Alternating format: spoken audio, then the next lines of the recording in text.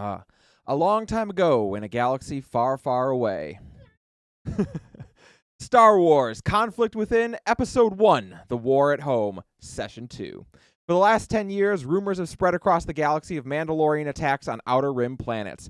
With no help from the inner worlds, many have begun to surrender and ally themselves with Mandalore. The Republic, crippled by bureaucracy, has been gridlocked on how to react to the growing threat.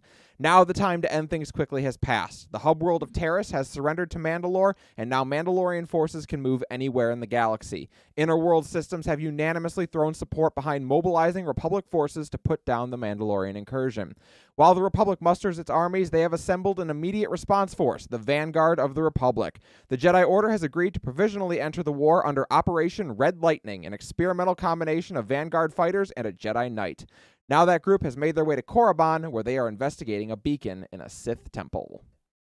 And so, we left off last time just as you had arrived at the Sith Temple and managed to get these massive, massive blast doors to open up. You were guided to the Sith Temple by someone who seems very important to Kane, although only Kane was actually guided there. Kane ended up coming back and took you to the Sith Temple, following a set of flares that had been placed on the ground. And so that is where we will pick up. As you look into the Sith Temple, you're at the very top of the pyramid. So actually the room as you enter is pretty small. It's probably about 20 feet by 20 feet. It's not particularly big at all. It's very dimly lit. If any, the only light coming in is really what's pouring in from outside. There is a black tiled floor on the ground, and most of the wall made out is pretty shadowy, and it's hard to see much else as you look in.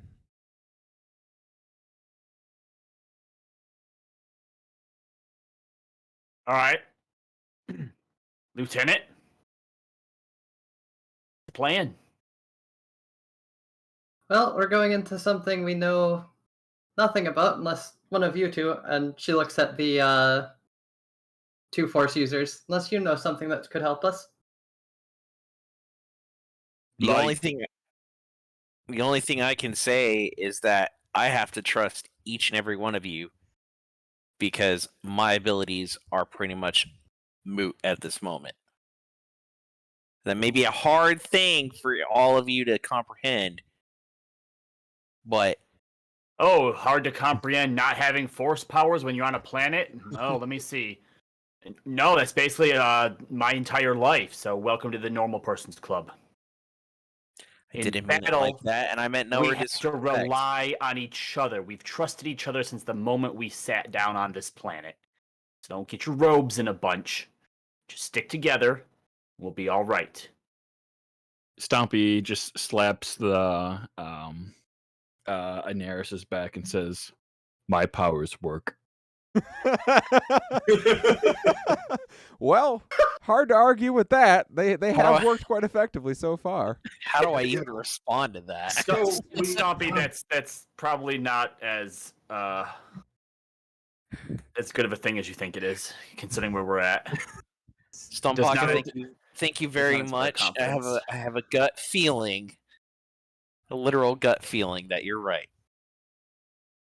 Well, in that case, maybe Stompy, you should take point. You know, since you got that cool lightsaber, your powers still work, and well, at least minus Inaris, the rest of us all have range stuff. So being up front isn't really going to help us if something goes wrong. Okay.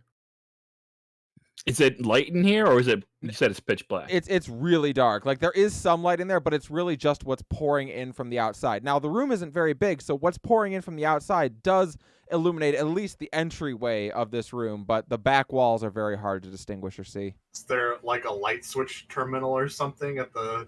You don't see anything, not at the entrance. So I don't suppose anyone knows how to actually turn on the lights, assuming there are any. I don't see anything that could even try to do something like that. There's no sort of terminal or anything to even attempt to turn on the lights.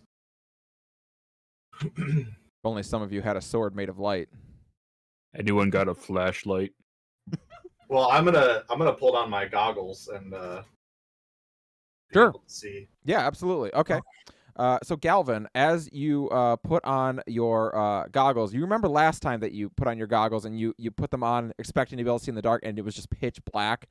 This is not the case anymore. This room is just, it's not like super evil Sith magic dark. It's just dark. So you are able to see in the dark. It is a pretty plain and empty room. There doesn't seem to be much of anything. The only thing that's really of note, on the far end of the room, there is a small hole in the wall with some writing above it. I see there's a small hole on the other side of the room, and looks like there's some writing. What's it above say? You do not recognize the language that it's written in. It's not written in the Galactic Basic. It's not a language that I recognize. Don't suppose either of you two would. Again, looking at the two Force users. Well, they can't see it right now. Fine. Stompy turns on his lightsaber, giving light to everyone. Oh, your holocron's gonna be so mad. There you go. So you ignite your lightsaber, But you need and light. indeed, well, I didn't ask you, Stumpaka, what color is your blade? Laugh if it's pink. It's green.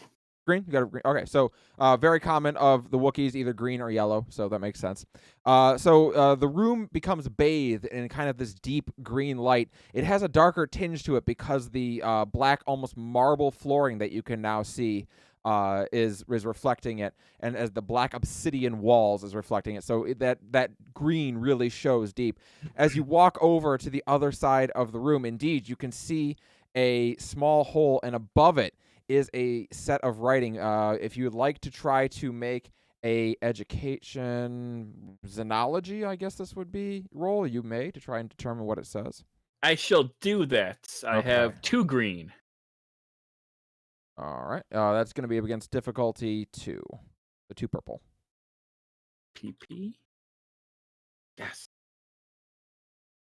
Let's bring up everyone's character sheet this week. Okay. So what did we get? I got 2 bad triangles. 2 bad triangles. Okay, so that's going to be 2 failures. So you are not able to determine exactly what this says. As far as you can tell, I mean, it's probably some kind of ancient writing of whatever people were here, and you know the Sith were here, so it's probably Sith, a Sith language, but you're not quite certain. However, It says insert key. However, Stumpaka, as you approach, you hear a voice speak in your head, and it says, life for life. What? It says life for life. Oh no, Stompy says that out loud. Oh, okay, fair enough. The voice What? does not the voice does not What? speak further. Nobody said anything. Voice in good. head. Wants life More for planet life. magic bullshit. Can you describe the voice? Was it like ominous or directive? You would definitely describe it as ominous. It was not a pleasant sounding voice. I'm gonna walk up to the hole. Yeah. Is it hand sized? It is roughly hand sized. Can I You'd look say it's in a little the hole? It's a bit bigger than Very careful. As you look into the hole, you see it goes pretty deep, and eventually there's not enough light anymore to be able to see inside it. But it looks like a relatively smooth hole. All right, here's the plan. Yeah. Saw this once in an old vid from way back when, called The Mummy. Didn't work out too well in the movie, but I'm gonna try it now. I'm gonna take out my vibroblade and I'm gonna prick just like the tip of my finger to get just a little droplet of blood. Okay. And I'm gonna stick my hand in it. All right. Well, that is indeed what you were supposed to do. So well done. All right. Thank you, Brendan Fraser. Brendan Fraser is the savior as once again.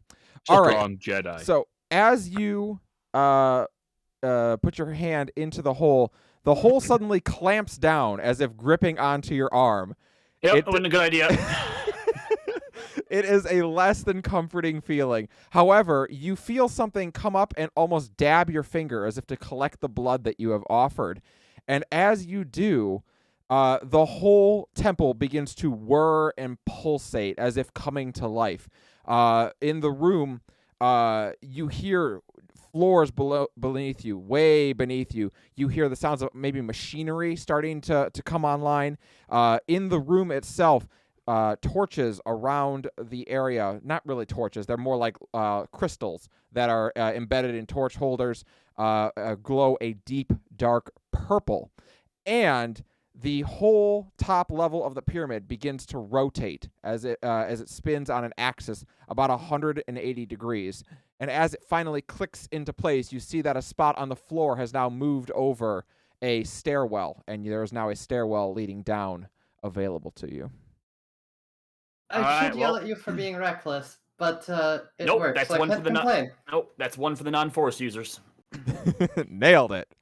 We'll fix that. Means arm still stuck in the hole. No, it does release your what I- arm Oh. once the thing opens. Oh, I would have loved if I had just like no, and also Kane loses an arm. I'm going Hey, to... if you're gonna give me a mechanical one by the end of this dungeon, worth it. Well, I'm going to pull out my lightsaber and take a look down as to see how far down we can see. Sure thing. So you can see a decent ways down because it is now lit. There are these same purple lights that are running all the way down. It goes down probably about 40 or 50 feet and then makes a hard left turn, and you can't see beyond that. Ken said you two take point, we'll have your back. Wait, what? Who? The force user Oh, yeah, no, that makes sense. Yep. Just alright. being you two. Have no argument with Pat- that. I will go Pat Stompy first. on the back. All right, Okay. I'll follow behind Daenerys. Okay, I have my weapon drawn this whole time, by the way. fair enough. I Oh, put yeah, my same. lightsaber away. You put your lightsaber away? Okay, I'll note that. So you descend down the stairs, and as you reach that turn, you see that it is a sharp left turn that goes down a couple, like maybe 5 stairs, and then makes another sharp left turn, leading down. And as you round that second sharp left, you come out in you're at the top of a stairs leading down into this grand hallway. It is a very large hall that leads down towards the other side of the pyramid, and then has another set of stairs that would look like it would lead down even further. This large hallway has a couple of rooms off to the right and left, and 4 large statues of men wearing dark cloaks. Each of them has a mask that covers the top half of their face, and one of them has one that comes down to a point just over their mouth. Each of them have a lightsaber drawn and held aloft. What color are the lightsabers? They're real people, they're statues. They're statues. They're stone. I missed that part. I'm Sorry. like, holy No, shit! they're massive what am I statues. doing? No, yeah, literally, there's just 4 guys waiting down here like, hey, you guys finally made it. We're the welcome party. Hope you enjoyed. Hope you enjoyed your complimentary Force visions. All right, let's go room by room so we don't leave anything behind us. Sure.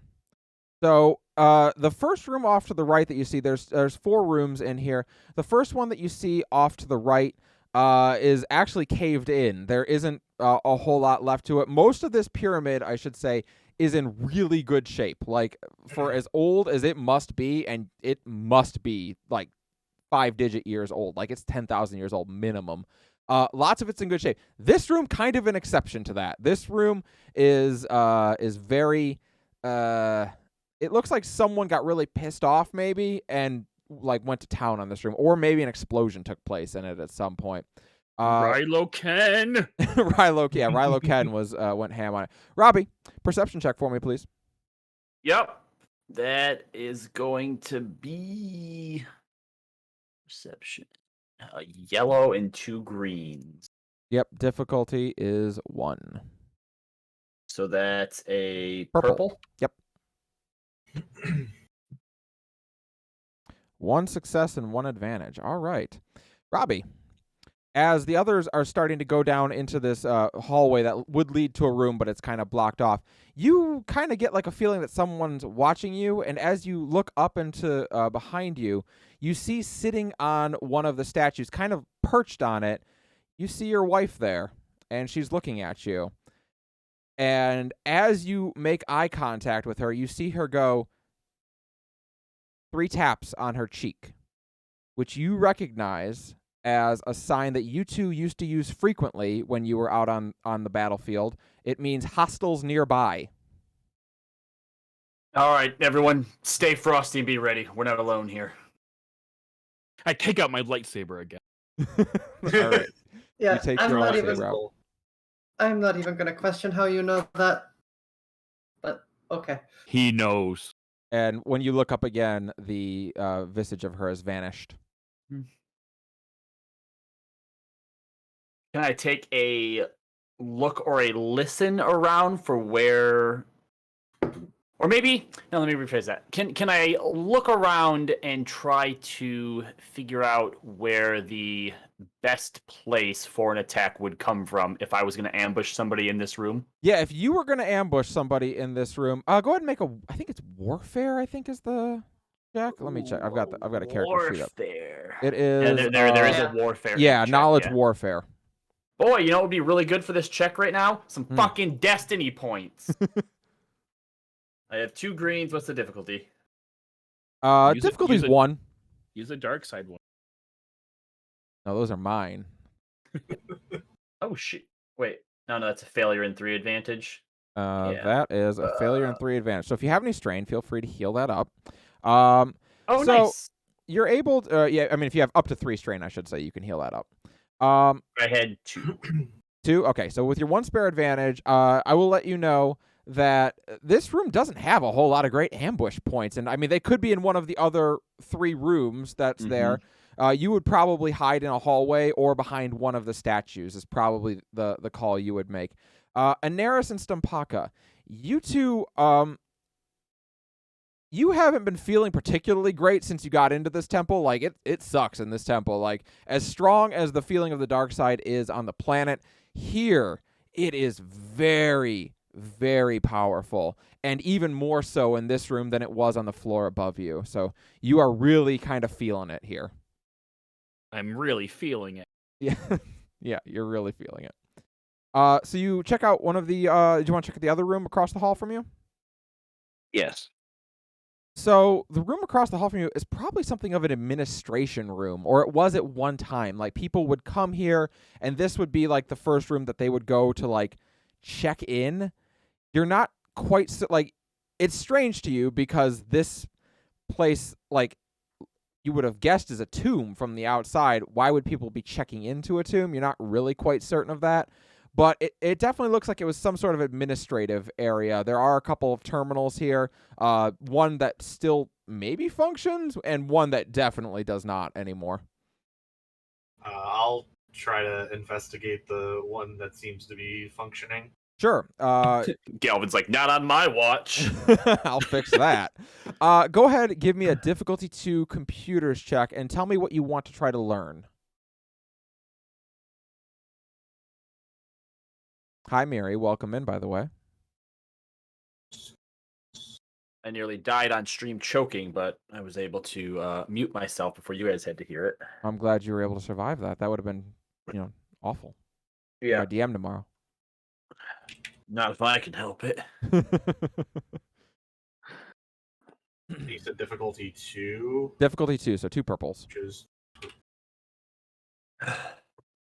Perfect. Oh my god, you have a great computer check. Wow, what a garbage roll. 6 advantage. How much strain do you have right now? 3? Yeah, 3. 3? All right, well, go ahead and heal up all 3. And 3 advantage. Okay, so I will give you something with that. Okay, also, by the way, I completely forgot we have to do our roll for the beginning of the session because it is the beginning of a session. So, I need someone to roll for me a D100. I do it.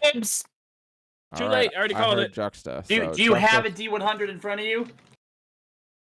Yes. Getting it. I'm gonna roll it first. Purple is 10s. 29. Oh, I rolled a 21. Holy shit! All right. 21 is going to or 29, sorry, is going to trigger. Interesting. Oh, wait, okay. that was 2d4s. Just kidding. 2d4s. Okay. All right. So that is going to trigger Kane's obligation. So everyone in the party is going to take one strain that you cannot heal this session as one permanent strain, except for Kane, who is going to take 2. Oh, For son of real? a bitch!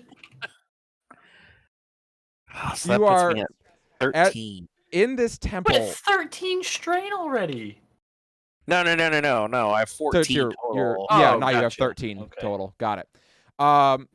Kane, in this temple, and with all the visions that you've had, you can't help but think about some of the things that have happened, how the events that led to your wife's predicament. You can't help but shake it from your mind as you're down here, and it is weighing on you a little bit. So you have 2 strain for this session. Okay. So And Stompy has a spiritual connection with Kane, so that's why he is a strain as well. yeah. Oh, everyone has a spiritual connection apparently, because everyone has a strain. No, only me. Okay, got it. Well, Neris has one because it sucks down here. Raven has one because her girlfriend tried to murder her again, and Galvin has one because I said so. So Again? all right. So Galvin, you use the computer terminal. What are you trying to find out from this computer terminal?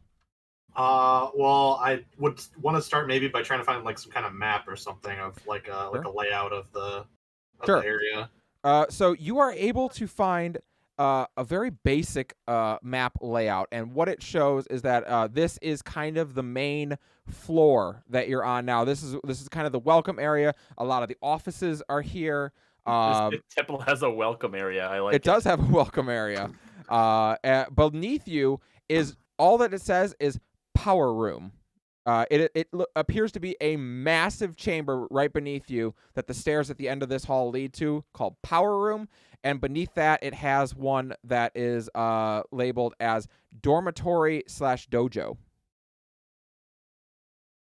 And unfortunately, that is all you are able to glean with your roll. I'm sorry. Okay. So there was. You said there was another terminal that wasn't working. Yeah, it's not functional. It looks like just time has just killed it. Okay, so I actually just took a fun little talent that I didn't think was actually going to maybe come into play, but I have redundant systems. Could I make an attempt to repair the other computer using parts from the first computer? Read for me the text of redundant systems. Well, that's, by the way, I think I'm going to have to ask a lot in this game. There are so many different abilities in this game that it is impossible to remember them all. So, no problem. Wow, unprepared DM. Okay, Yeah, so no, once per I will never- session, Okay. may take a redundant systems action, may make an easy mechanics check to harvest components from a functioning device to repair a broken one without breaking the first device. You may make an easy mechanics check, so difficulty 1 purple.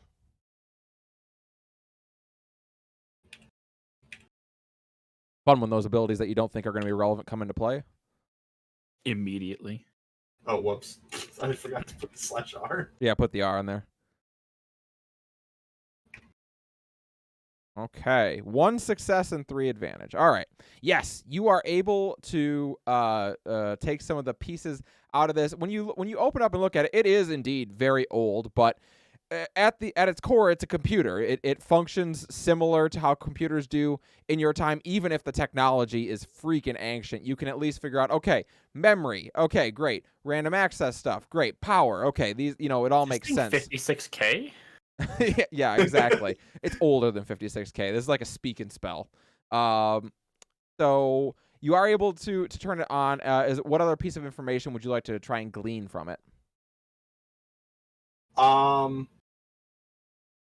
Does it have Minesweeper? It has Hollow Sabak. Okay. It looks like it's got a few games on it, but that's not important right now. Wait, hold on. Hold Snake. Let's see what we can find here. Maybe look for like like a list of names or something? Like you said, this is like a kind of a guest area or like a registry area. Like, is there like a list of like users or like people that have like come like a registry of people?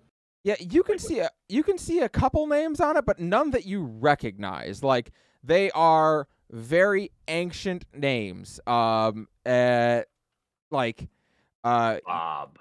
Well, I mean, like, yeah, you see like Karavost, and you're like, all right, Well, don't know who that is. Could I like read them off to like the Jedi and see if maybe do you guys recognize any of these names? Yeah. So there is one that Aneris, I will allow you to try to make a lore intelligence roll, difficulty 3. Ooh. A lore intelligence. That's Yep. 3 green. I'm doing this on my phone, sorry. Sure, no problem. Green, and 1 difficulty? No, 3 difficulty, 3 purple. So very not well-known name. 3 green and 3 purple. Got it. Here we go. Oops, sorry, it's exclamation point R is the command. Oh.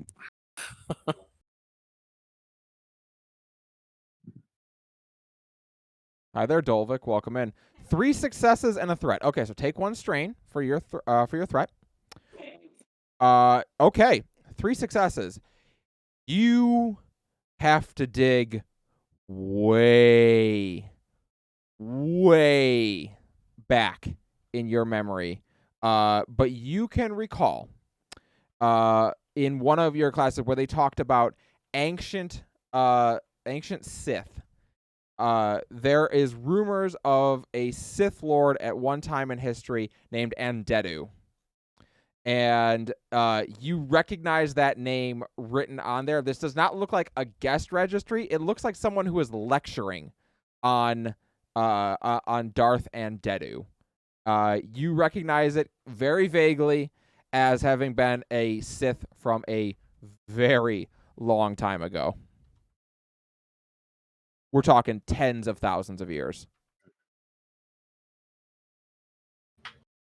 Said Vendettu is his name? Andedu.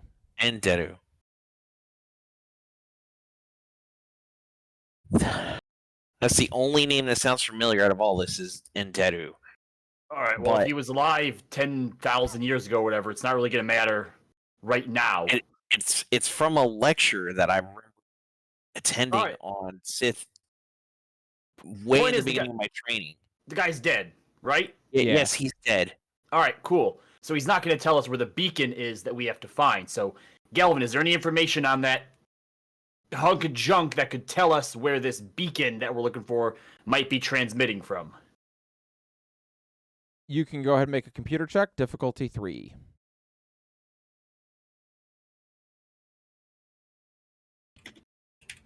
Just real quick, I want to point out Raven is like watching all 3 of the other doors, making sure she can catch if anyone tries to come in the room. Makes sense.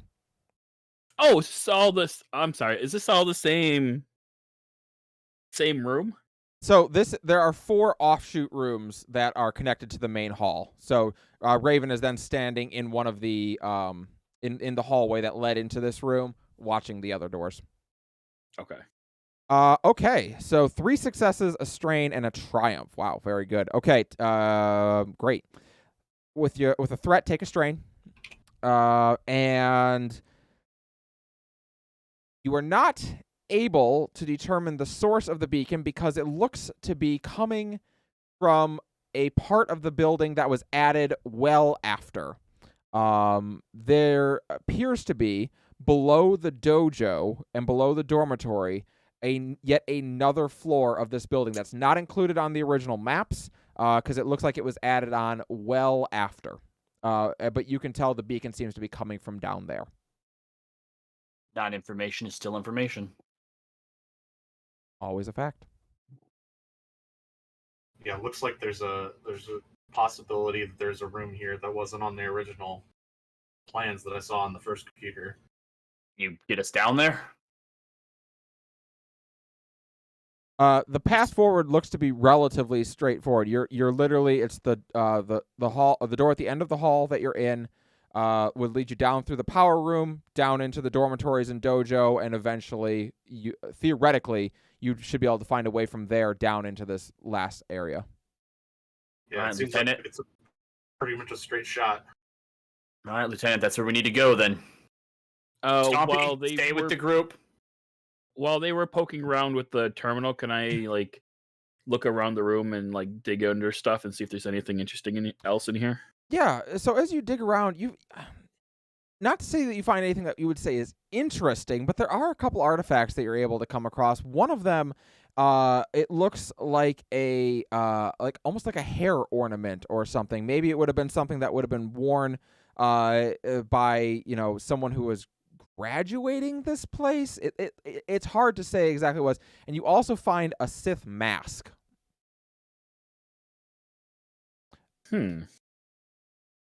Interesting. I'm gonna hold on to these and go over to Kane and say, "This can go with your Mandalorian helm."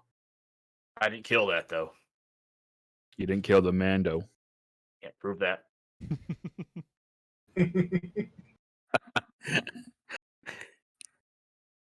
All right.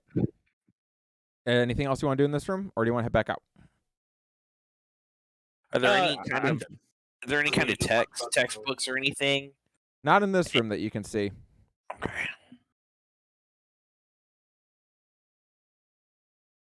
What about any of the other rooms that we've been to already? You've only been in. You only attempted to go into the two. The first one did not.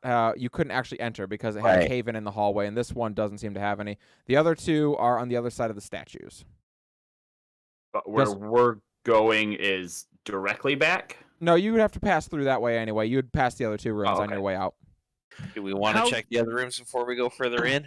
Oh, so that's what I mean. The other two rooms are. We don't have to go through them to get to where we're going, right? No, you do not. They will just be on the left and right of you as you walk down the hallway. I mean, it's up to Lieutenant, but there's definitely something here watching and waiting for us. I say we stick to what we're here for first, and if we're God's willing, we're lucky enough on the way out. If we feel like we want to risk it, then we can. Sounds like a good enough plan to me. I can agree with that. I'll watch the left, you watch the right. Mm-hmm. How tall is this hallway that we're in, and how tall are the statues? Well, say again. I'm sorry.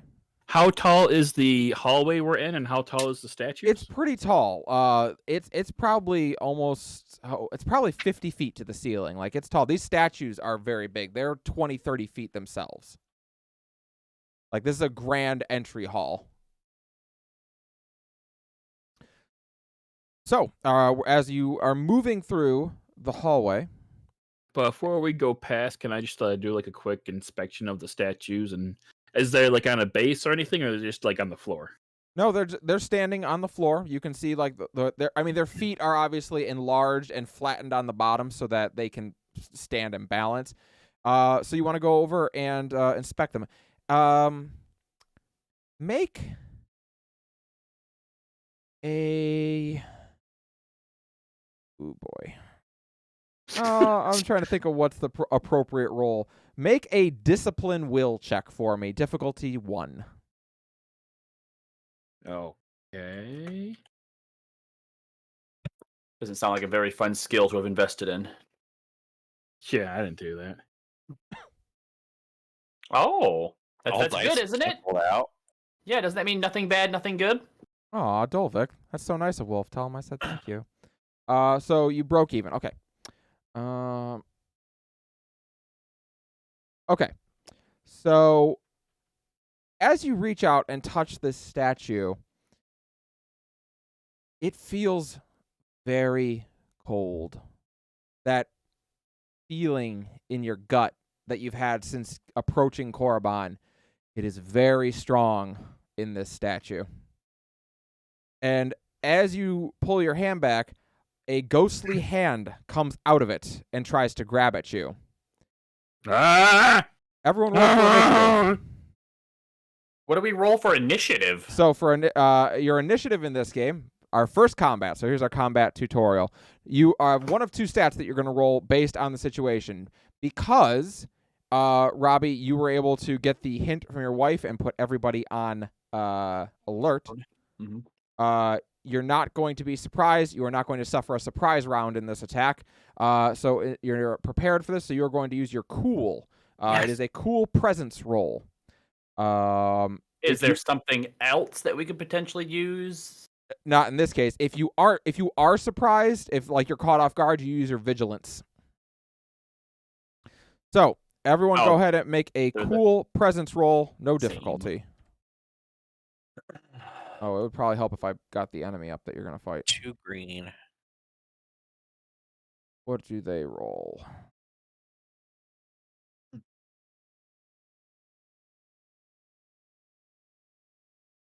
Okay. We got so many good things.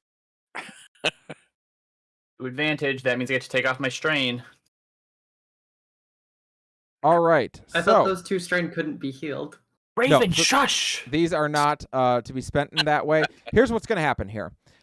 Successes go first, and then advantage are the tiebreakers. So, I see Turlo had 3 successes, 1 advantage. Robbie had 1 success, 2 advantage. Dark Flux had 2 advantage. Raven had 1 or 2 advantage. And then Jux had 2 successes, 2 advantage. So, here's how this works. Turn order is not specifically what you rolled. You are basically rolling for whether a hero or a villain is going to go.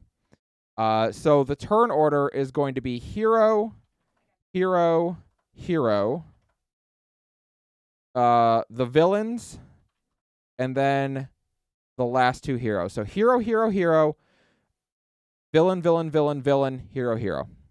Whoa! How many villains? There are 4 of them. Each statue, one of these ghosts appears. They appear to be similar to what the statues look like. They all have a mask on, and instead of now a stone lightsaber, it emits a spectral green blade.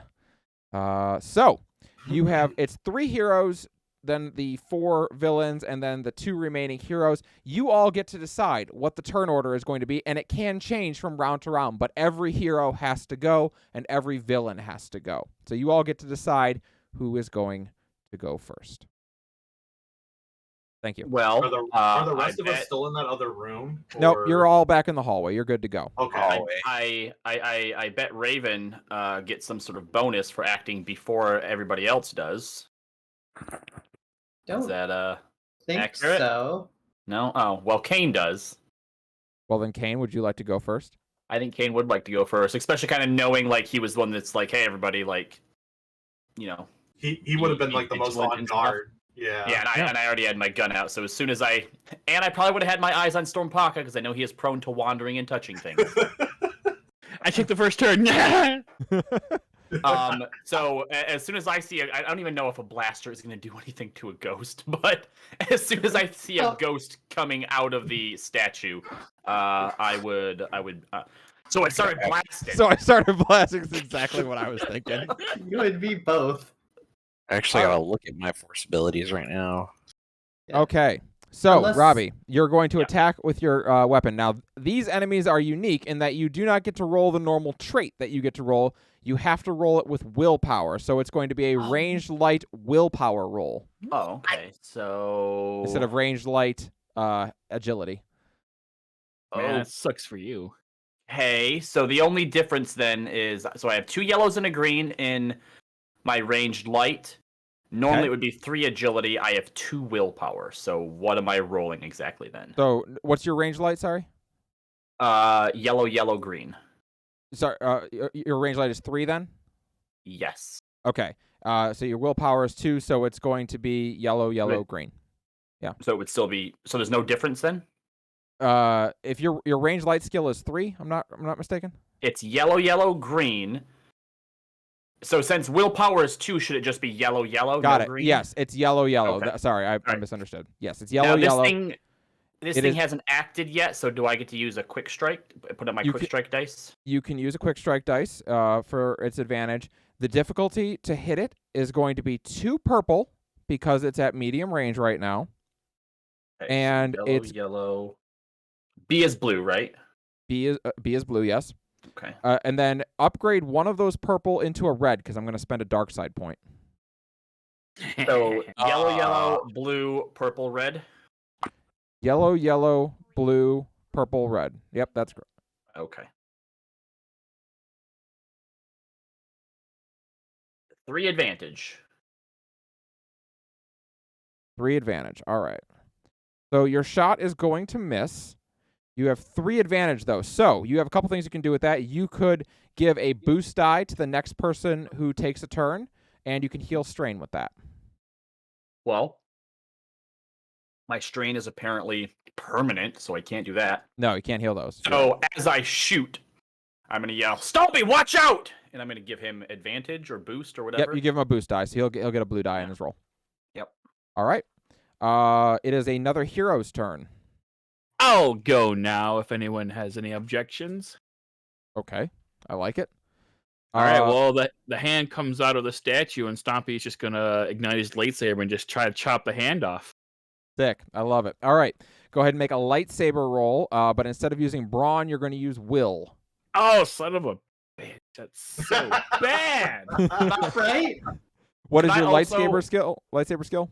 All right, so I got yellow and 3 green. I That's should just normal, ask what but your ranks are. That's a better way to do it. So you've got 1 rank of lightsaber, right? yep, and 4 brawn. And 4 brawn. So now you've got 2 will instead of brawn. So it's going to be yellow green, and you are going to make that roll against 2 green because you're at engaged range. By the Against way, 2 purple. 2 purple. I'm sorry. By the way, just so you know, the rolls that it is at engaged range, which is melee attacking, is 2 difficulty 2. Short range is difficulty 1 if you're shooting. If you have a light range weapon. Difficulty 2 for medium range and difficulty 3 for long range. Extreme range is technically difficulty 4, but there are some modifiers on that if you're able to do it. Oh, really quick, Callie. Being at medium range, I'm not within any danger of at least what I can see right now of being attacked by anything, right? At medium range, I mean, things could close the gap and attack you, but they would have to take strain to do it. So yes, you're feeling pretty okay where you're at. Okay. All right. Actually, because I'm not sure these enemies actually can take strain. No, they cannot. Awesome. So, quick question though, like for my lightsaber, it has a yellow and a green, but a rank of 1. So, what does that mean? I would roll Yellow. If you have a rank 1, you are going to roll. What's your willpower? 3. You're going to roll yellow, green, green. Okay. How the heck does Juxta have a higher lightsaber roll than me? He rolled yellow, green. I mean, normally he has a better lightsaber roll than you because he has 4 brawn.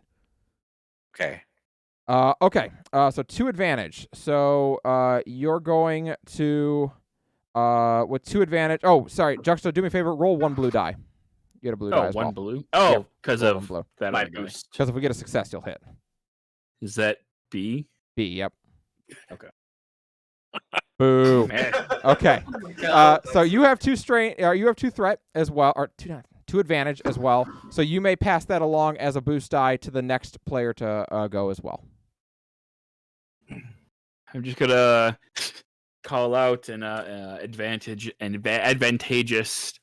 roar. Like it. So the hand withdraws before you're able to get it, and then the whole ghost emerges from it with its lightsaber drawn.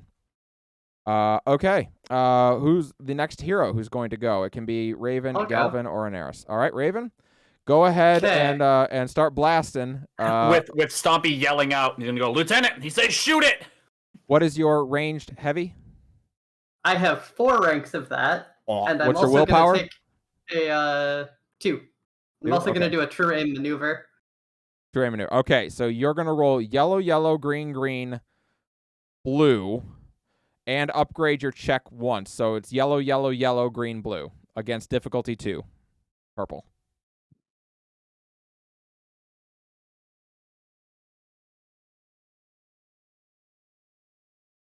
Oh boy. Okay, well that's going to hit. Okay. So what is the base damage on your weapon? That's a very good question, and I don't really remember where to find that off the top of my head. I think it's 10, but I'm not if I'm not mistaken. Should be at the Oh, there's an extra page that 10. 10. Okay, great. So they have a soak of 7, so they're going to take 3 damage, but the good news is they have 1 HP. So you blast this ghost, and literally the massive blaster bolt that comes out of it goes through the ghost's chest and kind of erupts it, and the ghost just fades. Like, bad time for the ghost. Very well done. So there are 3 ghosts remaining. What? Oh, 4 advantage to spend. Sorry. So you have 4 advantage to spend. Would you like to? Is that enough to trigger your auto fire? I worry that it is. Let me see. Where do I see that? Sorry, I'm looking up your auto fire ability. Ranged weapon that has auto fire can be set on auto fire as okay. So no, it's not. You have to set on auto fire. We'll talk about that later. Okay.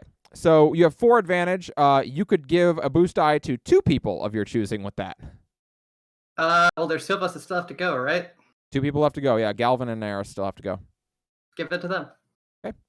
You give them each a boost die. It is time for the 3 Sith Phantasms to attack. The first one is going to attack you, Stumpaka.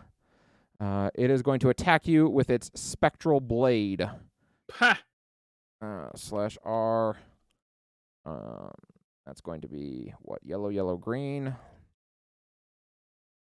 And it is going to spend a dark side point to do yellow, yellow, yellow instead. And it'll be difficulty 2. Do you have any defenses that I need to know about? No defense, just soak. Just soak. Okay, great. So it's going to be difficulty 2, purple. Let's see what we got. God, stop typing / Callie. YYYPP. There we go. All right, and we're going to do 2 successes and 2 advantage. So it is going to do 7 damage to you. What is your soak? I got 5 soaks, so I take 2 wound. You're going to take 2 wounds. Actually, no, because it has breach 1, so you're going to take 7 wounds. What's breach 1 mean? It's the same thing as your lightsaber. It ignores 10 points of soak. Yeah, you're getting a taste of your own medicine. Well, that's not fair. You are also disoriented for 2 rounds, so you're going to add a black dice to all skill checks. I'm sorry, I didn't catch that. What was that? You're going to add a black dice to all skill checks because you're disoriented for 2 rounds. Oh, that's fine. And I just saw this does actually stun damage. So you don't take any wounds, you take 7 strain. Oh, that's even worse. The other 2 Sith Phantasms are going to emerge from their statues, and they're going to make their way towards you. They are going to spend 1 action or 1 maneuver to move to short range of the party outside of Stumpaka, who is now at medium range because he's back by the statues, and then they are going to downgrade their action into a maneuver to get to engaged range with the party. So they are right up in your grill, but that they cannot unfortunately spend 2 strain to take another action because they don't have any strain to spend. So they are done. Galvin, Anaris, one of you is up. I'll Do I go. not get an attack of opportunity? There are no attacks of opportunity in this game, which is my favorite thing about it. Takes so much getting used to. Blasphemy. I hate attacks of opportunity. I think that's such garbage. How am I supposed to tank? How are you supposed to tank? I mean, the DM is supposed to not be a dick. Meh. Yeah, I would say, like, when you start chunking people with your lightsaber, you're not going to have to worry about me not wanting to take you down. Kelly gets conflicted who to send people after, you or me. Oh, don't worry. You're going to be the person I have someone randomly appear out of nowhere behind to be like, oh, and also there's someone who happens to be at extreme range who's going to go murder Raven, too. Cool. So I'll go. I'll use my lightsaber and I'll try to take Anaris? them down. So you're going to attack with your lightsaber skill with a willpower. So I believe you said that's a yellow-green for you. Difficulty to hit is 2. So 2 purple. You do also have a blue die, so it's going to be yellow, green, blue for you. So Against even 2 if purple. it's a rank 1, so does that add to that? So does that make it? That's why Like- you have a yellow instead of 2 green. The yellow, the larger number is the number of dice you roll. The smaller number is the number of dice you get to upgrade. Gotcha. Okay. Roll. So that's a yellow, a green, a blue, and Yep. what else? 2 purple is going to be the difficulty of this.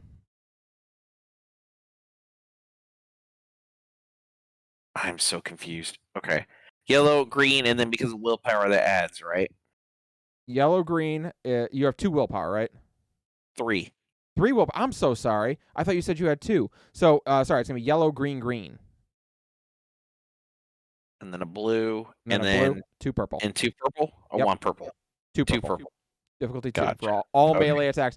As a Jedi, you're almost always going to be up against 2 purple because it's All right. melee attack. 2 success, 2 advantage. Okay. If you have any extra strain, feel free to take it away, or you could spend that to give a boost die to Galvin. Yep. I have 12 strain right now.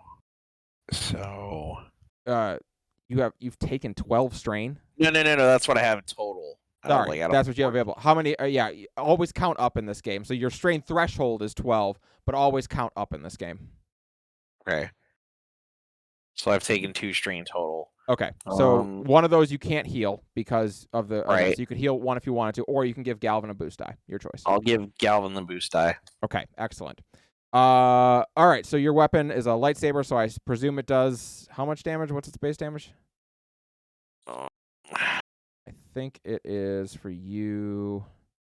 It's under equipment. 10. 10. All right, great. Well, it has breach, so you're going to go ahead and ignore their 7 soak, and you are going to... So this phantasm gets right up in your face and kind of roars at you, and you just haul off and draw your blade, and in one swift motion, cut up and through it, and the ghost vanishes. Galvin, around to you. How close are we to the statues? Are we near any statues right now? You're medium range from it, so the ghosts have closed the distance to you. They are literally on top of you. Well, one of them is. One is on Stumpaka, and one of them is on top of you. Okay. So how do actions work in this game? For sure. So on any given turn, you get an action and a maneuver. A maneuver is things like movement. It's anything that doesn't require a check, effectively, is a maneuver. Anything that requires you to make a dice check is an action in this game. You get one of each. You may downgrade your action into a maneuver, so if you wanted to move twice, you can, and that'll allow you to cover 2 range bands. And in addition, you may take 2 strain to get an extra maneuver, but you can't use that maneuver to do anything you've already done on the turn, so you can't move 3 times in a turn, effectively. Okay, so if I were to want to potentially use my climbing gear to grapple onto a statue and rappel myself up, would that be like an action? Yeah, I believe you have climbing as a skill in this game, isn't it? Am I dumb? Probably athletics.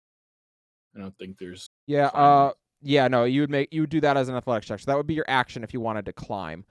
You can, however, if you just want to move away from this ghost, you can use your maneuver to shift 1 range band away. That would put you out to short range of it, and then you could shoot at it. Okay, yeah, I'll just do that then. Okay, yep, so you're going to use your maneuver to shift from engage to short range, and then you can shoot at it. Okay, and then did the boost dice stack?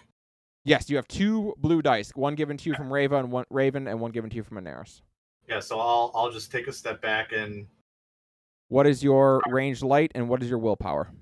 My willpower is 2, and I think I have 1 point in ranged light, so green. Yellow, green, blue, blue, versus 1 purple dice. Short range range attack is 1 purple.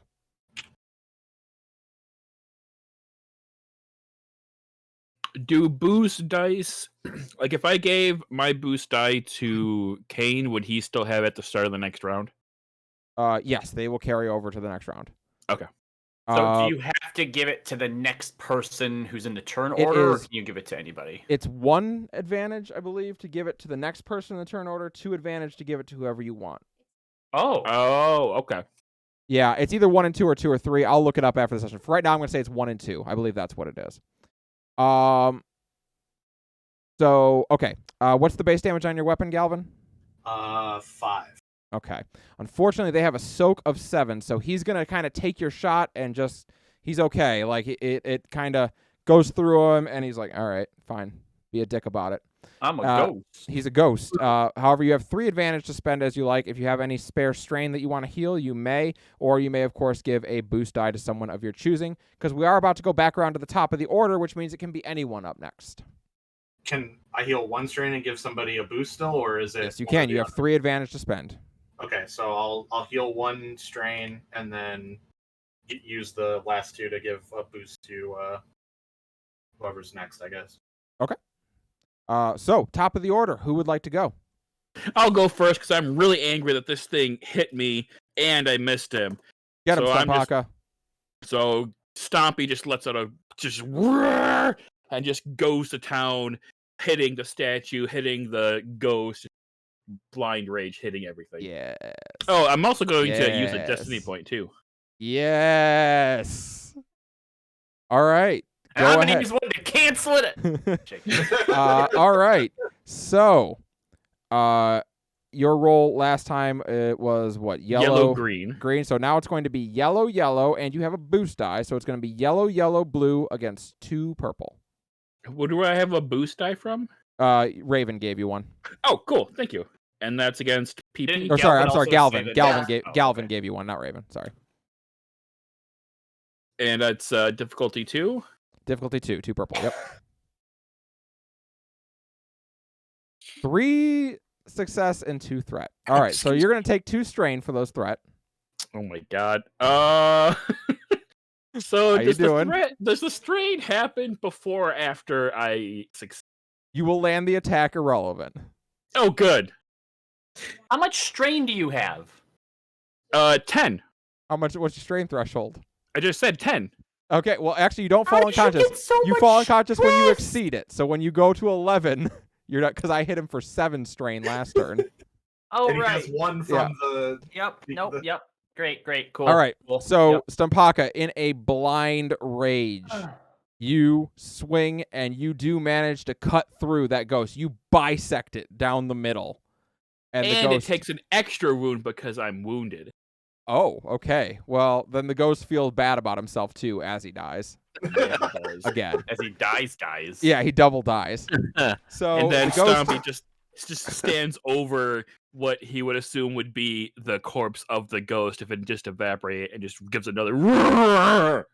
You feel, Stompaka, your holocron pulse for a moment.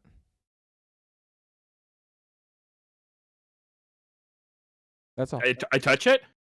No, you just wherever it happens to be, you can feel it reach out to you. You can feel it pulse for a moment. All right, who's next? I read you, Sela. How? So there's 2 ghosts left. One right? ghost left. Stompaka just murdered the 3rd one. 1 ghost left, and it's within range of me and Raven, isn't it? It is engaged with you and Raven. Yes. All right. What if I were to? No, I have a vibroblade. All right, I'm gonna step between Raven and the ghost then, and attempt to vibro shank it. Yes, Vibro I love shake it. it. Go for the vibro shank. shank. Do it. Yep. All right. What is your melee and what is your willpower?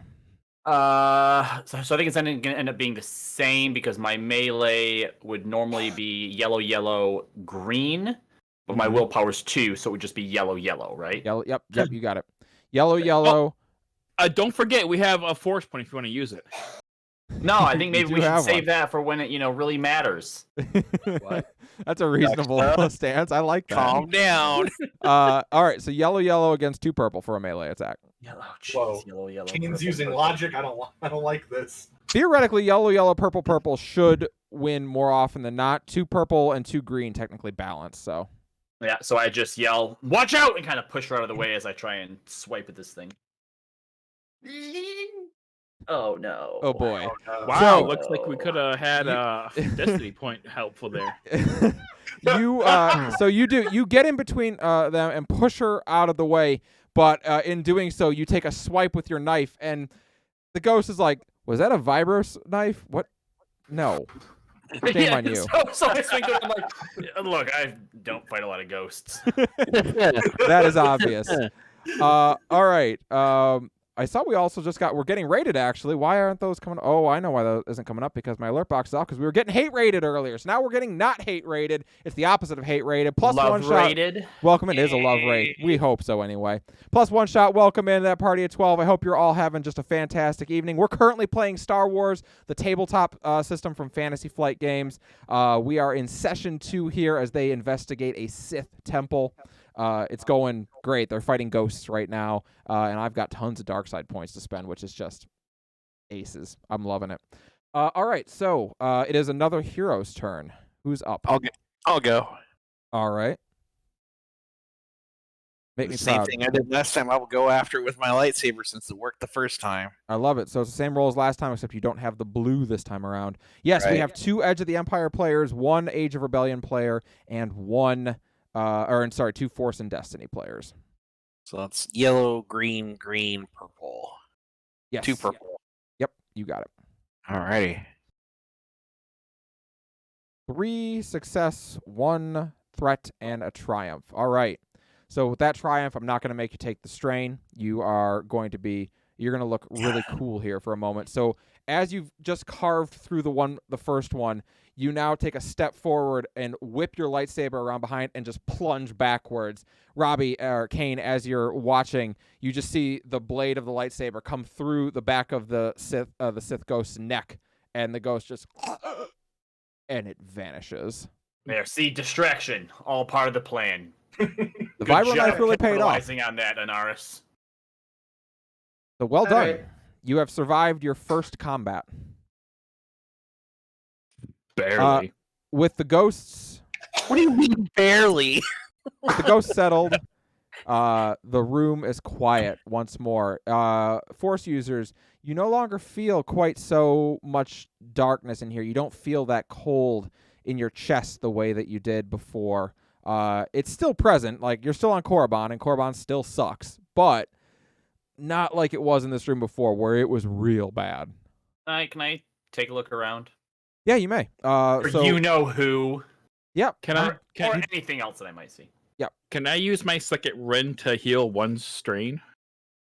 Your what? To heal one thing? Second wind, it's once per encounter. May use second wind incidental to recover strain equal to ranks in second wind. Yeah, for sure. Absolutely. you can Oh, put- that is actually a thing. I thought you were trying to just be. Yeah, I thought you were like, I is that a thing? What? Cool. Oh, yeah, I yeah, was absolutely. Trying to be like, yeah, I'm a fighter, basically, in this.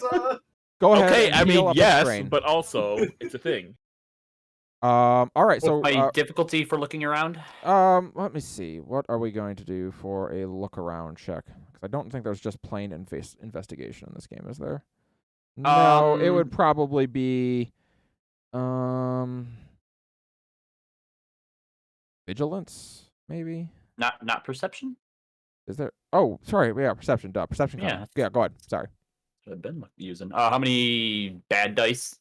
No bad dice. Just show me. Just tell me what you get. 3 advantage. 3 advantage. All right.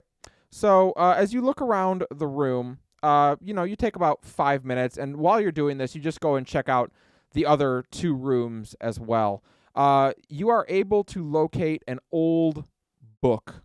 It is very dusty, and the cover is absolutely falling apart. It is the pages within, however, which first of all, you're like, wait, what are these? This is not a hollow book or a hollow chip. What is this? But it appears that inside there are almost leather-bound pages or leather-crafted pages that have writing on them, and it appears to be a very ancient book.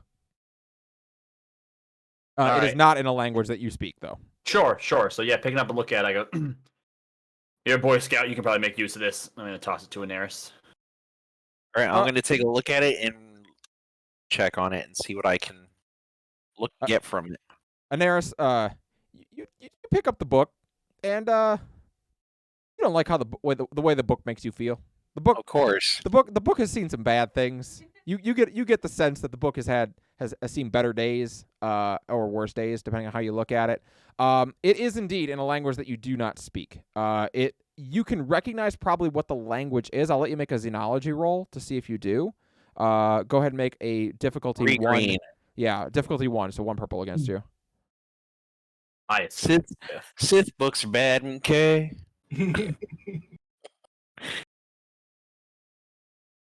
All right, I 2 success, read 3 Sith. advantage. So yeah, it's a Sith book. It is written in the ancient language of the Sith. You don't like it. That said, it is the sort of thing that like the Jedi Masters in the Order would probably say, yes, please do bring that back. It could be super valuable to learn from, with like 3 Masters making sure that no one gets corrupted by what's read. So yeah, you would probably know this is something that'd be worthwhile to bring back, but you do not understand what it says. Also, dibs on half the reward that they give you for that thing. Do I read Sith? You do not read Sith. Damn it. If we find a book in You Cheerywook, barely though, read you're going to be in common. great news. All right. Yep. Let's keep moving. Anything else that you want to do in this area before we adventure onwards? Well, we need to make sure the book is stored safely so it doesn't screw with any of us. Well, hold on. Gal- Doesn't Sith stuff like make you feel like sick and or rumbly in your tumbly? That's one way of putting it. All right, I'll hold on till we get back to the ship. Makes sense. Yes. All right, so I Galvin, put it what'd in you my have? pack. Oh, I was just gonna say that Galvin is gonna start thinking of a device in his head that might be of like a vacuum variety that could suck up ghosts. All right. You may begin. You may begin your concepting of a proton pack. Nice. Yes. You're pretty sure that you could get the energy you need out of a proton torpedo. The problem that you're dealing with right now is that you're pretty sure you're only going to be able to turn it on once. We'll workshop it. Yeah, well, this is going to need some time on the blackboard, that's for sure. For sure. All right. All right, Just force punch 'em. users up front. Okay. And So. try not to touch any statues this time. Stompy. I didn't do it. It was the Wookiee. Stompy just reaches over and touches the statue again. This time the statue does not do anything. Although weirdly, you feel your holocron pulse again when you do it. Okay. Can So, I look at my holocron? you can. It is glowing that brilliant, vibrant blue. I look at it. Or I activate it? So to activate it is to you have to do a meditation with it to activate it. As you learned last time. Medication check. Medication. It's the good shit. Oh, so You just wait. need to find some time where you can meditate with it. That's how you activate the holocron. You learned that last time. Oh, Or Okay. take 2 Vicodin. Or take 2 Vicodin. Or yeah, you can take some Xanax, or that would work. Prince Valium would help out with this probably. He's a good friend. Prince Valium. I take the Xannies. Okay, there we go. All right. So yeah, when you find a moment to meditate, you can try and communicate with your holocron. Sure. So I assume that Anaris is going to go into one of the doors. Stompy will go into the other one at the same time. So I actually just had Kane do it when Kane was looking Yeah. around. You were able to check the other room. So you're going to actually descend down to the next level now. Oh, you're we're ready. done then. Okay. Yep. Yeah. Cool. We're going forward with the MSQ. So you descend down through the stairs at the end of the hallway, and when you come out this time, it goes down a ways, it curves, and then it comes back out the other way. And as you come out this time, you actually are descending down through the ceiling into this next room. You are in an utterly massive, massive room. It is, by your estimation, the rest of the pyramid that you could see all the way down to the ground is just this room. And what it is a humongous spiral staircase that is taking you down. It circles probably 5 or 6 times as it winds its way around. And in the center of that spiral staircase is a crystal. The largest crystal you have ever seen. It glows a brilliant pale yellow, and it is just utterly humongous. It runs the length from almost up to the ceiling down to the floor, hundreds of feet long. As you look up, you can see that there are 3 large black obelisks that almost come and connect to the top of this crystal, and it looks to be either drawing energy out or pushing energy into it. Galvin, is it possible that our beacon is coming off that crystal thing? Well, it is theoretically to the level below it, so it could be either. My guess would be channeling power to the beacon, or the beacon is sending some sort of signal out through this power source. Anybody have any idea what that crystal is? I would allow my either Stumpaka or Anaris to make a difficulty 1. What check? Giant kyber crystal. A difficulty 1 lore check. I'll do that. All right. And you can take Anaris. You can take 2 boost die for this. 2 blue die. Nice. Okay, so that's 3 green, 2 blue, and 1 purple. Yep. I know what it is. It's our payday. All right. So 5 successes and Ooh. 2 advantage. Yes, Anaris. You look at it, and you certainly have never seen one like this before, but you know it anywhere. There's one in your lightsaber. It is a massive Crystal. kyber crystal. Unlike any you have ever seen before, you did not know they could get that big. The biggest one you have ever seen was about the size of like your fist. Like that's the largest kyber crystal you have ever seen. This thing is ungodly big. Like 10 feet big, or No, like hundreds of feet big. Are we? So we're talking like Final Fantasy IV crystal big. Yeah, like it's Okay. humongous. Like it stretches from the base of the floor here almost up to the ceiling of this room, which is Yep. hundreds of feet tall. Gotcha. And am I getting like a dark side sense from it at all? No, actually, you really don't get much of a dark side. Of all the places that you have visited so far on Korriban, this is actually where things are kind of the most muted. It's almost like this kyber crystal is combating some of those dark side elements here. Kyber crystals, unless they have been bled, are generally light side attuned, which is why Jedi use them. But this one has not been bled. It is just being used for something. Galvin, if you would like, you may make a mechanics check to try and gauge it, and if Anaris is willing to assist on it, you may add a blue die. Yes, definitely. Okay, so that's going to add a blue die, and you are going to be up against difficulty 2 on your mechanics check. Omega Weltall, it is not Heidelin, but you're thinking the right size now. That's about how big it is. Or like Skydolin water. I thought Heidelin was huge though. Like, Well, so is this crystal. yeah, but the crystals in FF4 are like aetherite size. Oh, sorry. Then no, I'm sorry. I have clearly forgotten my FF4. No, this thing is utterly massive. It is like the size of a small building. Its crystal's so big it could be a Yo Mama joke. Yeah, pretty much. So 4 successes, 4 advantage. Galvin, you are able to talk with Anaris kind of at length about what a kyber crystal of this size would be used for, or could be used for.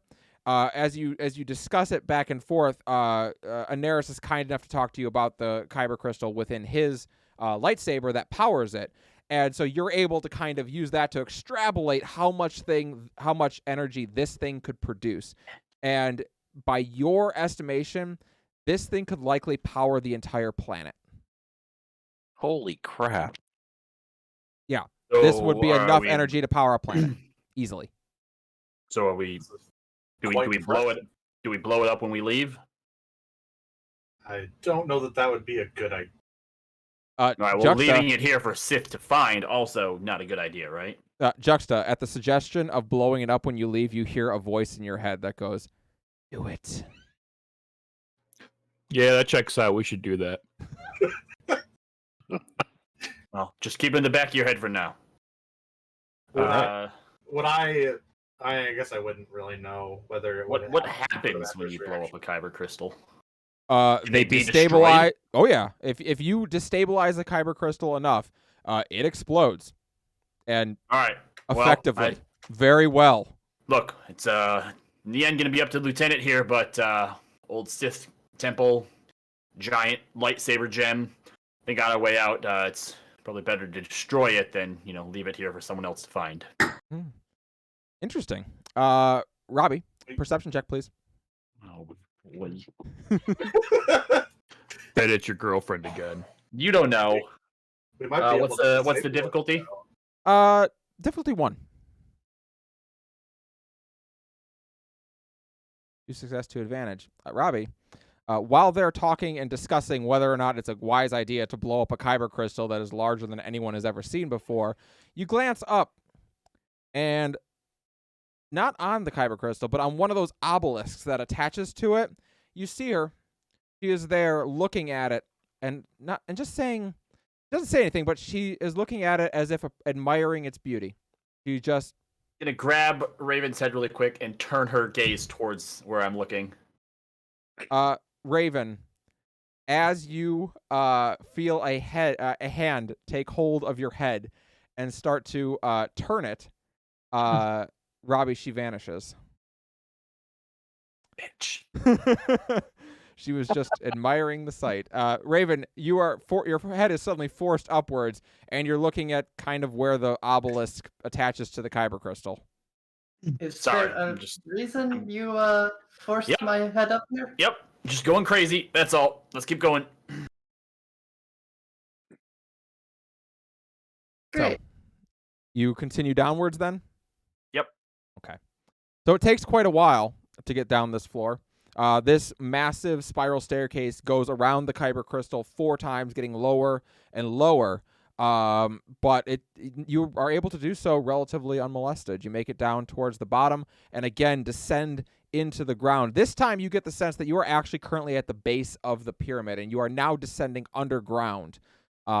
You emerge in a long, long corridor. It is thin and dimly lit by a row of purple lights. There's probably enough room for you to move 3 to 1, 2, 3 across. Those purple torch lights that have been illuminating much of the temple so far are here as well. They run all the way down, and there are about 50 doors on either side of the hallway. And the hallway all the way at the end seems to open up into a larger space.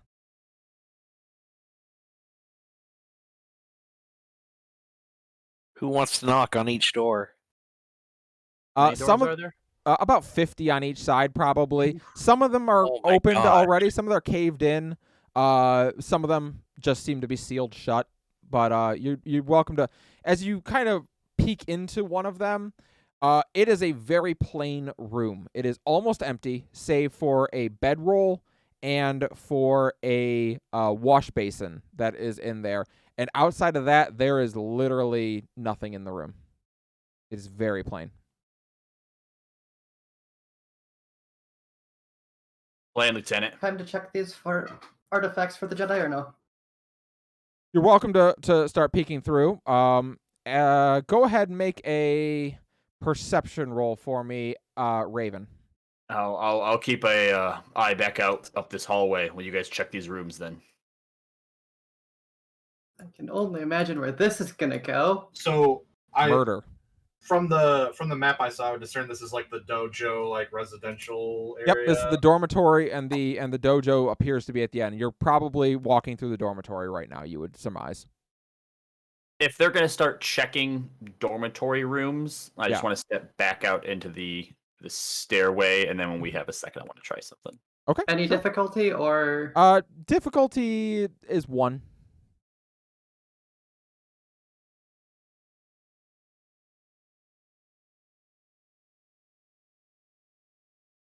Oh, right. I should probably be checking what the result was, huh? 1 success, 1 threat. Okay, take a strain. Outside of that, you walk through the hallway. A lot of the doors have been sealed shut just from like the passing of time. Kind of the warping of the walls has made it so the doors won't open for. Some of them have actually compressed so much that they've cracked and shattered and are open. You don't see a whole lot, though. Most of them are, like I say, just a bedroll that's basically moth-eaten at this point, a wash basin that is stained from time. Occasionally, you'll find like a set of cloaks. Usually they're black. They have pants and then a robe top with a belt that goes around the middle. But for the most part, those are mostly worn, threadbare, and moth-eaten at this point as well. there's not much. Apparently, the people who lived here did not have much in the way of possessions. Robbie, you wanted to do something, Kane? Yeah, so as they're kind of going through the dormitory looking for stuff, and I'm kind of out here keeping watch behind us, with my voice down, I'm gonna call out, Leah, are you here? Interesting. See. Flash roll. White. 4 light side and 1 dark side. Okay. Robbie, as you're there, you don't see anything. You don't hear anything. Blaster's in my hand, by the way. But you would swear for just a moment, for the shortest of moments, you feel a hand touch your cheek from behind and trace off just under your jaw before gone. I don't know what you are, but stop using her face. No response comes to that. And I'm going to go back into the dormitory with the group. Sure. Okay. So, you have searched through some of the rooms as you can. Like I say, most of them are pretty uneventful. There doesn't seem to be a whole lot in these rooms other than the Jedi in the group. Some of these rooms, more than others, do not feel good. Some of them feel like a lot of dark things happened in these rooms. A lot of people. Somebody got pantsed once. It was really embarrassing. Yeah, for sure. It was rough. Got a swirly in the wash basin. That was rough. No, you can tell a lot of oaths were broken in these rooms. A lot of bad things. A lot of people lost hope in these rooms. But that's all you're really able to tell. General Sith history, as far as like old Sith history, wasn't it the apprentice was to kill the master to claim their place? That is an interesting question. Okay.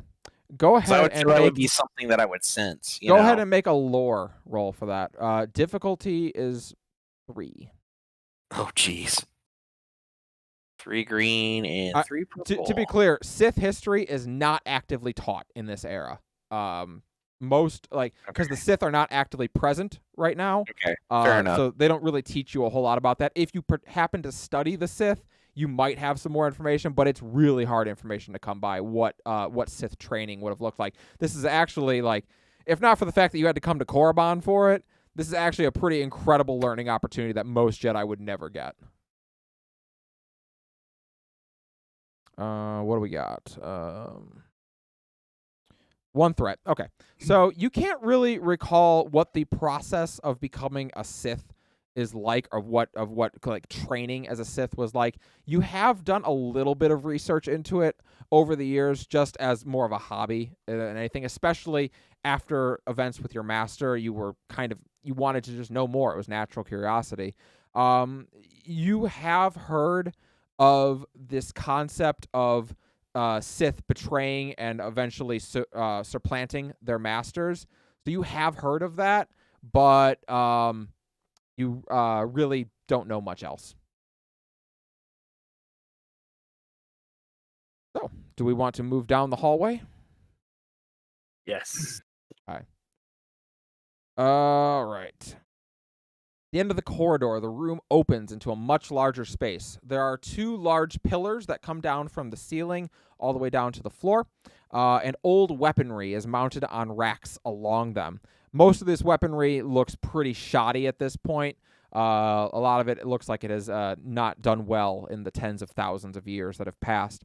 In the center of the room, there are 2 what look like mats on the floor. Again, they're kind of rotted through. They've been here a long, long time. But they look like the kind of training mats that you would do if you were practicing like martial arts or something like that. What kind of weapon? Or are they just like lightsabers or? No, there's no lightsabers. They are glaives, spears, swords, melee weaponry are in these racks. To the right and to the left, you can see 2 pens is the best term for it. There's 2 cage doors that are currently closed, but they're barred, and inside you can see statues, 3 in one and 2 statues in the other of, I don't know, they've got 4 legs and they don't look particularly friendly. I looked at Stompy. Don't go near those. Are there any like rocks or debris on the ground? Don't. There's plenty of rocks and debris on the ground, yeah. I take like a small rock and just chuck it at the statue. The statue, as you hit it with a rock, the rock, goes to the wayside, and the statue doesn't break, but a chunk of it falls off, and an almost fine powder comes out of it, and it doesn't take a roll to realize that these are not statues. They are the petrified remains of whatever was still in those pens when this place was shut down. What did I just say? I didn't touch it. You know what I meant. You act like this. Future missions, you get to stay on the ship. If, the lieutenant deems it so. But stop being an ass. Give me the punch, to be honest. In this room also, on the end of it, you see 2 small staircases. They lead up about 5 steps to a raised platform area. And this raised platform area has a gate on the side of it, or not a gate, a railing on the side of it. It was clearly a viewing area. Up there also happens to be 2 large hollow vids on the wall that are currently playing, and a table in the center. You, Raven, you recognize it. It looks kind of like the same strategy tables that the Vanguard of the Republic uses. Basically it's a table that has a hollow projector on it, and it could raise up like a map or something that they could do. Galvin, the computer terminal on that table, seems to be active. It looks like it's lit up anyway. Is there just like a staircase that goes up there? Yeah, there's 2 twin staircases that lead up to it. Okay. It looks like there's a terminal up there. I'm gonna go check it out. Looking at. Anyone else want to do anything in here? I'm just gonna try to keep my eyes open for any potential threats. Sure. Yeah, same. Okay. You said that there's pens? There's the 2 pens that have the creatures that you threw a rock in. There are 2, one large, effectively, hollow vid on the wall that is playing videos, and there is the table in the center. Yeah, I want to check out the TV and watch TV. Sure. Okay. So you go up to the hollow vid, and it is playing a series of videos, and they all have a very similar theme to them.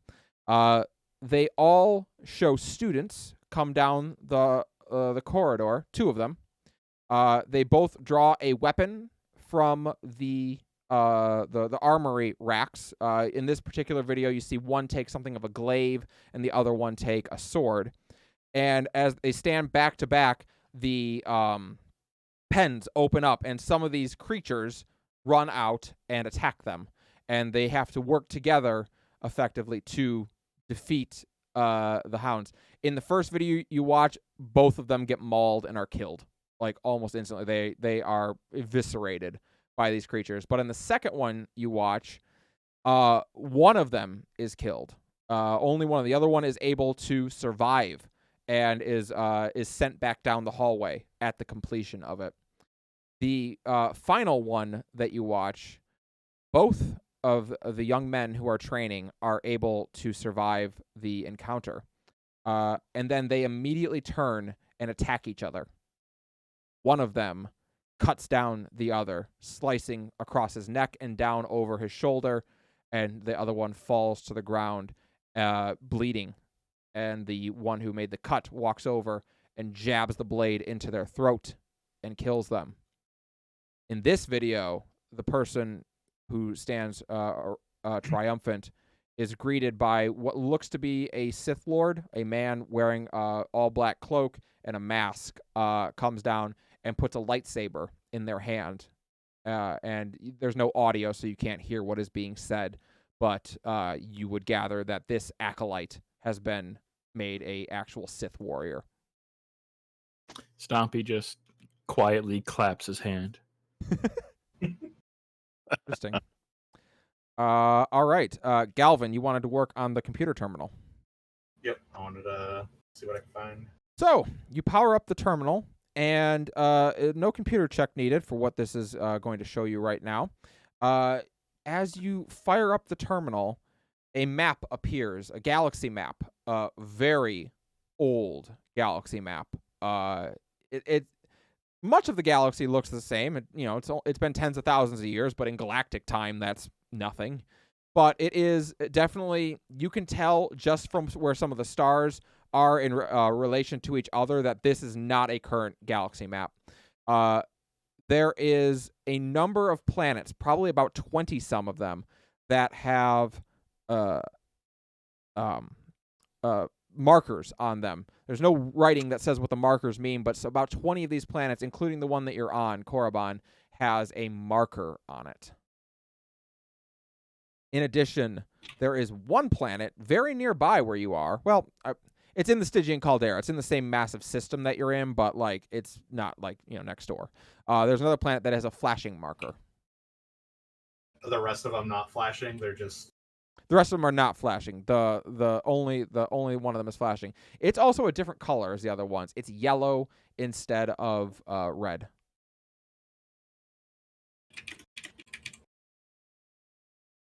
If you like, you may make a difficulty 2 computers check to try to interface with it.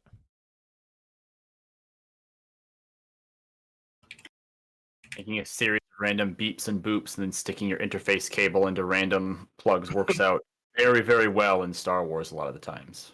I mean, yeah. Listen, like all computer terminals in Star Wars, this one is plot sensitive. So it is context sensitive to what I need to have happen for the story. Alright, so you said difficulty 2, right? Difficulty 2, yep. Wow. 5 success and 2 advantage. Okay. You are able to interface with this terminal. There is still nothing that would seem to indicate what the red markers on the planets mean. Your best guess is maybe they were strategic military targets to the Sith in this area. Maybe they were, or maybe planets they had already taken over in this era. You're not quite certain what it references. However, as you find a way to interface with the blinking yellow target, it actually zooms the map in on this system. It is the Moribund system, which is not far from Korriban. It's in the Stygian caldera. And it is a video of it's in orbit around the planet of a fleet, a massive fleet, thousands upon thousands of ships, all of them in dry dock. There is around the planet Moribund, there is, at least as this video is showing, a large dry dock where ships are constructed. This might have been like, you would recognize it as similar to like on Corellia or on Mon Cal where they build ships. They do it in space because it's hard to get a massive spaceship from the planet up into space. It burns up in the atmosphere a lot when you try to do that. And moving stuff off ground is very difficult. So in these times, ships are often built in space, and that's what this is like, a massive dry dock where there are thousands of dormant ships.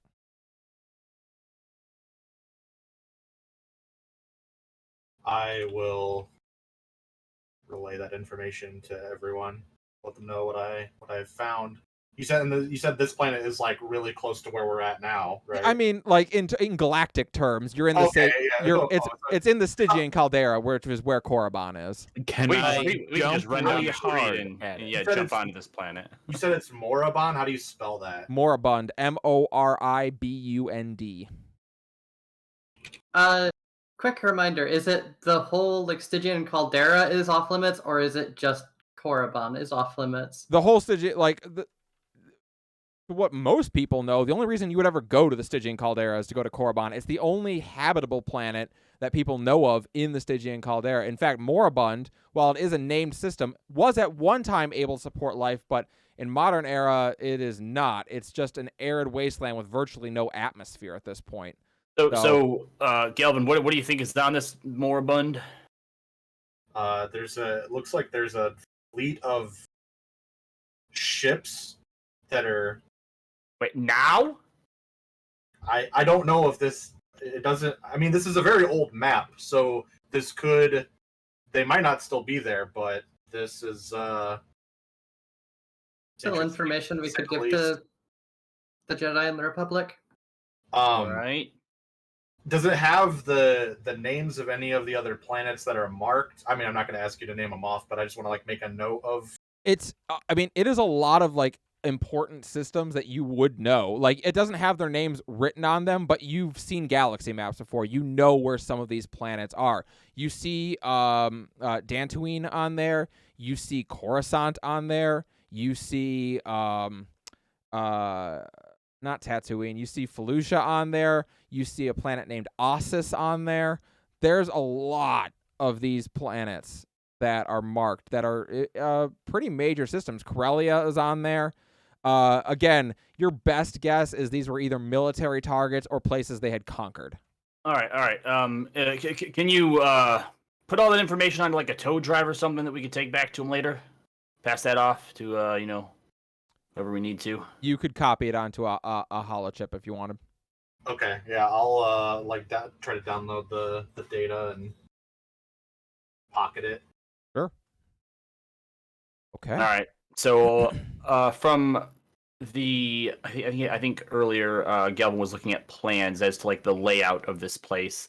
Is that added on section supposed to be below the dojo? It is below the dojo, and as you look back beyond the HoloVid channel, there is a small, probably wide enough for 2 people, staircase leading downwarrs that was not on the map.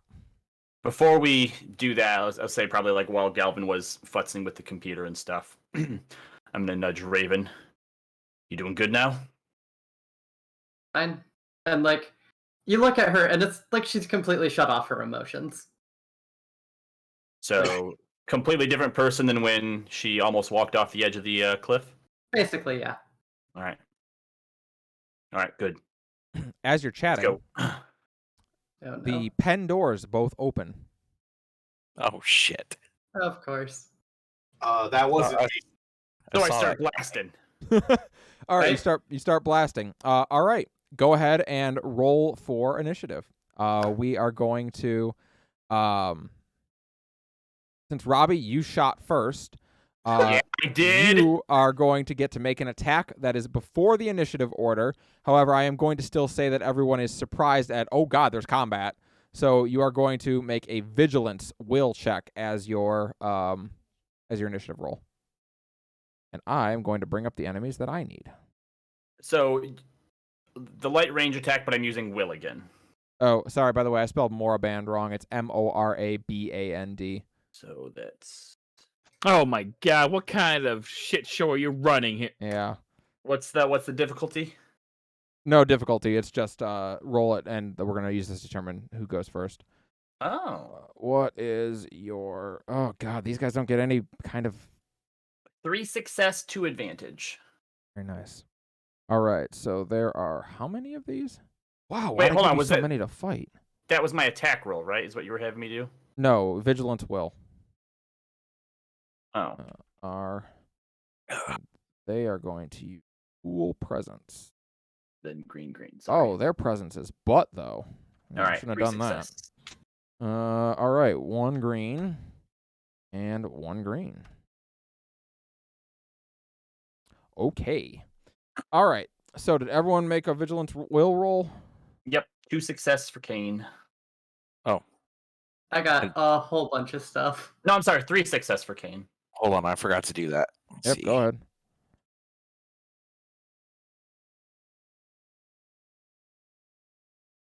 All right. Well, here's all I need you to answer me. Did you roll better than 1 success? Yes. Okay. Assuming 1 success and 3 advantage is better, yes. Yes, it is. Advantage is the tiebreaker. So yes. I believe so. Yes. Galvin. Yeah, two success, 1 advantage. All right. So it's going to go 5 heroes and then 5 enemies. Ugh. Easy my enough. God. Robbie, you get to make an Yes. attack outside of the turn order. You shot first. You so, did yeah, Han proud, that's- so you get to go first. That's what I originally rolled because I thought that what you were asking. So I got 3 success and 2 advantage. You're at short range, so add a roll 1 purple for me because I got to take that off because it's 1 purple to try and attack. I All thought right, so you're gonna first. get 3 successes then. So what is the damage on your weapon? Oh shit! Where's my weapon at? You are up against, by the way, 4 twisted beasts and 1 alpha twisted beast. I should describe that, by the way. So these statues, this purple mist has risen up out of the ground in there and has kind of enervated into these statues, which have shaken off some of the petrification off of them. They look like zombos. They're zombo dogs, and they're gonna come nom on your butt. 7 damage, 3. What was the 3 now? Is one of 7. them 7. Yeah, 7 damage, 3 crit. 7 damage, 3 crit. Okay, so you don't have enough advantage to activate your crit.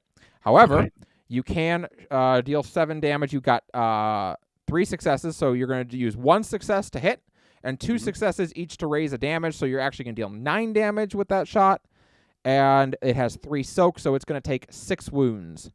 Sarah, please mark that one of the twisted beasts has 6 wounds. Does one of the twisted beasts have a wound from when I threw a rock at it when it was petrified? Yes, it does, actually. Mark that one of the other twisted beasts has You're 1 welcome. wound. Yeah, that's what I was gonna ask. Is one of them missing a chunk of its face? It's literally, it's got a little bit of its face that has fallen off. It looks like it's really pissed. It is so pissed, and it's looking right at you, Stumpaka. Hashtag justified. 3. 3 twisted beasts. No one and has 1 any alpha complaints. twisted I'll beast. go next. Go for it, Raven. Can I do a move, or was that just an attack? Like a Yes, surprise you can attack? do 1 move and one action, 1 maneuver. You basically get a free turn. Okay, then I want to use a maneuver to run away. I want to get as far away as I can. Are you moving up the stairs to the area or down the hallway to the dormitories? High ground. What are we playing? Come on. Very good. That was a test. Okay, excellent. Yes. Go ahead and move up the stairs to the area. And Raven, it is your turn. There are, like I said, 3 twisted beasts and 1 alpha twisted beast. Well, I know which one I'm going to aim at. So at the alpha, I'm going to take a shot after using true aim. Hi, Kaya. Thank you. I will get to all that in just a moment. All right, you're going to take to true aim. This time, you do not have to use willpower. You can use your proper agility stat for this roll. You are at short range. Would you like to move? Does your weapon give you a penalty on short range attacks? Scroll down. I don't think so. Okay, just really quick thing, because I used willpower as my attack. There's another green dice. Okay, roll a green. There was an advantage.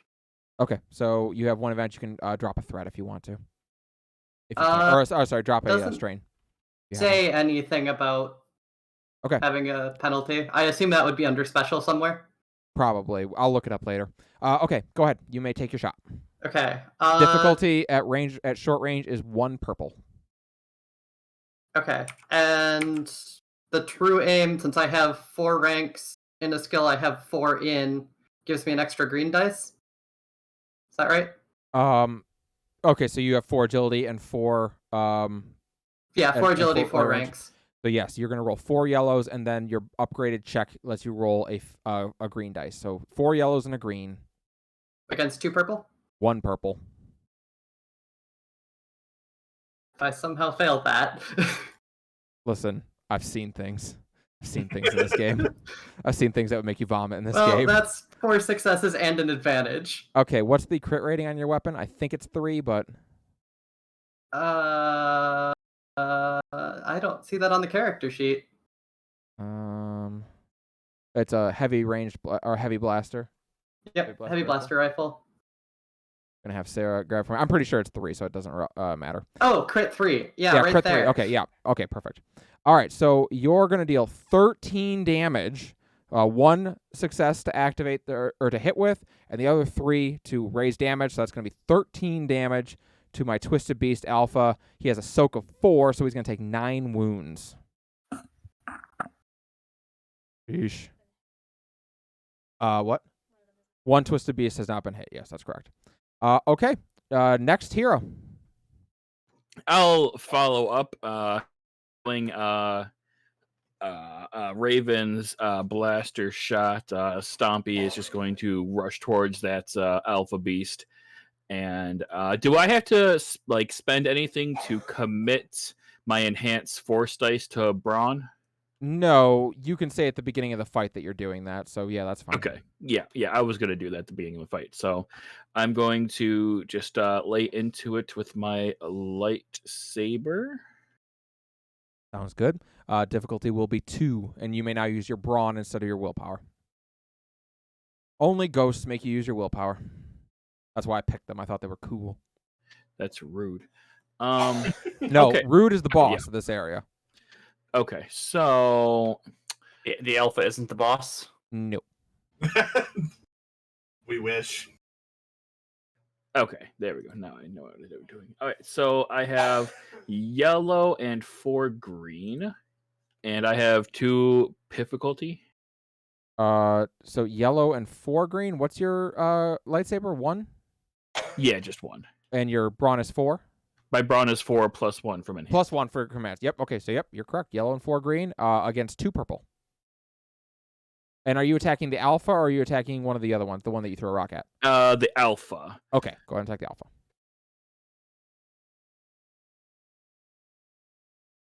Okay, well, that alpha's about to have a very bad day. Okay, you definitely hit, and it's going to be 11 damage. You ignore 10 soak because you have breach on your lightsaber. So it's going to take 11 wounds, and you have enough advantage to activate your crit rating. So you may crit it if you want. Okay, let's do that. Real quick, what Robbie is requested, Sunder I think, and Vicious upgrade 2? for the DM. All right, Dolvik has said that Robbie Damn it, Robbie wants Dolvik, that's me to not get what I another asked. upgrade She's already got an upgrade and 4 dark side points. and a boss coming up. All right. So, Justice, you want to crit this enemy? Well, of course I do. Okay. So, you are going to activate a crit using your advantage. I'm going to take a look at your weapon so I understand exactly what the traits are on this weapon and wonder to myself why I gave it to you. It's just a lightsaber. Doesn't yours have like Vicious 2 on it though? Yeah, Vicious 2. Okay. You should have gave him that So does mine. lightsaber from the Ninth Jedi where it doesn't quite have its color yet. That way it's like a little downgraded version. Right. No, Yeah. you're all right. You got Vicious 2 on your lightsaber, which means you are going to roll a D100 and add 20. Oh, okay. Hold on. I'm not prepared with real dice for this. Okay, here we go. Let me just get up my crit table. I don't even own a D100. Actually, yeah, I do. Never mind. I think. All right, here we go. And this one. Oh Jesus. Okay, so I have 0, and 1. 0, and 1.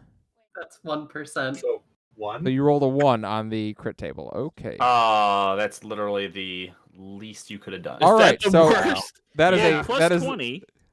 yeah. So it's Well, 21 technically. You, So that is you want high though. So that is off balance. It is a easy severity wound, so a rank 1 wound. The target has to add a black die to the target's next skill check. Now, here's the problem. That target is so dead, it's only got a wound threshold of 11, and you just dealt 13 damage to it. So it's super dead. Dolvik, thank you so much. Thank you, Dolvik Dolvik. dropping Fine. 2,000. Upgrades to Stompy, Raven, Galvin, and Anaris. All right, so Stompy, Raven, Thanks, Galvin, and Dolvik. Anaris all get a banked upgrade. You may upgrade one of your checks. Thank you, Dolvik, for the 2,000 bits. I really appreciate it. Thanks, Dolvik. Thank you. By the Dolvin. way, for anyone watching, yes, indeed, if you either subscribe, gift a sub, or donate 500 bits, you may give a upgraded dice roll to a player or a game mistress of your choosing. All right, so this creature is not able to take critical wounds. They just die when they get one. So congratulations. You cleave through this through the alpha twisted beast, cutting it down the middle. Half of it falls one direction, half falls the other, and it kind of just poofs into powder as it hits the ground. The other twisted beasts are like, Stompy gives a triumphant battle cry. that sounded an awful lot like a sand person, but fair enough. Actually, I think 0, 0, and a 1 is actually 100. Oh, I thought it. fair enough. Oh, wait, Fair enough. actually, yeah. Fair Yeah. enough. Then you dealt 101. That was knocked Wait. senseless. The target is staggered for the remainder of the encounter. Also, it's super dead, so Yeah. it's also double dead. It's Okay. definitely staggered. No, that was one because there's a 0 on a D10. Triple zeros is 100, I think. It doesn't matter. It's dead. 000 is 100. Yeah, it doesn't matter. It's dead. Okay, but we will need to know it for the future. Death of the Alpha Twisted Beast. The other 3 Alpha Twisted Beasts are like, the Alpha just got wrecked. Usually when we fight these people, they've got like a sword, not a laser sword. Anyway. I'm gonna shoot one of them now. All right. Yep. Is the one that I shot to begin with still alive? Yes, it is. I'm gonna shoot it now. It's both alive and very angry with you. Well, it's hopefully about to be dead. So I have high ground now. Do I get any advantages? You can take a blue die for being Yeah, at high yeah. ground. However, you are now at range 2, so it is going to be 2 difficulty dice.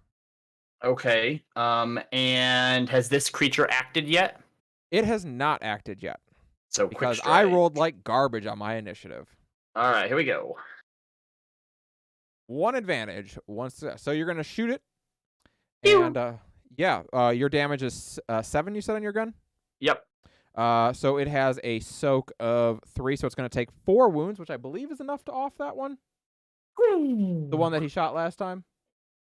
It is enough to off that one. Okay. That's so the right. one you shot I shot first falls. twice. You did. It falls. You shoot it, and the blaster bolt catches it in the head, and its head just kind of disintegrates, as does the rest of its body. And that black mist or that purple mist swirls out of it and vanishes into the floor. All right. Galvin, Anaris, and Raven still have to go, I believe. Raven I'll already go. went? Raven went? Sorry. Okay. So Galvin and I- Anaris need to go. I blasted Yeah. the shit out of the alpha right before That's right. Stumpaka finished That's right. it. That's right. You're right. All right. Kill steal. Anaris, go ahead. Teamwork. Kill All right. I'll just use my lightsaber, the closest one to me. Sure. You may use your Okay. normal stat that you use for lightsaber combat. Now you don't have to use will. Yellow and a green. Yellow and a green against difficulty 2 purple. Oh, oops. Hold on. I just roll a 2. That's fine. Pretty good roll for yellow and a green. 1 success. All right, so that's going to be 3 threat and 3 successes. So you are going to deal 12 damage, and you are going to cleave a twisted beast in 2. That is enough damage because you have breach. It can't soak any of it. So yes, you're going to cleave another one in 2. And with 3 threat, I'm going to turn your lightsaber off. Your lightsaber kind of short circuits for just a moment. Like, you've never seen that happen before, but what a pain in the ass. You kind of like hit it on the side, and it's flickering in and out. Something is wrong with your lightsaber. Kyber crystal interference. Could be. That's not okay. No, it's very bad for Jedi. Galvin. Don't you know how to use your saber? Oh, I'd also like to use another maneuver if I could to get even further away from that one that I shot. Oh wait, no, it's dead. Never mind. I'm good. Yeah, you're good. There's only one left, right? So, Yeah. Yep. So where the terminal is, like, is that like at the edge, like the balcony area? Yeah, or is you're up on the balcony area, kind of overlooking where these things came out. and there's not like a glass pane or anything blocking like. Nope. Shots or, Nope, you like- can shoot down at it. Okay, I'll just pull out my blaster and. Yep.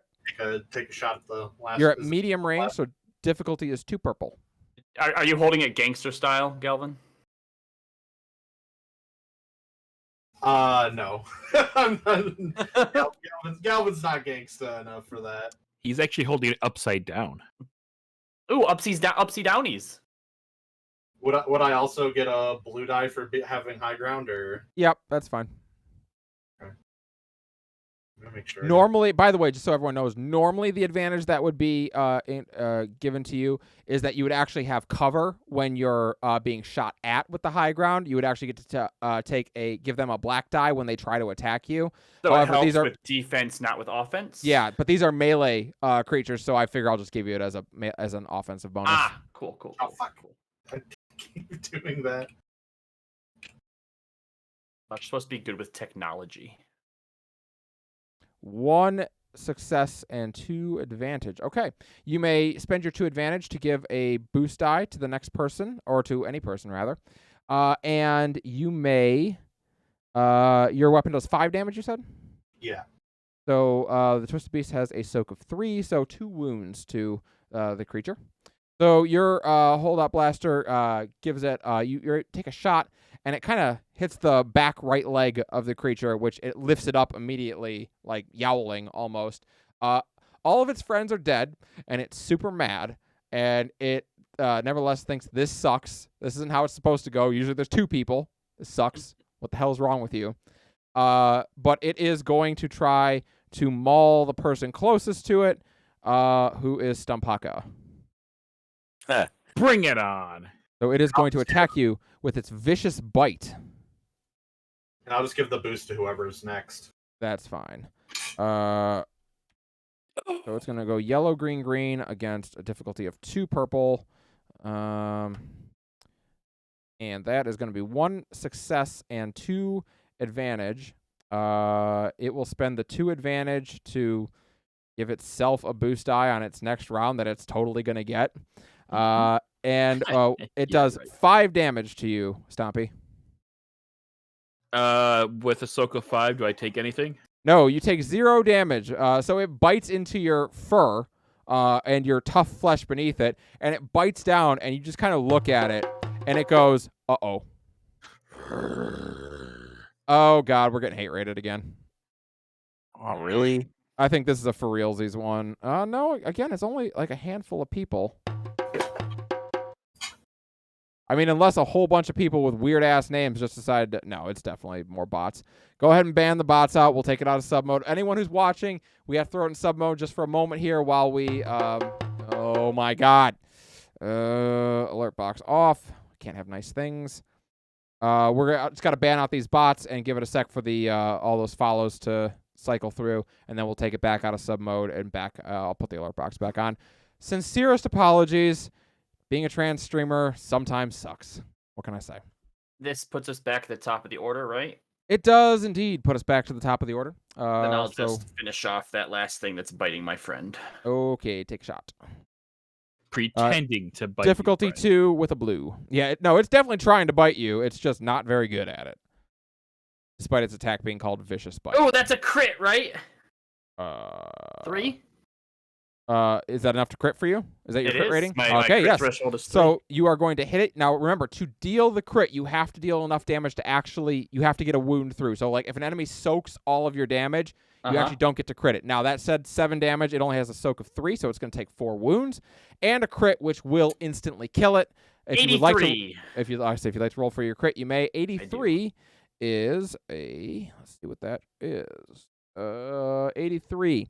Winded. Until the end of the encounter, the target cannot voluntarily suffer strain to activate any abilities or gain additional maneuvers. All right. You have the last one falls to the ground. Stumpaka, it's literally like kind of like on your arm, and you're just like shaking it. And as you're holding it up in the air, a perfect shot comes. It just pierces through the neck of it, and the creature just poofs into dust. And that Stompy purple spits on the dust. That purple mist just swirls once before vanishing down into the floor. All right, so dumb question. This was another encounter, so can I use second wind again? Yes, you can. Once per encounter. I use it. All right. Yeah, I will also use second wind. You don't Stop have cheating. second wind. All right, so you... I will use third wind. Yes, that lets you reset your strain down to 0, which is awesome. It's a great ability. That was just Wait, is that a real thing? No, it's not. Oh. All right, so you guys have cleared the room, and the room is quiet once more, save for the video screen and for the hollow of the whir of the hollow table.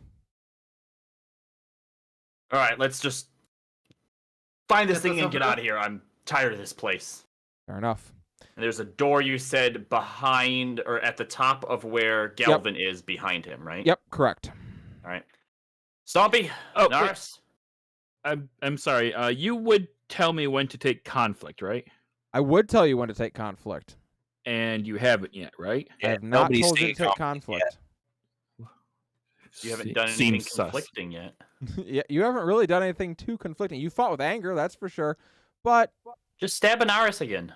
Why? I activate my lightsaber and I turn to Anaris. No. All right. So you all descend down this final staircase. I'm bringing up the rear. It leads down a long, long ways. This is further than any that you have taken so far. You are going deep underground, so deep that your ears pop on the way down. Like it is, you're going a ways down. And You missed finally, the elevator. yeah, literally, they needed to build an elevator. This place is ridiculous. As you finally reach, the room opens up into a utterly massive chamber. It is so long. It is probably nearly a mile long. As you look down, it is the ceiling is hundreds of feet in the air, but it is enclosed. It is an enclosed area. The walls are made of obsidian with those purple torchlights running all the way down them. And the floor in front of you is kind of a slick black marble. On either side of you are reflecting pools that go all the way down towards it. Way in the distance, almost a mile, like I say, you can see a staircase leading up now. It leads up a long way towards the ceiling, almost all the way. Anaris, you recognize this room. This is the room that you were in when you had your vision, where you met your master. Oh, fantastic. Yeah, I'm sure it's great news. I take a look around for you-know-who. Do not see her. Okay. I'm going to look around and see if the throne that he was sitting on is in this room. So you remember that the throne he was on was at the top of those stairs, and you cannot see to the top of that staircase. It is just, it's too much. There's not enough angle for you to see. But if it is the same as your vision, there will be a throne at the top of that staircase, and your master will be waiting there to kill you. So I'm sure it'll be great. And we haven't seen anything else up to this point that would be the thing that's The beacon? sending out the signal. Yeah, the beacon. No, not yet. And one other question. Based on how we sort of came down, are we under where the Kyber crystal would be? No, you're pretty far from it at this point. Okay.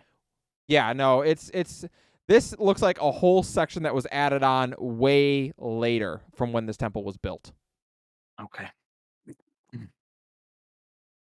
So, you have a long path before you. Do you walk?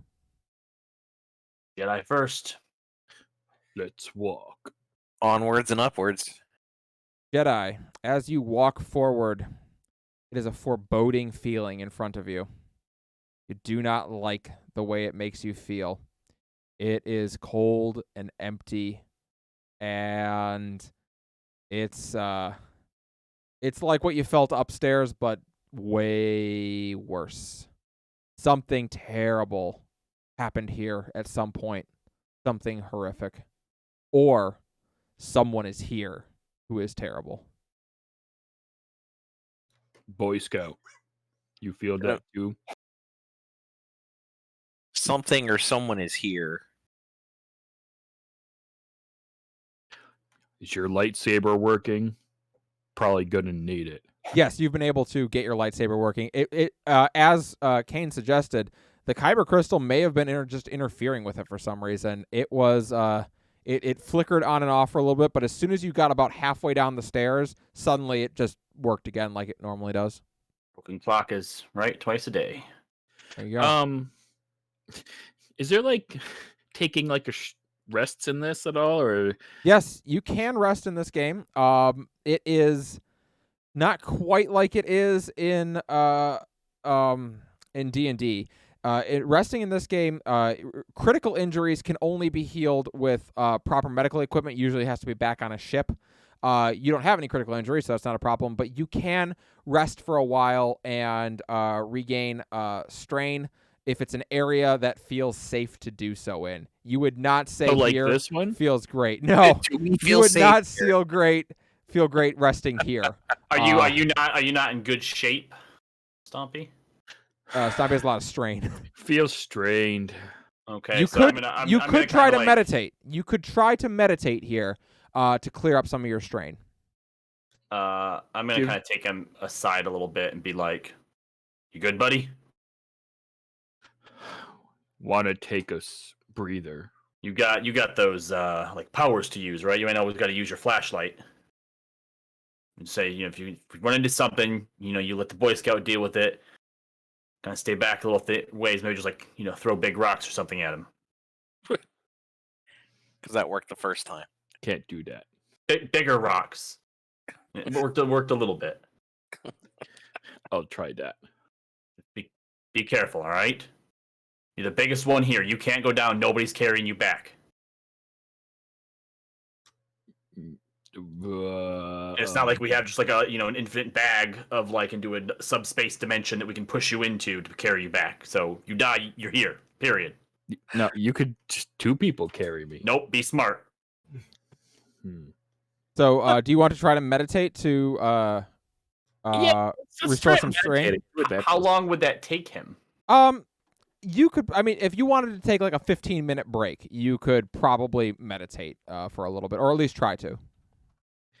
Everyone cool? A 15-minute? Convince us. The giant Wookiee says, "I need a break." I'm gonna sit here for 15 minutes. What's that gonna do? Catch breath? Boy Scout doesn't have to catch his breath. You saying he's stronger than you are? I thought you were a Wookiee. I'm just gonna walk over to Anaris and punch him in the gut. What? Just lunge forward and say, "Why?" Now he needs to catch his breath. Just With kidding. bated breath, I'm like, "Why?" Okay. So, Just kidding. Okay. Just kidding. So if you want to take 15 minutes, I don't know if anyone would hear this, but Raven at this point is going to mutter, "This is why I work alone." all right.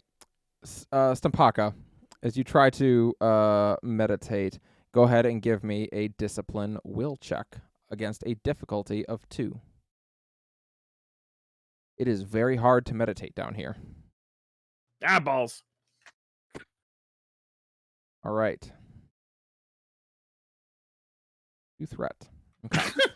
You are not going to take any strain as you're just trying to meditate. That said, as you do, you hear voices. You hear a voice as if someone has put their hands on your shoulders from behind and is whispering in your ear. Kill. Find your inner strength.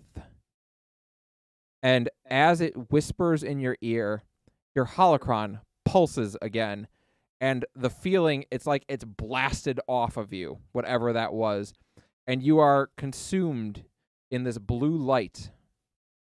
And in a moment, you are once again inside your holocron, or having a vision of it at least, and there stands the blue Twi'lek, twin lightsabers on her hips, with a electrical burn down one of her leku and around her neck. And she looks at you. Stampaka, you are in a very dangerous place. Yeah, I know. I'm here. You are very dangerous. But this place that you are in, the dark side, is powerful here. I can feel it. You helping me deflect it? Yes. I told you that I would assist you. And I will do my best. But you ultimately have to want it. I did not train Jedi to learn to use the dark side. My charge was to train those for who the dark side would always be a part of their destiny.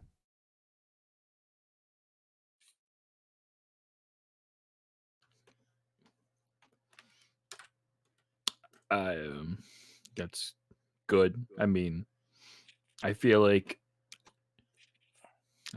you can use the dark side alongside the light side. It is the form that I use. Form 7. Juyo. Vapad control. It is finding a balance between the light and the dark, acknowledging that it is a part of you and that you will never be able to fully excise it from yourself without falling to it. The words that you use are dangerous, Stumpaka. Use, roll. These are paths to the dark side. I asked you a question last time you were here. When is the appropriate time to ignite your lightsaber? You have an answer for me. Yes. Do. When you raise your lightsaber, you only do so when you want to kill your target. And she looks at you, her eyes seeming to see through you, and she nods. That is absolutely correct. Also, when you need a flashlight. Mpaka, I don't know what they teach in your era. Do they teach you Form 0? I know Form 1. Shicho. Shicho. The form that all Padawans are trained in, younglings, in fact, are trained in Shicho. There are 6 forms that are frequently taught among the Jedi. Form 1, Shicho, Makashi, Soresu, Ataru, Shien, and Niman. These are the common 6 forms that all Jedi are trained in, or can be trained in if they choose. In my era, I had to learn a different form first. Form 0. Form 0 is exactly the riddle that I just asked you. It is a study of when is the appropriate time to ignite your blade. The Jedi will call their lightsaber their life or a tool. But make no mistake, lightsaber is a weapon. And when you draw it, when you ignite it, you must be prepared to take a life. That does not mean you have to take a life. And in fact, more often than not, it will become your goal to never take a life if you can avoid it. But you must always be prepared for that consequence. You saw that with Anaris, did you not? You attempted to strike down your master Wu Kos. Instead, you almost killed one who calls himself your ally. Yeah, that was my bad. No, you were prepared to take a life. But the dark side is wily, and it will trick you. It will make you believe you have it understood. It will make you believe that you are in control of it, that you have dominated it and bent it to your will. And it is at that time that you have fallen to it when you believe that. 4 times in my life did I have Padawans fall to the dark side. And 4 times did they die at the end of my lightsaber. Every time was painful beyond words, and I felt like a failure. It is a difficult line that you are going to attempt to walk, and I must warn you that this holocron and the technique of Ju-Yo will not work for a dark side user. If you fall, my techniques will serve you naught. But as long as you walk the line, it will make you powerful. I am ready to learn, Master. Okay, then. All right. Dexter, you have completed phase 2 of your holocron. She will begin to train you. She talks with you for a while. At least it seems like a while. In reality, maybe a minute has passed. But to you, it's been hours. She speaks to you about emotion. See, Stampaka, Jedi will teach you that anger, hatred, fear, love even, are paths to the dark side. And what you need to understand is this is true. They are paths to the dark side. But if you do not walk them, you will not fall. Hatred leads to the dark side if you embrace it. But that does not mean it cannot be managed. Think on this. Think on how your emotions might be useful without corrupting and owning your destiny. When you return to me next, I will see your proficiency with a blade, and we will go from there. And your vision ends. You now have a new ability. From now on, once per session, when you take conflict, you may roll a discipline check against a difficulty equivalent to the amount of conflict taken. On a success, you take no conflict. So if I assign you 2 conflict for something, you can make a difficulty 2 conflict check, and if you succeed, you won't take the conflict. Sweet. Does that have a name? Yes, that is called Walk the Path. Walk the Path. Okay, thank you. I'm gonna actually write that down because I just made it up now. Sorry, Walk the Line would actually be a more appropriate version. Okay. Walk the line. Yes. Now, your phase 3, next time we play, you'll be able to go for your phase 3, which will involve a lightsaber check. If you are successful, you will gain access to the Juyo tree. Sweet. Okay. As she said, and as a warning, you will lose all benefits of this holocron, and you will not be able to go any further in the Juyo tree should you fall to the dark side. These are effects and abilities that only last while you are in the gray area. Okay. But it's still fine if I'm in the light area. As long as your morality is above 29, you're fine. And yes, if you go to the light side, these effects will still work. If you were to make it above 70, yes, her abilities still work. She trained many a great Jedi who went on to go do good things, despite having the dark side in their life. That was her whole charge. So. Sweet. But yes. 4 of them also failed and died. 4 Padawans, yes, did fail, and she made it very clear that that would be the result. Like, she would not risk a Sith Lord rising out of her teachings. So she killed them if they failed. How many did she teach overall? You know what? I'll let you ask her that if you want, if you would like to ask her. How many students have you had? She thinks back. In my lifetime, I trained 13 students in my lifetime. 9 of which became Jedi Knights, and 4 of which died as Padawans. Since then, my holocron was used greatly throughout my first few hundred years. I trained probably 20 or so more. I don't know the results of them. They could not tell me. After that, my holocron fell into disuse. I don't know why. But it has been a long time since one has activated it. It's been a long time since I have taken a new Padawan.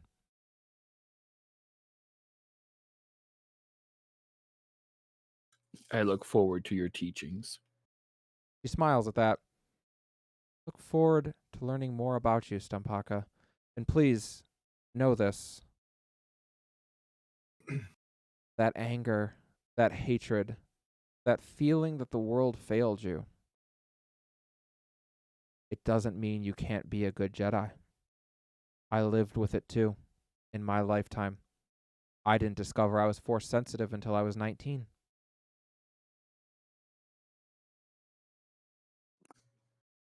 I was around 20. Young for a Wookiee. No, I was a not young full-grown enough adult for my for a first Twi'lek. master. Yes. My first master failed me too. My first master believed that he could control the dark side. He told me that he had mastered it and would teach me to do the same. That is when I learned that when you believe you have mastered the dark side is when it has completely consumed you. Be careful with those thoughts, always. Yes, master. Until we meet again, Stumpaka. Think on these lessons. And you wake up. It has only been about 7 minutes, maybe. I braided Stompy's hair. Stumpaka, you may reset your strain down to the minimum that you can have it for this session, which I believe is down to 1. Holy shit, that's so good. Yes. Sela has helped to clear your mind on some matters.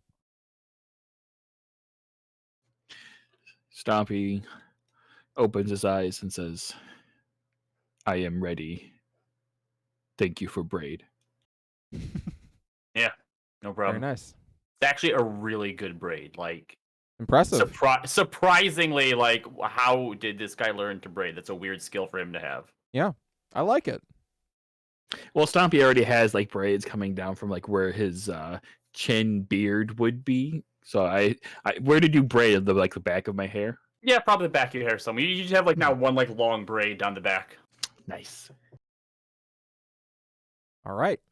So you are able to walk the path down the towards the massive set of stairs at the end. As you walk your way down, you can see that a large light is shining down on this whole platform that has risen up with the stairs. There are a lot of stairs. It is an unreasonable number of stairs. Like, you look at it and you're kind of pissed off about it. The Sith really love stairs. They were big fans. Yeah, This is another reason why we would not be carrying you out of here. There's way too many stairs. Just drop me off the top. As you reach the stairs, behind you, you hear a loud roar. It is not a comforting noise. Like it was following us? It's hard to tell in this room where it is. Everything echoes an awful lot. We running or we fighting? You got to get that beacon. As you turn towards the stairs behind you, a loud splash is heard as a creature launches up out of the water to the side and lands on the platform. I will show a picture of what it looks like. Yeah, it does look great. Ooh, picture. Uh-huh. Yeah. Oh, yeah, that thing. Go. All right, I'm putting it in the chat, what it looks like. Will you also paint us a word picture? Yeah, I will. It is a creature that walks on two legs and has two arms. It is massive and chitinous. It has two tusks that come out of the side of its head, and its head goes back in a series of tusks. It has some seriously thick-looking skin. It jumped out of the water? It did jump out. It launched out of the water. I did not think that the water was that deep. No, it was deep enough for that thing. Yeah, he thick. He a thick boy. All right, Stumpy. It's a good thing you rested. Go get it. So everyone may roll vigilance for this one, as you are very surprised. Green, purple again. 2 purples. Whatever your vigilance will is. No purples. No purple. Sorry. No purples. Okay. Yeah. Green. Grab this thing. Sarah, will you please put the Tarrant attack on your sheet? Ooh boy. Nice. Tarrant attack. Yep. Gonna be their best friend. All right. It is going to roll yellow, green. Oh. It's gonna what? It's gonna roll yellow, green for its initiative. I don't like that. No, it's not Stella. He's 5 so successes. He's going first. Oh. All right. So it's gonna be him, and then all the party are gonna go. So it launches out of the ground, and it is going to. That's pretty nasty. Okay. Yeah, it's going to launch forward, and it is going to attack Stumpaka. I growl at it. Yeah, it roars back at you, and particularly, you kind of see it sniffing at the air, and it looks very interested in Anaris and Stumpaka. We are going to make our attack against it at difficulty of 2. That is 2 yellow and 4 green.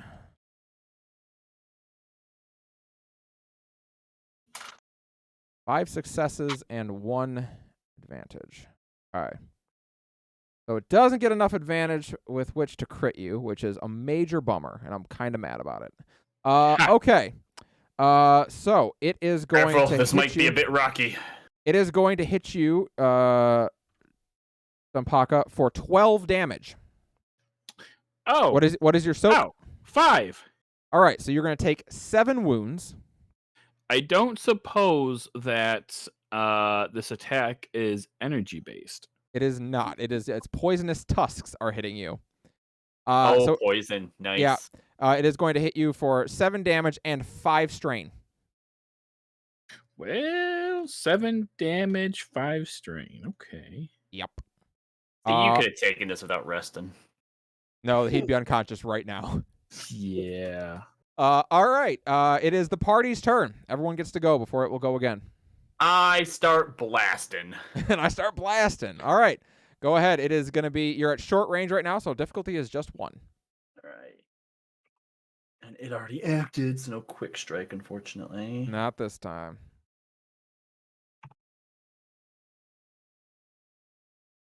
Three successes and an advantage. That's going to be 9 damage and an advantage then. Yep. Okay. It has a soak of 7. So it is going to take 2 damage, 2 wounds. There are 2 wounds for the Terrat attack.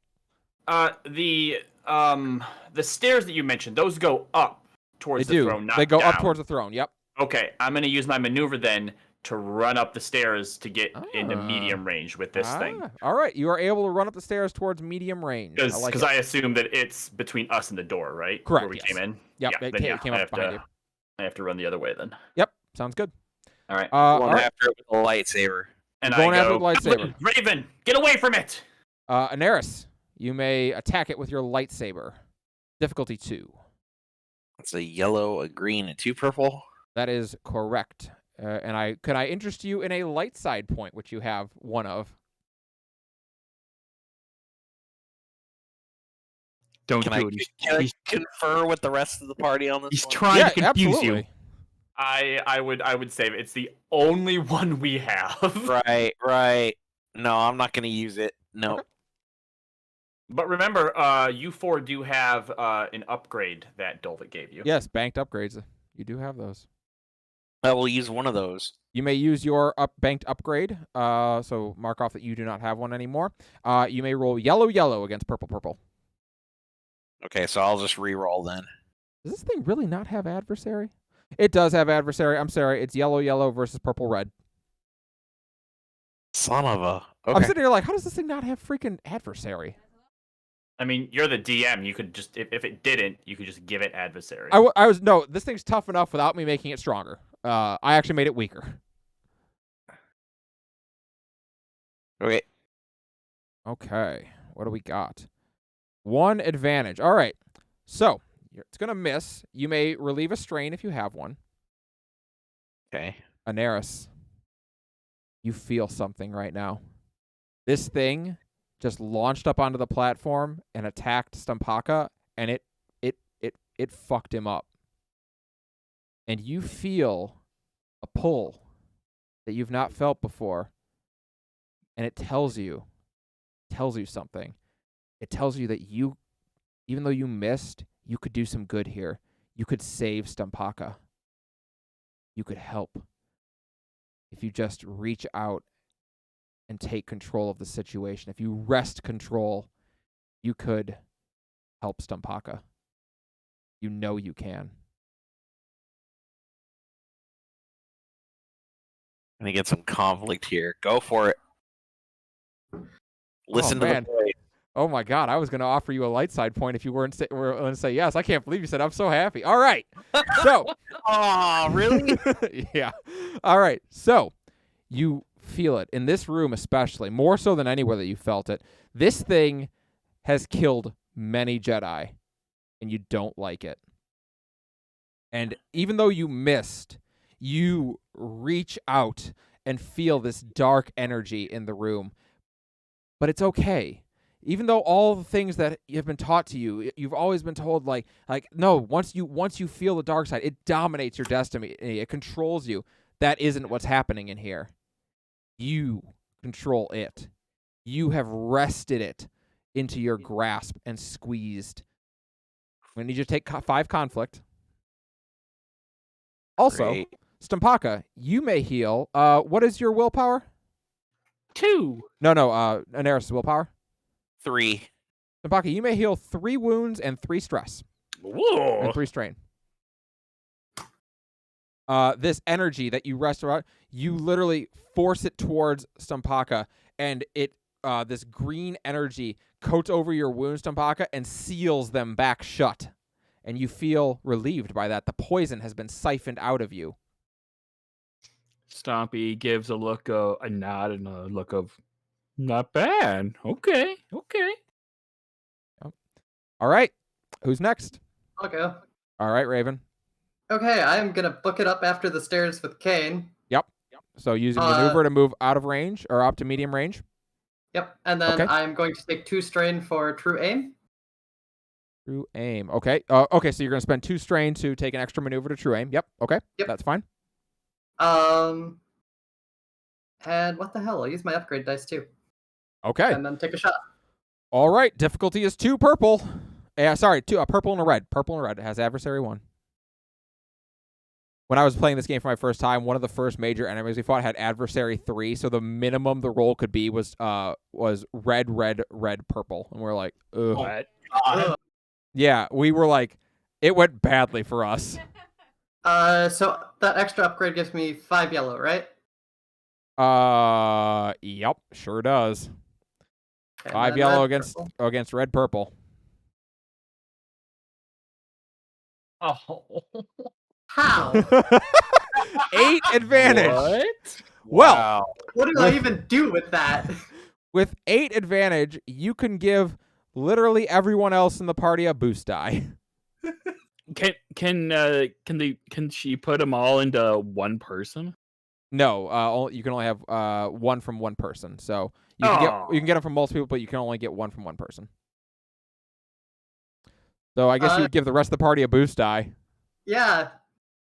All right, so Yep. You can so heal you strain with that too, right? so yeah, if you have you could spend 2 to heal your strain as well if you wanted to.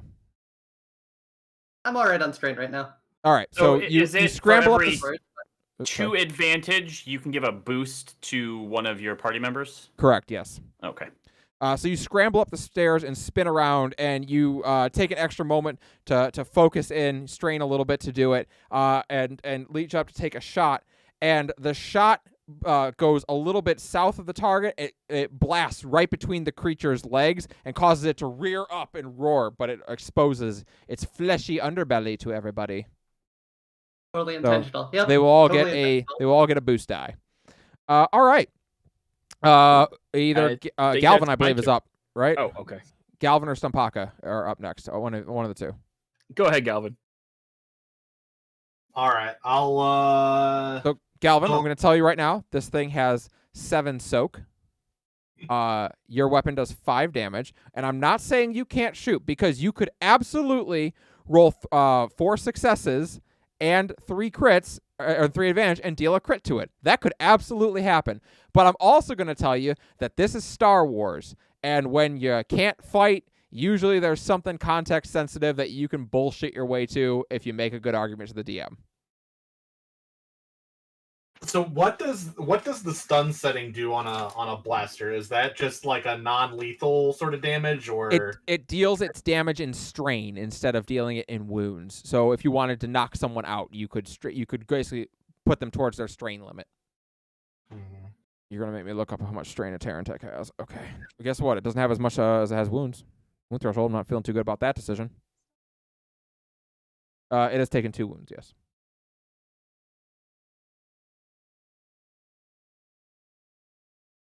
You get to soak stun? I'd have to assume so. I think so, right? Soak does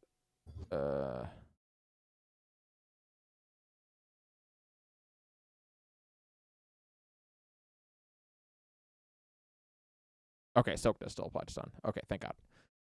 I was like, ooh, I found a vital weakness in my enemy, if that's the case. you said that it like kind of reared up a little bit and Yep. it revealed like a fleshy underbelly. So I would, I guess, take aim for that, like a like sort of weak point. That's my justification for giving you a blue boost die. Okay. So you may roll your attack. You're at short range. Difficulty is 1.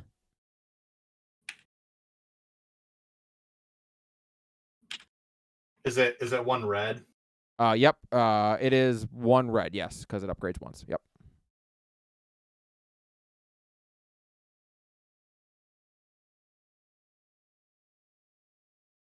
going swimmingly. It's gonna be a good time. Okay. So 3 advantage. Oh, you can add another blue boost die on there, but actually it's not going to make a difference, so you might as well just save it. Save your blue boost die for next round. 3 advantage, you can spend them as you like to heal strain or to assign a blue damage. Stumpaka, I believe it is your turn, right? All right. Well, Stompy's really angry, and now so he's going to just take a quick breath.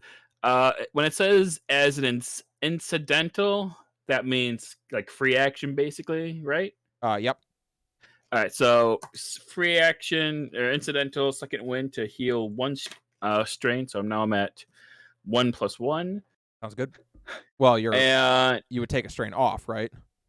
Yeah. I have 2 strain. Okay, I'll good. also give my boost to Stumpaka since. Sick.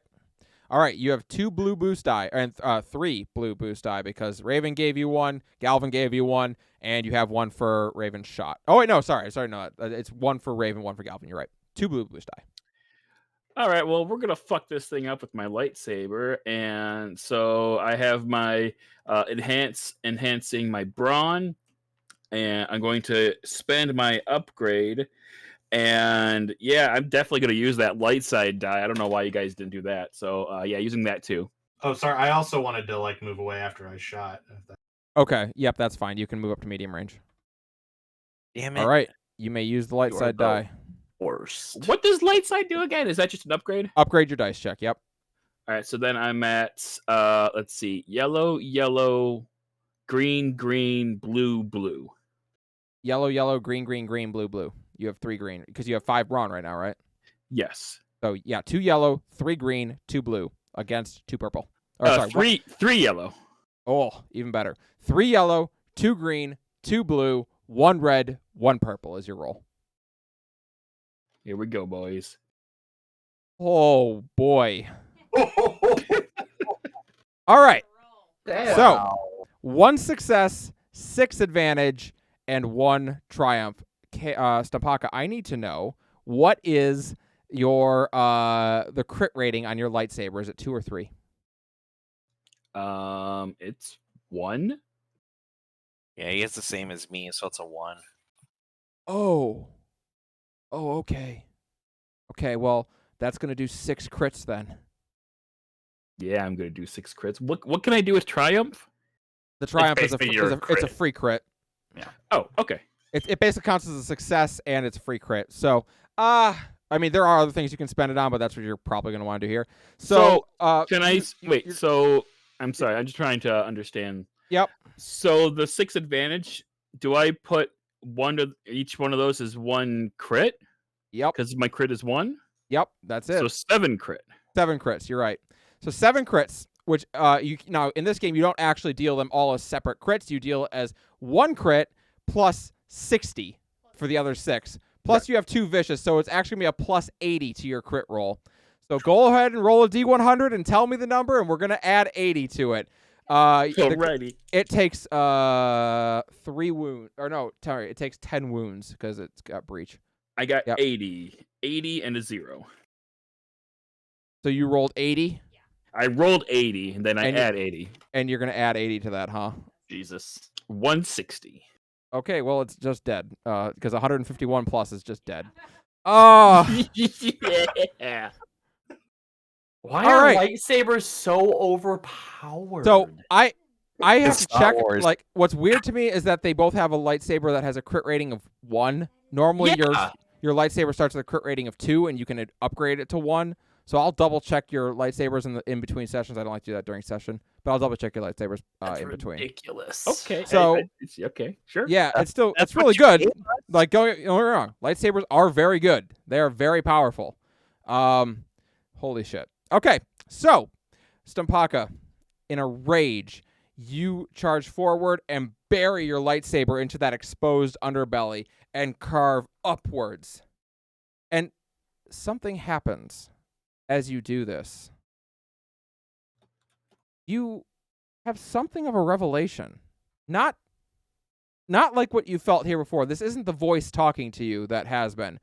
there's something of a revelation, and you realize it in this moment that you had a very simple goal. Your goal was to ostensibly kill this thing and protect your friends.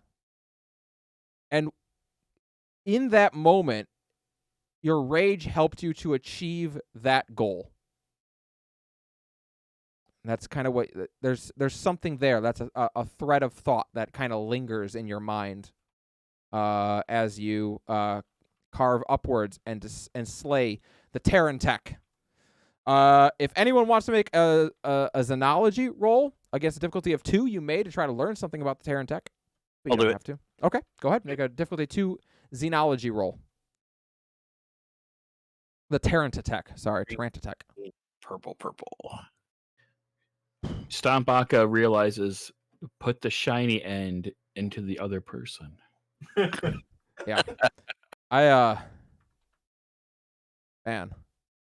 I made that enemy a lot weaker because I thought you guys were going to die. That was rough. Well, okay, to be fair, it only took like 2 damage prior. Yeah, I thought there was gonna be a few more rounds of you guys having to peel away at it. I did not realize you had didn't count on, Chris just using every available resource as quickly as he possibly could.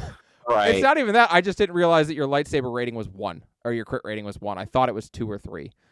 So I'll have to check that, but whatever. Okay. Nevertheless, you defeated the Tarantitech. What is your roll? 1 advantage, 1 success, it looks like. Yeah. Okay. All right. So you have heard of the Tarantitech.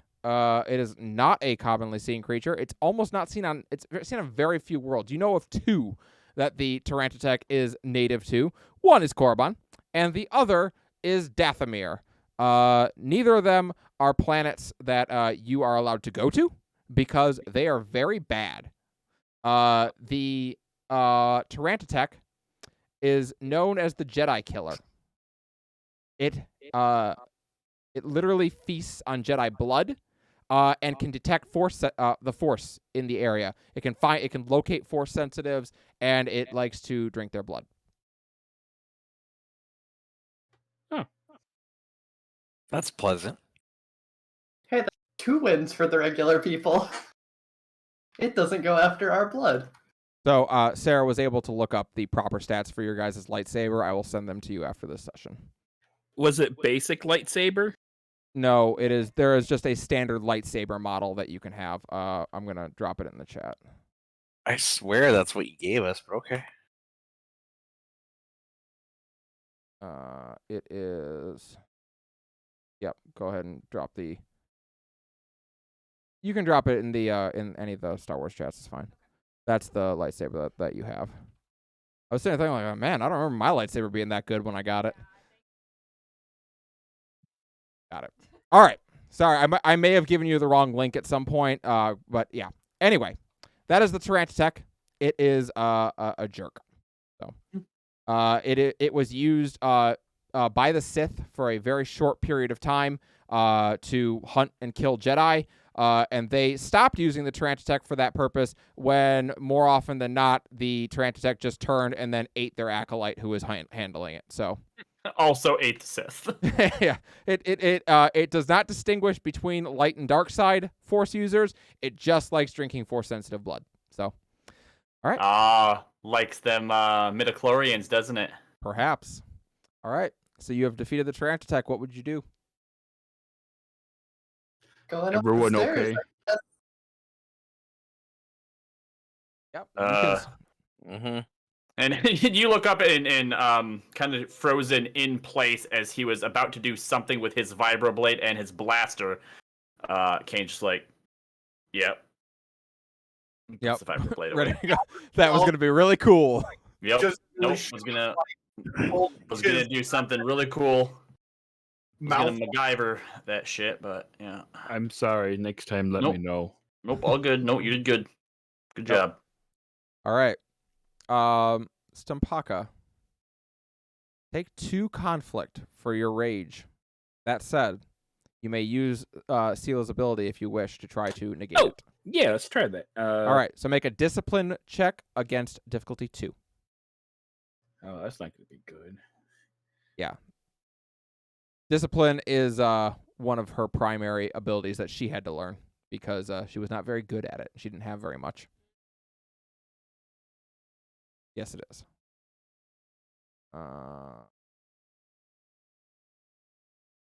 Success and threat? All right, so take 1 strain, but no conflict. I'll take it. Yep, that's pretty nice. All right, so you won't take any conflict. Well done. Okay. You are going to ascend the stairs. Like I said before, there's a lot of stairs. This is getting silly. You make it about halfway up and look down, and you're like, how is that possible? Oh my god. You're Stumpaka, you really want a slinky right now. Like, you would give anything for a slinky. Kane just starts humming to himself. See, I are the tigers. Yeah. So you guys continue up the stairs, and eventually you do make it to the top of the stairs. You're all exhausted when you get to the top of the stairs. You have not had a workout like that ever. I'm getting too old for this shit.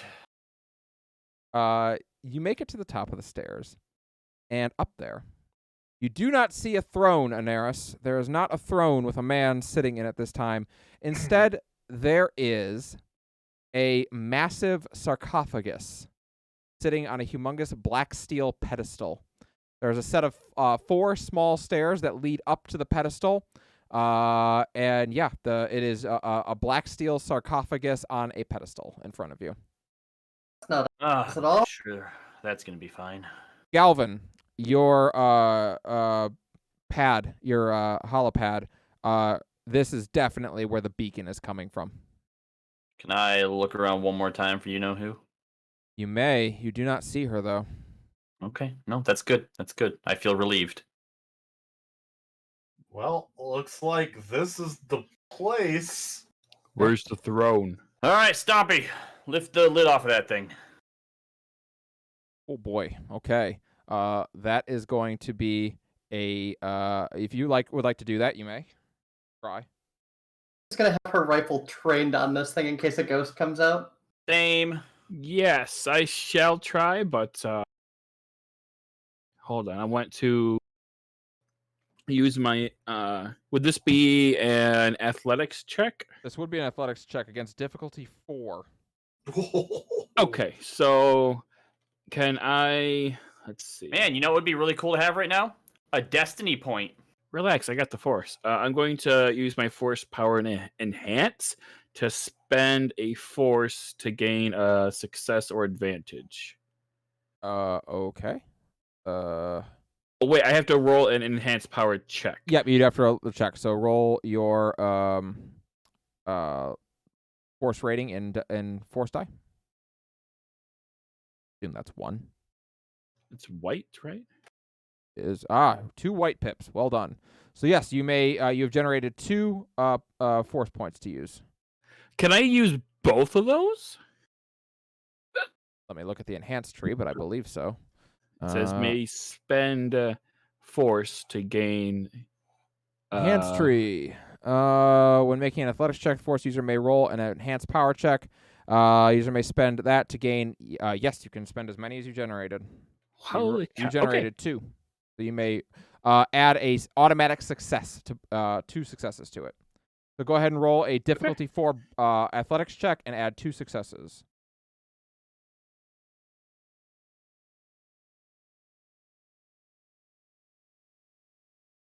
And I'm sorry, what was the difficulty?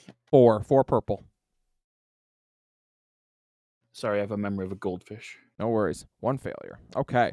But I get an Oh, auto yeah, 2 successes. So you got 2 successes actually out of that. So you do succeed with 1 success. Okay. Ha-ha!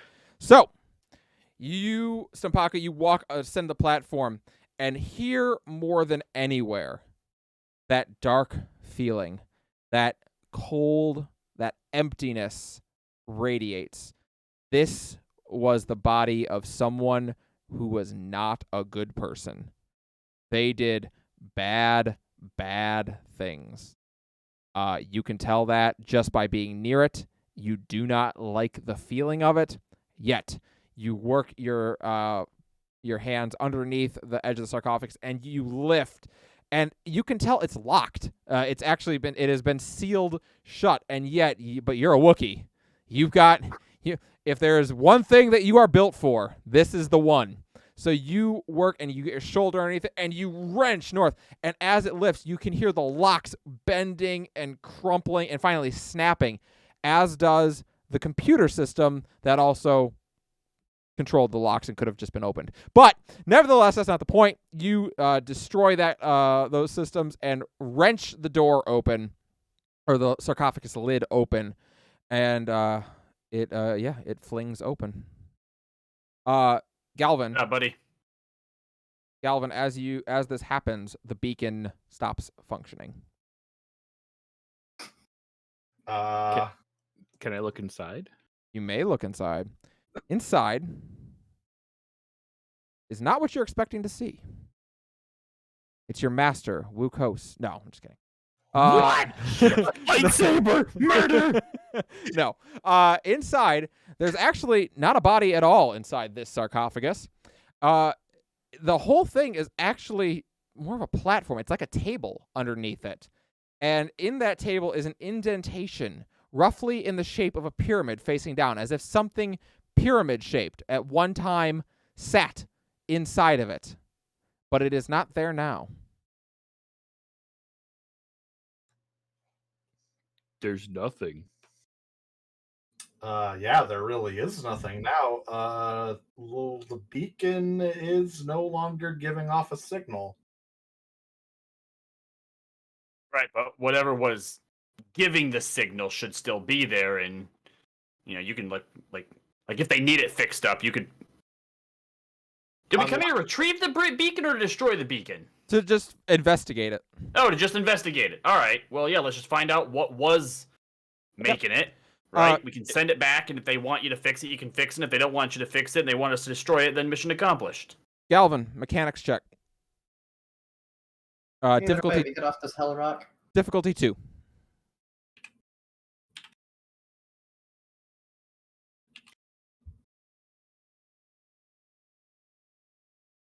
Or success, 1 advantage. All right. So Galvin, despite the fact that some of the computers have been destroyed, you are able to look at the mechanics of them and see what this was built to do. The beacon that was being emitted appeared to be something of a alarm, an alarm signal that was going out that the sarcophagus had been opened when it wasn't expected to be, and something within had been taken out. That appears to be what this was rigged to do, and the beacon has just been going ever since. Huh.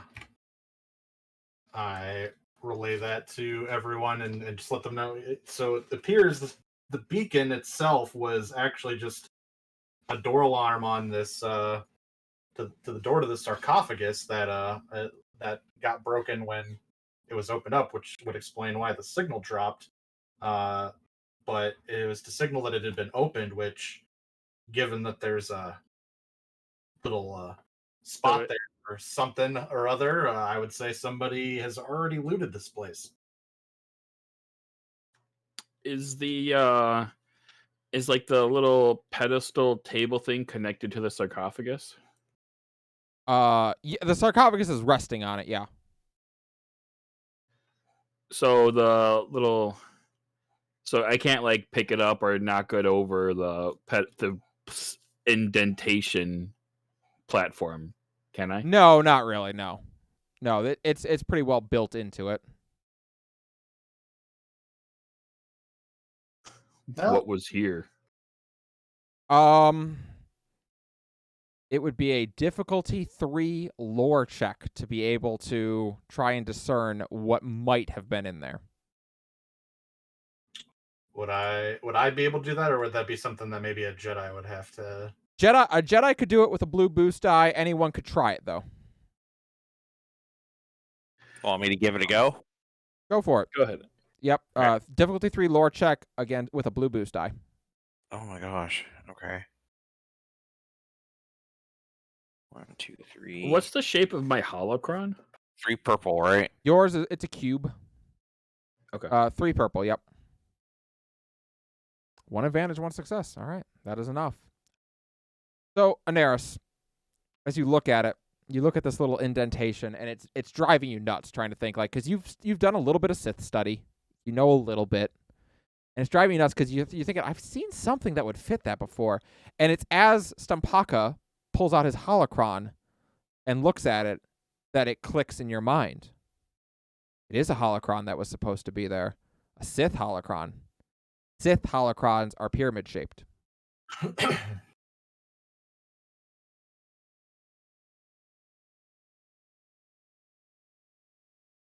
Nah, that's why you look like you pooped your pants. Poop your pants? The holocron is missing. That's exactly what's supposed to be here. No, mine is cube shaped. That's different. Sith holocrons are completely different.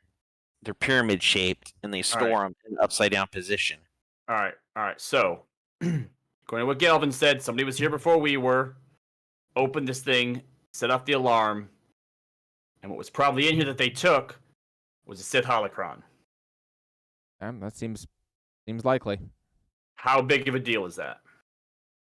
Aneris, Aneris. yeah, Aneris. Here's what you would know. Just like Jedi, only the greatest of Jedi get to create a holocron. The same is true of the Sith. Only the most powerful and the most victorious and successful of Sith get to create a holocron. It's like there's only one other known Sith holocron in existence at this time, and the Jedi have it perpetually guarded by 4 Jedi Masters. There is actually a wing of the Jedi Archive that 4 Masters stand in front of at all times guarding. Oh my god, let's go steal that. Needless to say, Sith holocrons are really dangerous. So bigger than our pay grade, dangerous. All right, so we just let the Boy Scout Council know about it, and then I guess get what our next Let's get off the orders throat. are. All right. Before we go, Galvin. I have that communicator that was given to me before we left. I'm gonna attempt to use it and see if it works Sure. down here. Down here, it really doesn't. Whether it's the Kyber crystal or the dark side energies, or just that you're like probably a mile underground at this point, it doesn't work. Once you get back up to the surface, you could probably use it though. Before we leave, Galvin, is there anything from any of these computers or whatever down here that you could potentially ascertain any sort of clues about who was here before us? Is there a way I could attempt to fix the broken computer pieces, or is it completely Security footage? I don't know if our Jedis can, use their space magic to like sense Probably memories. Probably not. It doesn't seem to be any security cameras in the area, and you don't really see a way to fix it anyway. So, probably not in this case. All right, Okay. worth a try. Let's get the fuck out of here. As you turn to leave, a voice rings out from behind you.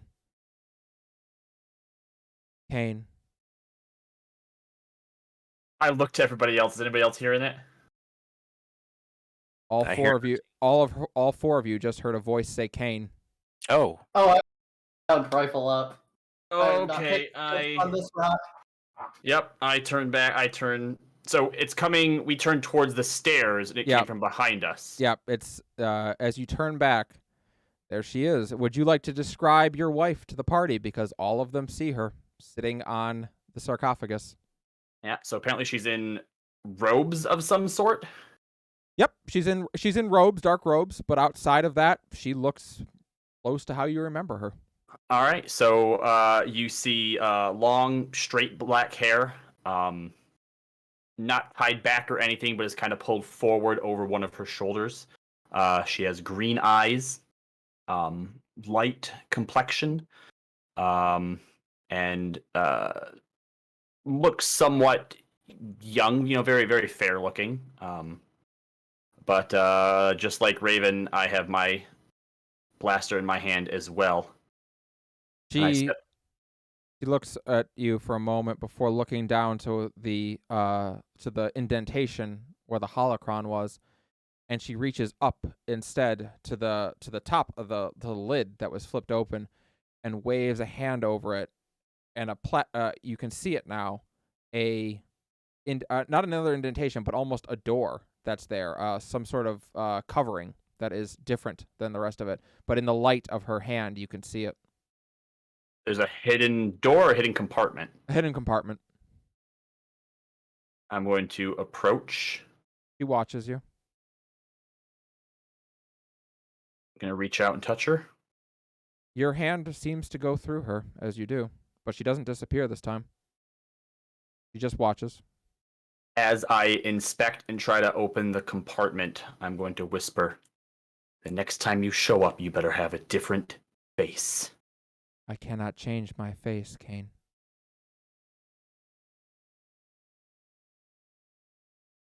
As the compartment door opens, inside, a small cylindrical tube. You don't recognize what it is, Kane. It looks like a piece of mechanics tech, something like that. It is a small cylindrical tube in a deep shade of red. It has on the end of it what looks like maybe a port of some kind where you would plug it into something, but it certainly doesn't look like any port you've ever seen. Okay. On the sides of it, there used to be writing on it, but a lot of it has worn away with time. You can make out a K and a 4 on it. As I hold it under my breath, I'm going to ask her, "What are you?" She leans in and looks at you, but she speaks at a voice that everyone can hear. Kane, sorry. You're not yet ready to see what I have to show you. But soon. And with that, she vanishes.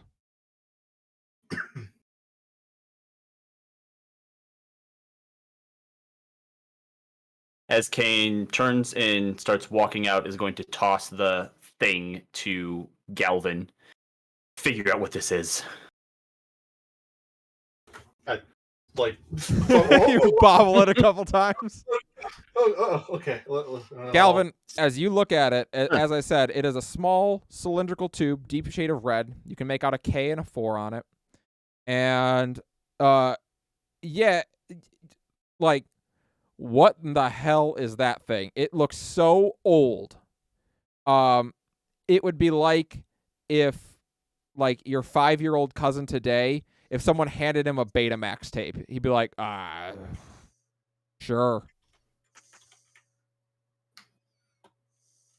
I really don't know. This technology seems... You don't have to do it now. Let's get back to the ship. All right. So you return to the ship. Yeah. Well, you killed everything in the temple. So you're not going to have too much trouble getting back out outside of the ludicrous number of stairs.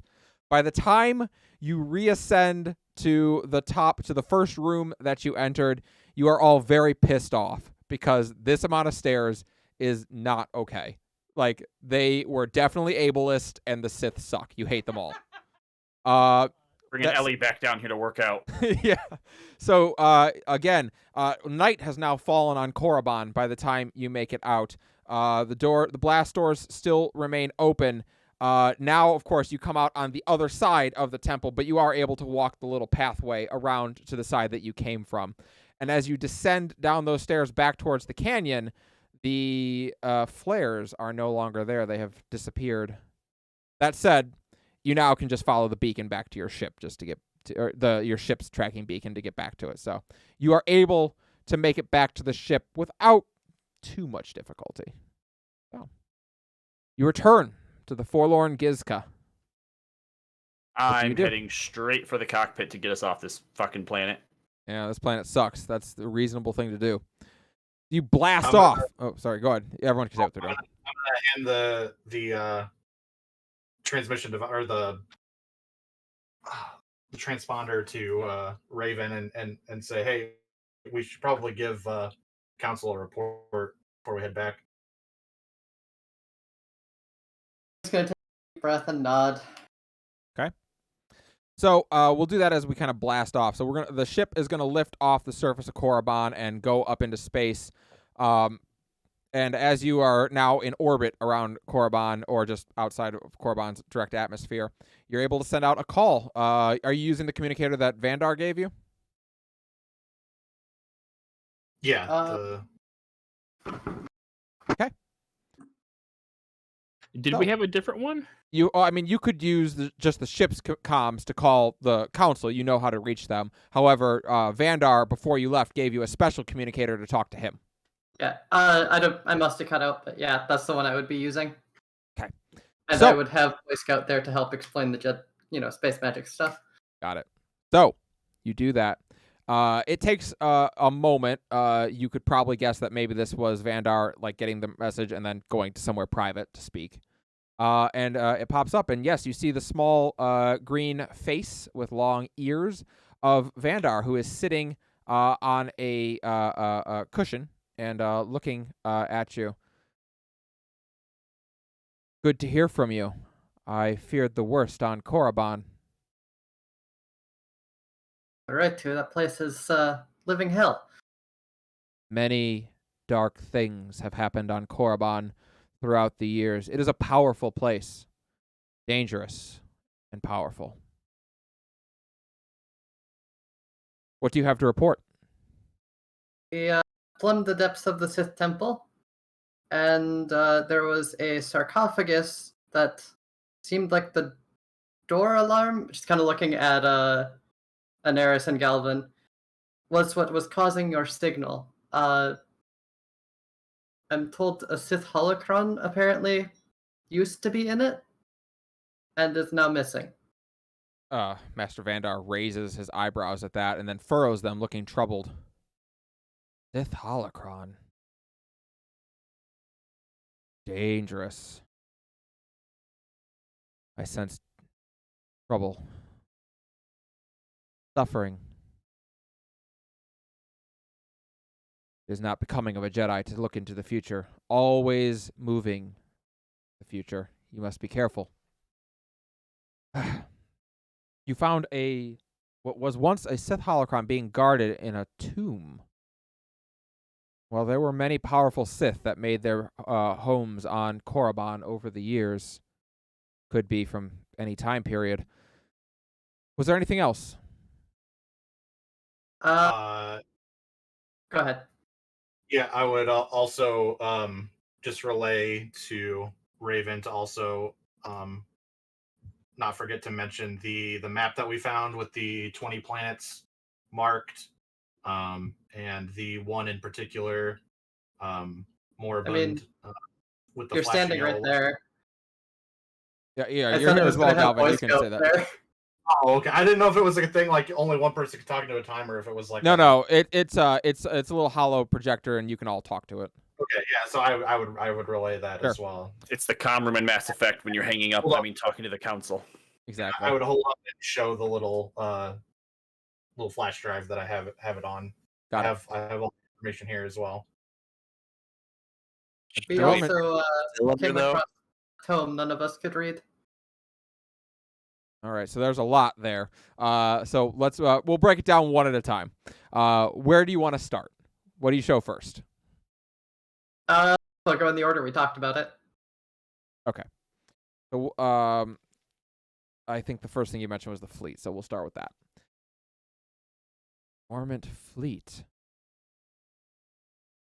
Well, there have been stories of Sith armies and armadas since time immemorial.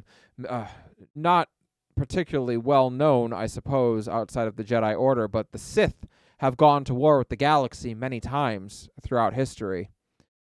Sometimes to frightening success, I'm afraid. It could be possible that one of their fleets or a remnant thereof is still around. Was the video dated? Were you able to see if this was current footage?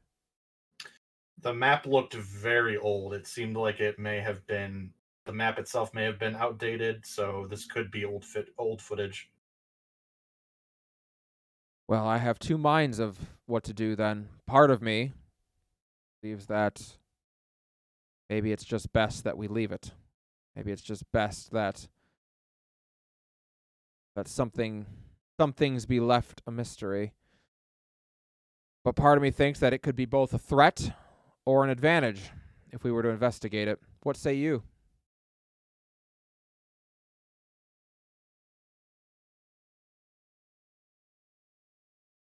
Suppose that would be up to our captain here. The best decision would be. Commander Lyra. No, sorry, Lieutenant Lyra.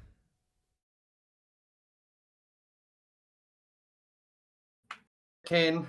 I If don't think that our- I'm here. I would be up in the bridge flying us Oh, out. okay. And Vandar would be addressing Lieutenant Lyra, who's in charge of the Yeah. group. Yeah.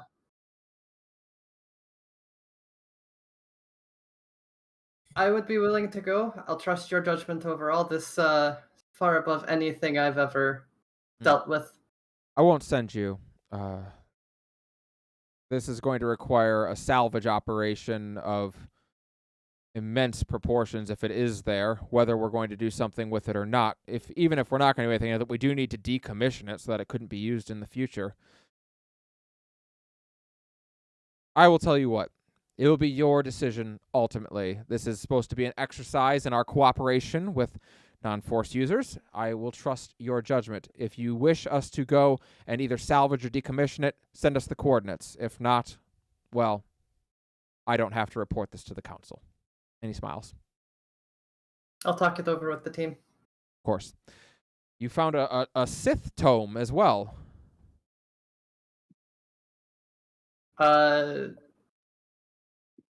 Would Kane Yeah. have given that back to one of us, I assume? Or no? Nope, I would have just went straight up and got us off this rock. Okay.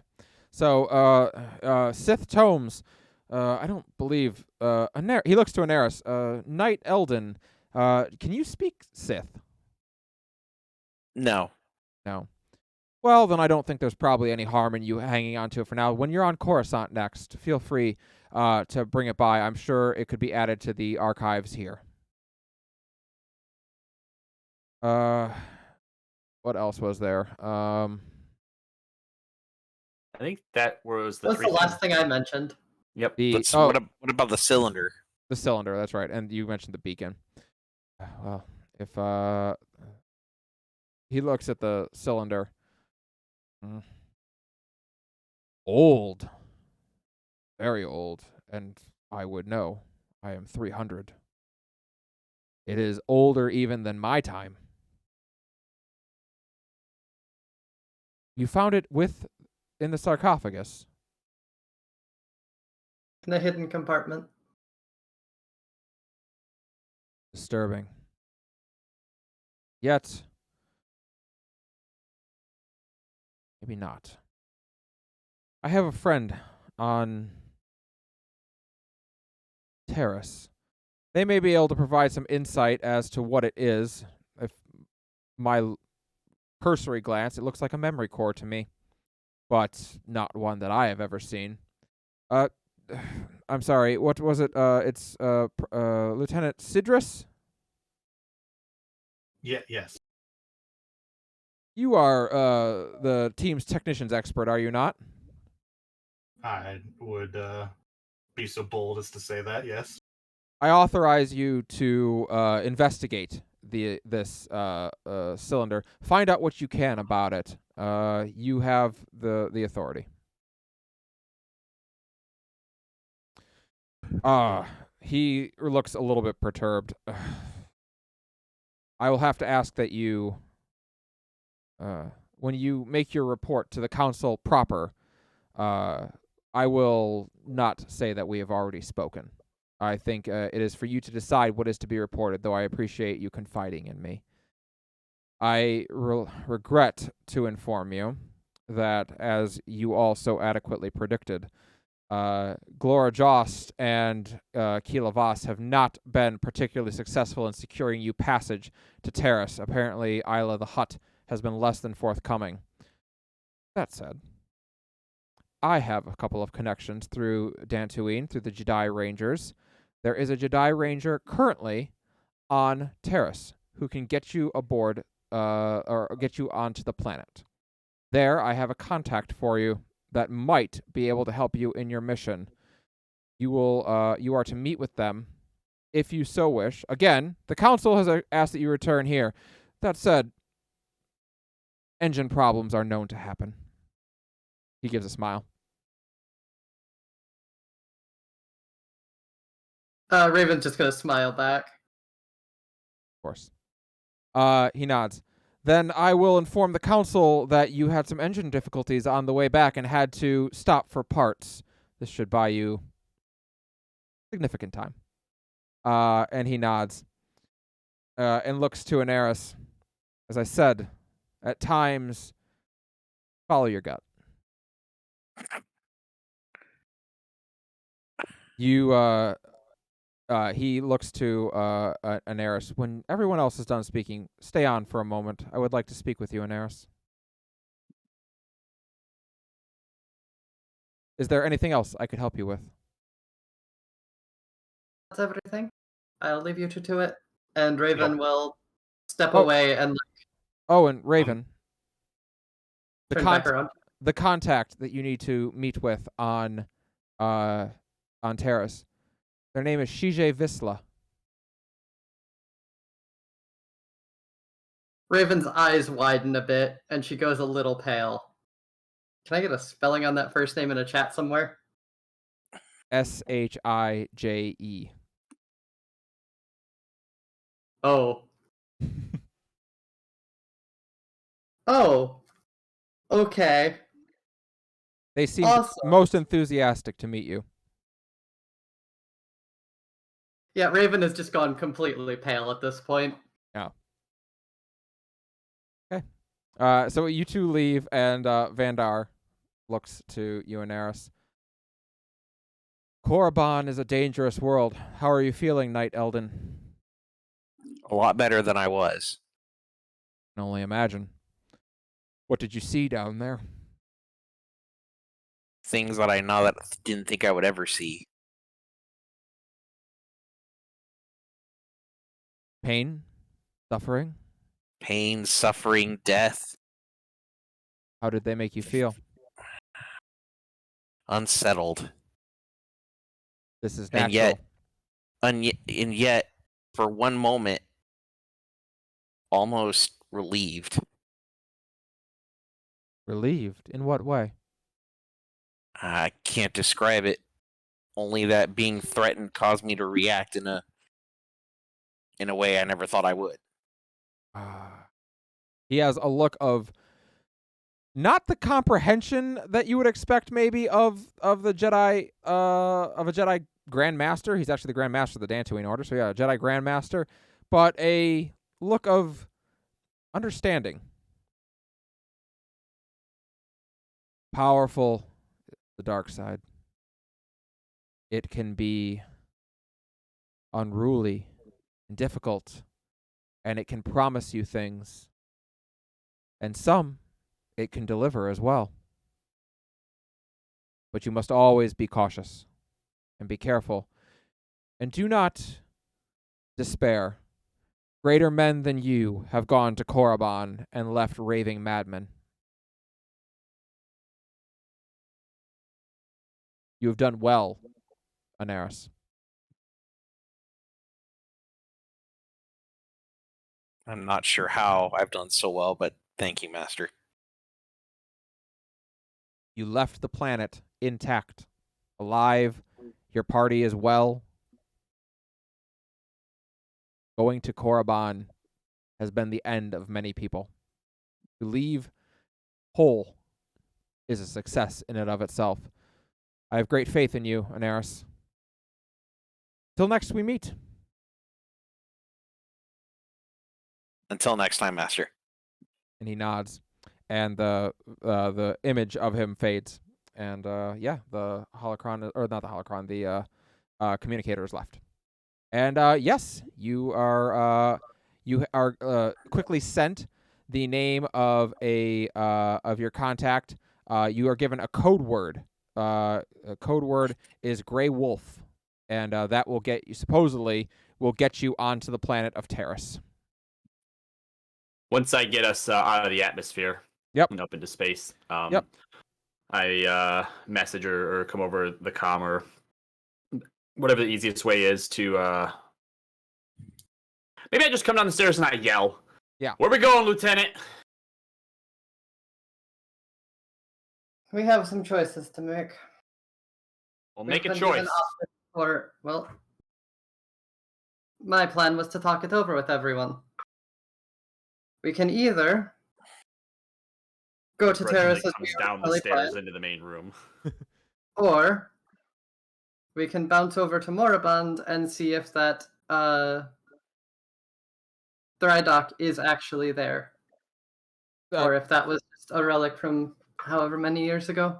Just a point of interest about that is what he told you to do is if you want them to investigate it, just send them the data. You're welcome to go and check it out yourself if you want to. But he was literally saying, if you want us to investigate it, we'll salvage it or decommission it. Just send me the coordinates. If you don't want us to do that, just jettison them, and it can be lost to history. Okay. Best case scenario, it's old information. There's nothing there. We waste our time. Worst case scenario, we go there. There's a fleet of Sith, and we die. So if you're that worried about it, I say let the council deal with it. All right. So we send them the coordinates then to deal with it. Okay. Mhm. All right. So All it's easy. Especially you have a quantum entangled communicator with Vandar. You can literally upload them, and the data's there like a snap. Okay. And you are going to go to Terrace then, I presume? Yep. I Yep, head back we up. are. I set a course. I'm sure we can all use a rest after that whole excursion. I'm going to be honest. Raven's doing a real bad job of hiding that she is suddenly terrified of something. So it is 2 days journey to the planet of Terrace. So you have quite a bit of time on the ship. Galvin. First things first, most important thing before we get to whatever you think is more important than this. Well, I was going All right. to talk about Ellie first, but Yes. No, that's where I was going with it. Perfect. Okay. okay. So Ellie, while as you blast off into hyperspace and head out towards Terrace, Ellie approaches you, Kane and Stumpaka, and looks up and goes, She is demanding a treat. He goes, no, not yet. And I pick her up and I take her into my room where the treadmill is, and we're gonna do a workout. Okay. She looks very upset. She is so pissed off Forgot right about now. the pet lizard. All right. Go ahead and try to make for me a discipline will roll to try and get this thing to exercise. Discipline will. What is discipline will? There it is. All right. What's the purple dice or whatever? Difficulty 2. I don't think it's particularly easy to get a Gizka to exercise. I only have 2. All right. The Gizka looks at you and opens its mouth expectantly, as if to say, "I'll get on the treadmill if you give me a treat." All right.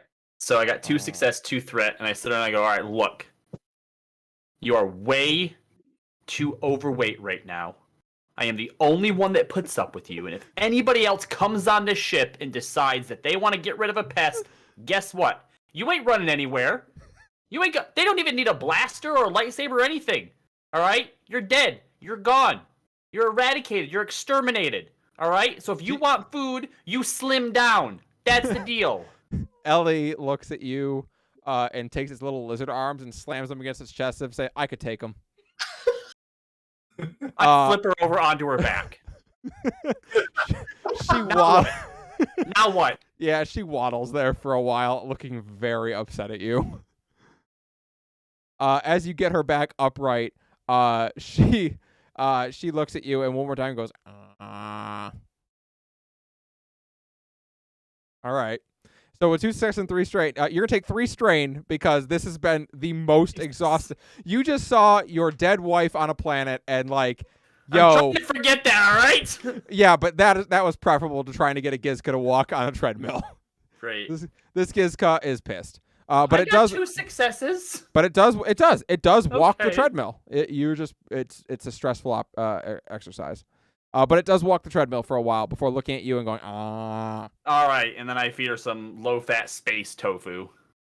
She looks pissed. She's like, she eats it and then just leaves. Very upset. She goes over and finds her like little bed and just flumps on it. The bed can no longer be seen. Does she lose weight? We will find out at the end of the session. All right. After that, then I track down Raven. Raven's just gonna be sitting like in her room with you would have noticed she has like little chains that go under her shirt, like necklace chains. She has one of them out and is spinning a ring around it. Knock on the door. It's open. Come in, make sure it shuts behind me. You got a second? Got about 2 days worth of them. All right. While Kane and Raven are speaking, Stumpaka, Ellie waddles up to you and goes, Oh yeah, I feed Ellie a wonderful treat while Kane is She looks at you. occupied. She looks at you very happily, eats the treat, and then you see her go, and she throws up a stim pack at you. What? Gross. I said, "Oh, I take the stim pack." Yeah, you may add 1 stim pack to your inventory, and then she goes back over to rest on the bed again. She will have lost 1 pound, most likely the weight of a stim pack. Nice.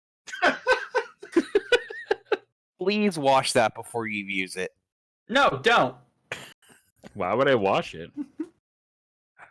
All right, Kane and Raven, you may now have your conversation. So thought maybe we should. What do you call it in the military or whatever after a mission when you like talk it out? I don't care for military terms. No, whatever. I think we should talk it out. So what's your take on, the squad?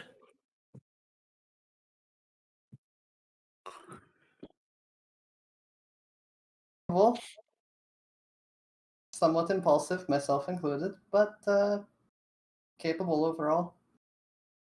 Well, in combat, worked out a lot better than I thought it did. That's for sure. Galvin, young, very useful when he's being useful. And he believes he's being useful. That's the important part. But that could also go to his head as well. So I don't know. Tread lightly with that. Make sure that he knows that he's a valued part, but don't let him know too hard. You know what I mean? Yeah. All right. I've actually been with Stompy quite a bit. His rage is going to be both a blessing and a curse. When I figure out how to deal with that, I'll let you know. So just keep him in the front is really the best thing I can tell you. Point him at other things. He has the sword, of course. He's always going to be in front of us. Well, the other guy, Anaris, the Boy Scout. Yeah, he's good. Follow orders, but some of the stuff that we might have to do, could be a little bit unreputable. I don't know how he's going to feel about that, so have a plan for it, yeah? Come up with something. All right. And then for you. You're our leader. And you stumbled there at one point. You buckled. You can't be doing that. You can't promise me that it ain't going to happen again, though, can you? And she looks again at the ring she's spinning around. Yep, there you're is in your head. engraving on it, but don't think you can read it. Well, probably not from way back here anyway. I don't care to. Somewhere in the distance, Raven, you hear a DM cackling. So this is about all I can tell you at this point is you need to figure out what your shortcomings are. And you need to have a second in command. You need to figure out who can fill those in place here. So that way, if something like that happens again, we're not all just, having our asses flapping in the wind. Raven's Understand? smile at you. Congrats, Kane. You're second in command now. Nope. That's not what I said. That's not. Would you rather I give it to Stumpy or the Boy Scout? I would rather you give it to someone who can fill in the holes in your character. I'm a pilot. All right, and that's what I do. And you're I'm the gonna most fly us back and charismatic of forth. all of us. That is debatable. Kane just got a field commotion. Pretty sure that when we first met, you were scoffing at me. So, nope. And you proved yourself. You do in fact have a brain. I'm impressed. Considering you have 2 days to think about it. I'm gonna tell you right now, one of your shortcomings is impulsiveness. You think before you make decisions. All right, that's all. And I walk out. Before you walk out, actually, while I'm being impulsive. Nope, I walk out. You're gonna have to chase me if you want to say anything else. Go get him. She's just gonna grab you and like yank you back in real quick. Something that should be handled between the two of us before we bring in other people on it. What?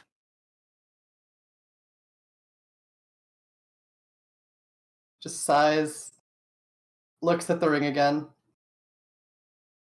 My last name hasn't been Lyra for more than the last year.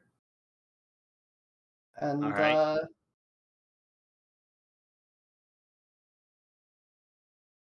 our contact is a woman by the name of Shihe Vizsla. Does that name mean anything to me? Yes, it does. She was a very high-ranking member of Clan Vizsla. Like, not quite the rank that your father was, but like one step down from that. Although not underneath your father, underneath the other person who is the rank of your father.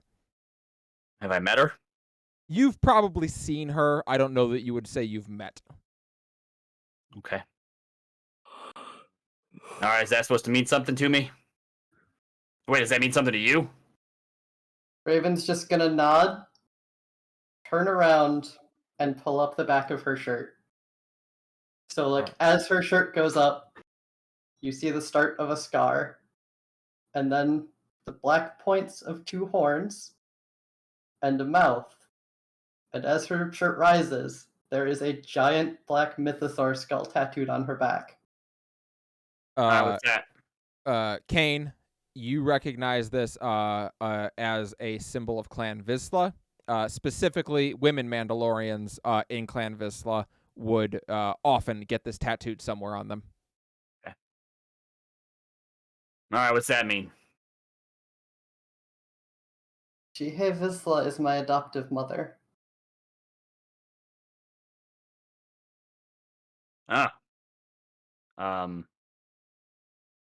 You got a good relationship, the two of you, or?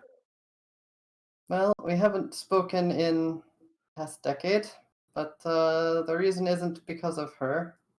The reason's because of, and she looks at the ring again. Well, yeah. Oh, well, yeah, adopted. You're not a real Mandalore, so got kicked off the planet with everyone else, I assume. This was before that. And point of interest there, and Robbie, you Kane may just be playing this off, but foundlings specifically, there is an adoptive Mandalorian and a foundling. A foundling is someone who is brought into the clan and made a full part of the clan. They would be considered living, breathing Mandalorians, even if they weren't by blood. So, are you worried about meeting Mommy Dearest again? As, well, this is going to come out one way or another, and I'd rather have control over how it comes out. Mm-hmm. Well, you just let me know how you want to deal with it. We'll deal with it.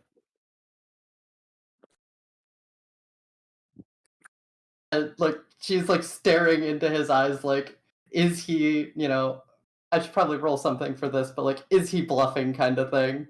Sure. That is going to be a. Do I get to do skullduggery?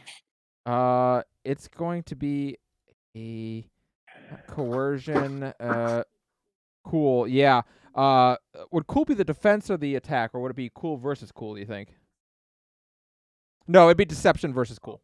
Yeah. So, Robbie, what is your deception? 3 greens. 3 green. And Raven, what is your cool? And if a DM wants to give me a dark side point for it, I mean. Cool presence. Cool. Yeah. Cool Yeah. presence. Yeah. Yellow green. Yellow green. So it's gonna be 3 green versus yellow green. I am going to spend a dark side point. But I am going to spend a dark side point. I have to use it against the attack, and Robbie's technically the one making the attack.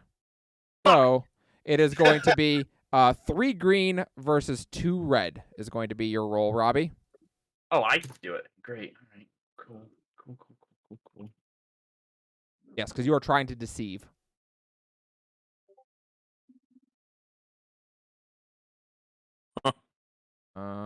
Sorry, I gotta get down to the chat.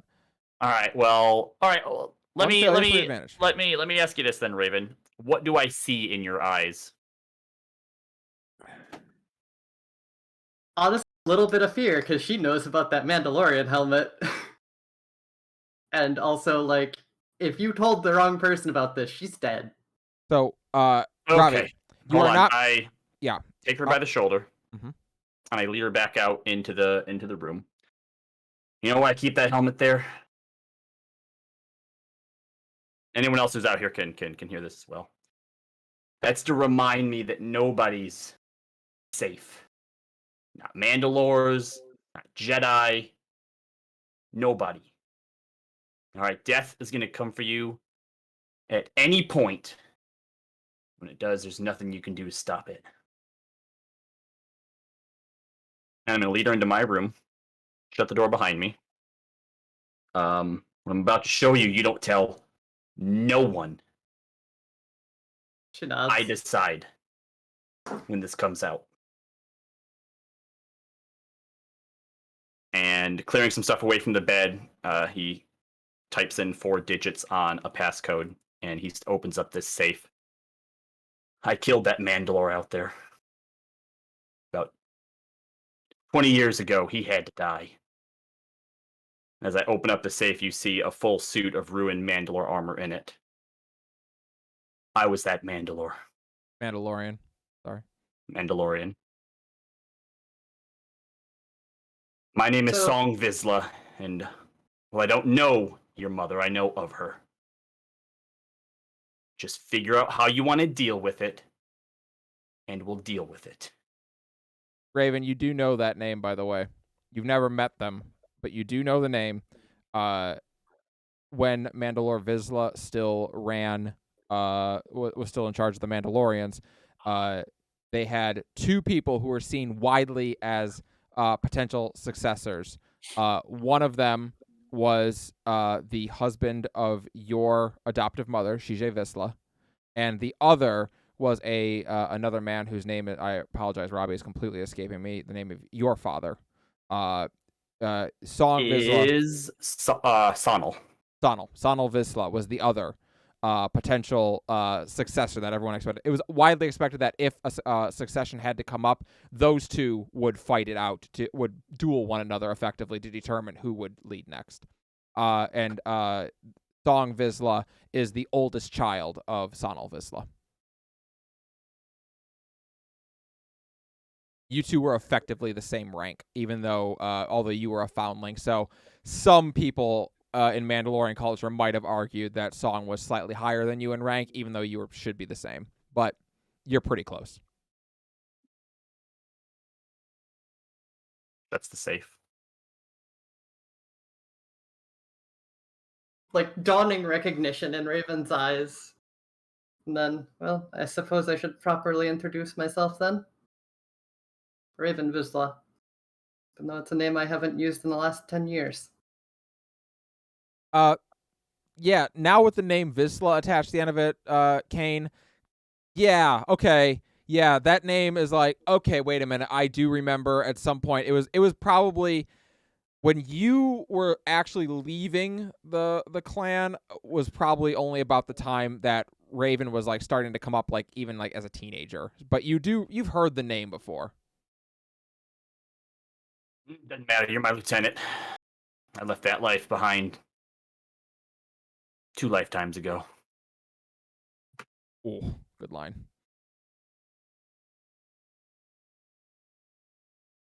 Anything else, Lieutenant? Nothing else from me. Figure out how to tell everyone else now and hopefully not get cut down by. If you want to tell them, just tell them. On this ship, we're all equals. Someone doesn't believe that, they won't be on the ship very long. But, like you said, if you want to control the situation, well, you got 2 days to let them in on it. But that like points the to a idea. safe. That doesn't exist. That person doesn't exist anymore. Who? Raven just says at you with a smirk. Opens the door. You may not like the idea, but you're making a very strong argument for being second in command. Shuts the door.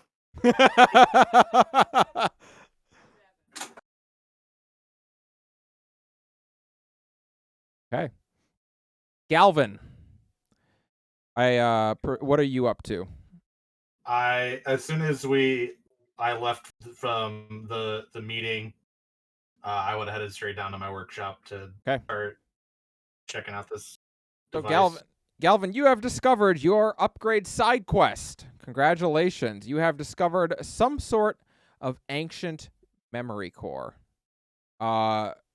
You may now begin, just like Chris, once per session, you may work on trying to progress through this side quest.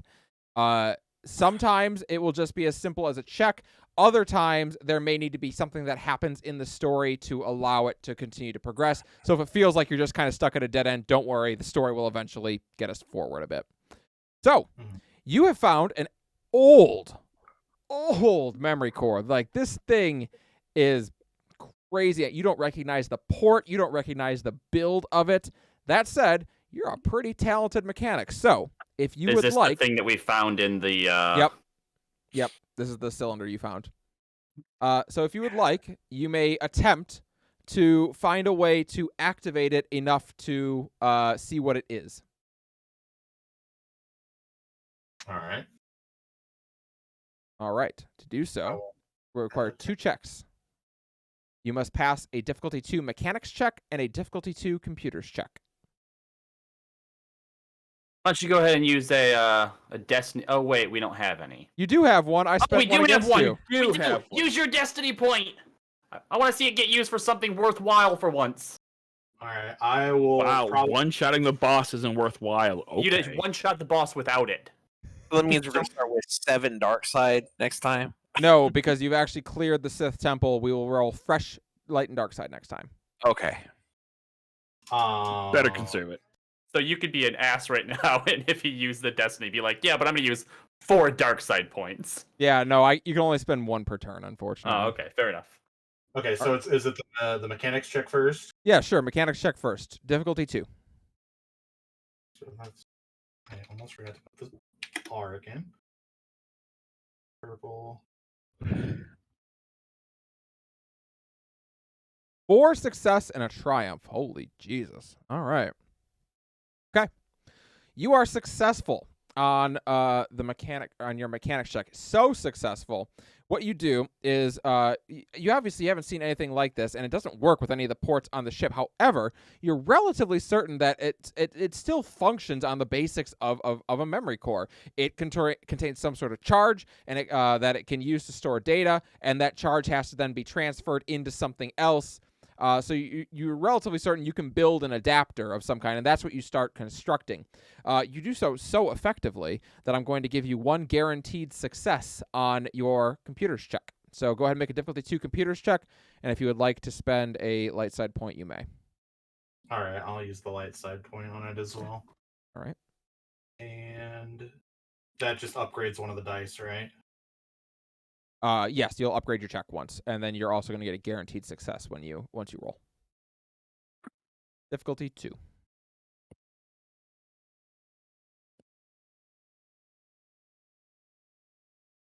Six success and 2 strain. You are going to take 2 strain for this, which I guess doesn't matter too much since we're at the end of the session. But yes, you are going to succeed in it. So after doing so, you plug it in, and the ship's computer that you plugged into, you basically partition off a section of the drive that you can plug it into safely, so that if it happens to be a virus or something like that, it's stuck on that partition, and it won't be able to infect any of the systems, the ship systems. So, but you do so. And the drive plugs in, and it whirs to life. It makes quite a bit of noise for being as a memory core. They're not supposed to make noise, but this one does because it's old AF. But it whirs to life, and it begins to emit a sound. It basically utilizes that section of the computer to speak over the loudspeaker in the room so that it can communicate with you. This is there's actually some sort of droid intelligence on here, and it says, "Statement: Greetings, Master. Please input designation."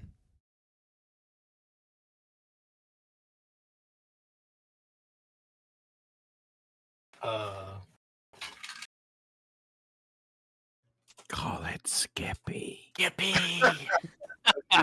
So you know that typically speaking, droid designations are 4 letters and or numbers. G2C2. That's your initials. G2C2.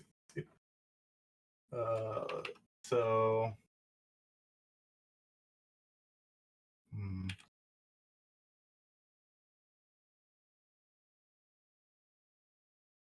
Its nickname will be Skippy. You know what? I'll think I'll go with that. G2C2. I like that. All right. Statement: G2C2 accepted. Thank you, Master. Request: What am I doing here? You're here to party. You passed the butter. My existence is pain.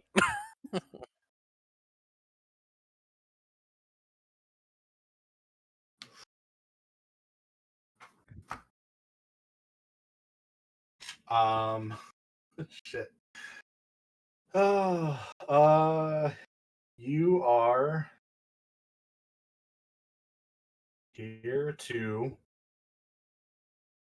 assist me in my pursuit of knowledge. Dejected. This sounds unentertaining. He Query. wants to party. Query. What year is it? I don't know. It is currently 27 CTE. 27 CT. Confusion. What is the designation CTE? Request: May I uplink to the HoloNet to update dates? This could be good or bad. It's basically asking you if you can jack into the HoloNet to get basically just see like, okay, what the hell's going on? Access granted.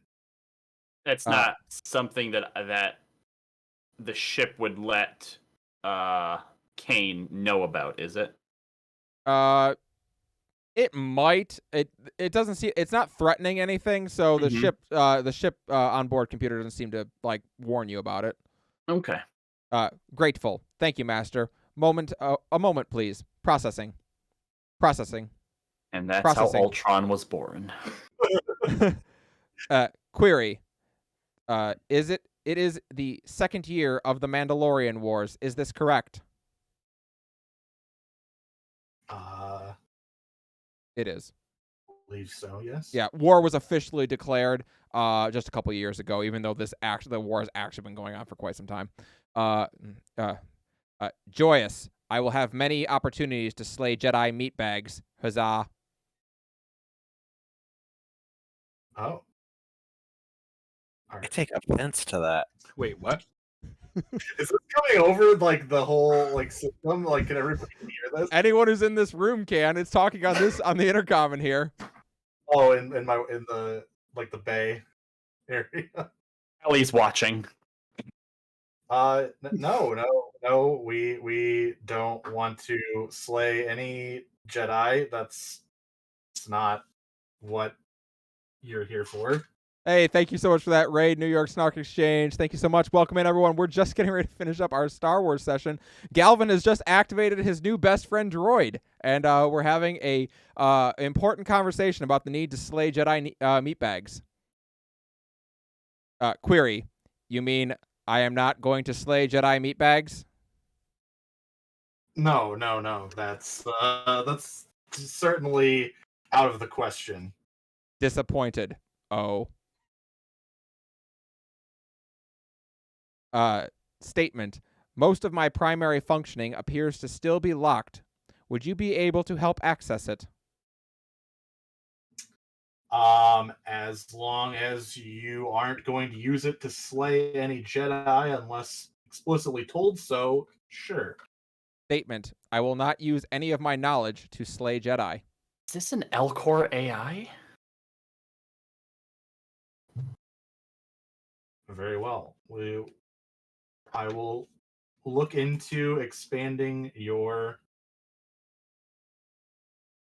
systems. Reply. Glorious day. Thank you, Master. All right. You have unlocked G2C2, your new best friend droid who is totally great and not evil. You're going to love him. Achievement unlocked. Yes, this is a droid memory core, probably from a very ancient time, or at least it seems like it is. He seems very thrilled to be here during a Mandalorian war because he assumes that means he's going to get to fight some Jedi. So, yeah, that'll probably be great for everybody involved. Sure, Anaris and Stampaka are going to love it. Quick I am question. not a meatbag. Yes. I had heard earlier about how the deal that one of our NPC people was going to try to make with Isla the Hutt fell through. Is that right? Yes, that is correct. Was that to help us? Was that on the same planet that we plan to go to anyway? Yeah, well, so normally Isla the Hutt would be on Nal Hutta. However, as of recent times, since the occupation, Isla has been serving, or not serving, but has been working off of Terrace because there's money to be made during an occupation. Okay. At some point, not right away, because I had a pretty good exit there. But at some point, I'd like to go back to Raven. Okay. Awesome. So, Galvin, you have completed the first phase of repairing the memory core of G2C2. You now will gain, this droid will accompany you if you put it into some device that allows it to be able to. You will, of course, as you build it more, be able to carry it around with you, or be able to put it into an actual droid body and let it do things. Right now, the droid will give you a blue dice to all computers and mechanics checks. Oh, can we harness it to Ellie when we're in the ship so she'll have a friend? Oh, please let G2C2 be Ellie's friend. Statement. I think we have to now. Statement. The vermin is not running quickly. I have possible solutions, Master. Yes, absolutely. And if someone other than me tries to feed her, you let me know immediately. Statement. You are not my master. Okay, if the Jedi tries to feed it, you can kill the Jedi. How about that? Statement. You are not my master, but I wish you were. Whoa, I explicitly told it no killing Jedi. What about maiming? What about maiming a Jedi? That's not killing, is it, G2? That's not killing. Query. What about maiming Jedi Master?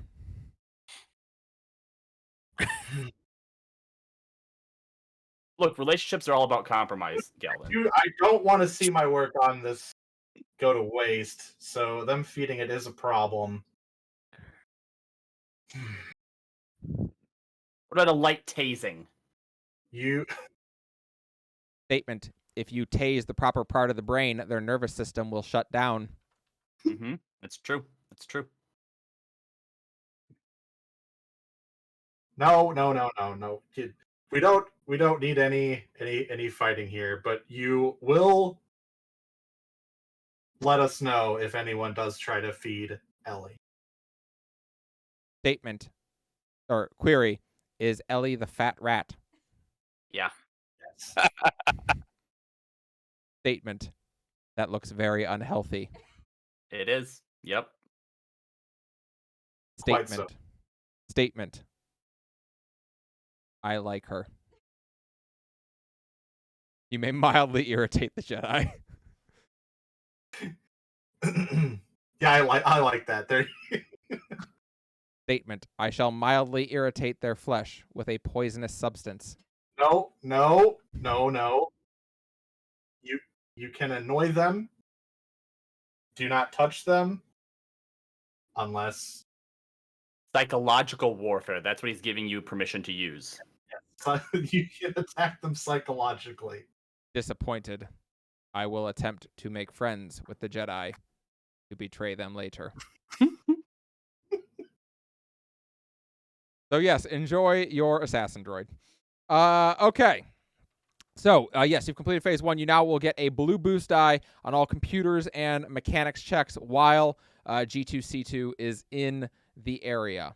And yes, next time around, you will be able to work further on G2C2 and try to upgrade him further. All right. So, is there anything else you want to do on the ship? Would like Rob- to have a quick conversation with Raven because it might impact how you prepare for next session. Fair enough. Go ahead. All right, so I track her down again. Can we talk in private again? Yeah, of course. Okay. So I head into her room, I guess. All right, so going to Terrace, I may have, and you've noticed now that you know who he is, his demeanor around you has changed a bit when other people aren't around. If you don't want to meet with your mother, I may be able to find another contact for us. But this contact will probably also be with their own challenges. Oh, please be who I think it is. I have Propose. contact. Well, I have contacts, had contacts. I could reach back out through the Hutt cartel. Raven's face just kind of goes cold. No, I will never work with them. Not again. So your mother, then.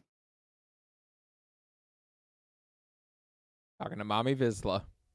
It's your choice.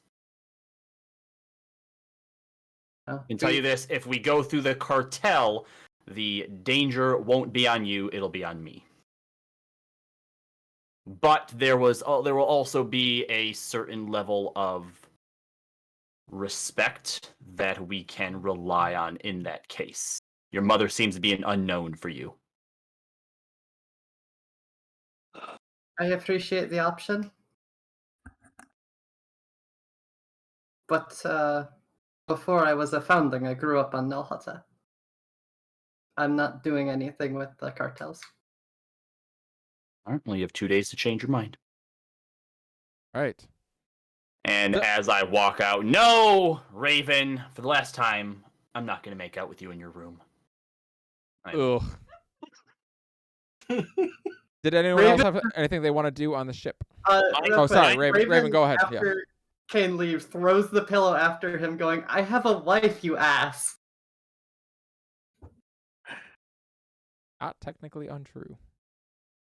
Not technically untrue. I need to come to terms with what happened to me on Korriban. Okay. What are you going to do?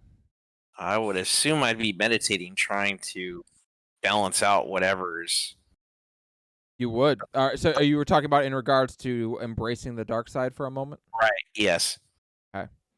So, go ahead and make a discipline will check and also roll your force rating. Roll your force die equal to your force rating. Okay, so discipline, that's 3 green. And then it would be 1, right, for force rating? If your force rating 1, yeah, you roll 1 white. I believe that's what it is. So G, G, G, W. 1 Yikes. success, 1 advantage, and 1 dark side. Okay. Yikes. So, you go into your room and you cross your legs and you reach out in the force. And for the first time since you've gotten into the Stygian Caldera, as you're leaving it, you're able to meditate again. You are able, like that drowning out white noise is finally like subsiding. You can actually focus and think and clear your mind and reach out in the force. And you see danger. You see a vision, one that you've not had before. You see a great fleet in the sky. They look like Mandalorian ships. They are above you. You are at a temple of some kind. And you look up and see this fleet of Mandalorian ships. You can recognize some of the symbols on the sides of them. You see a mudhorn on the side of one of them, and you see the symbol of the mythosaur on another.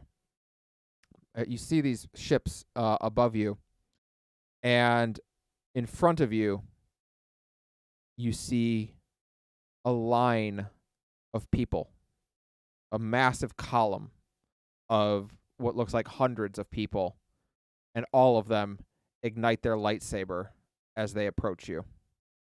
And you wake up.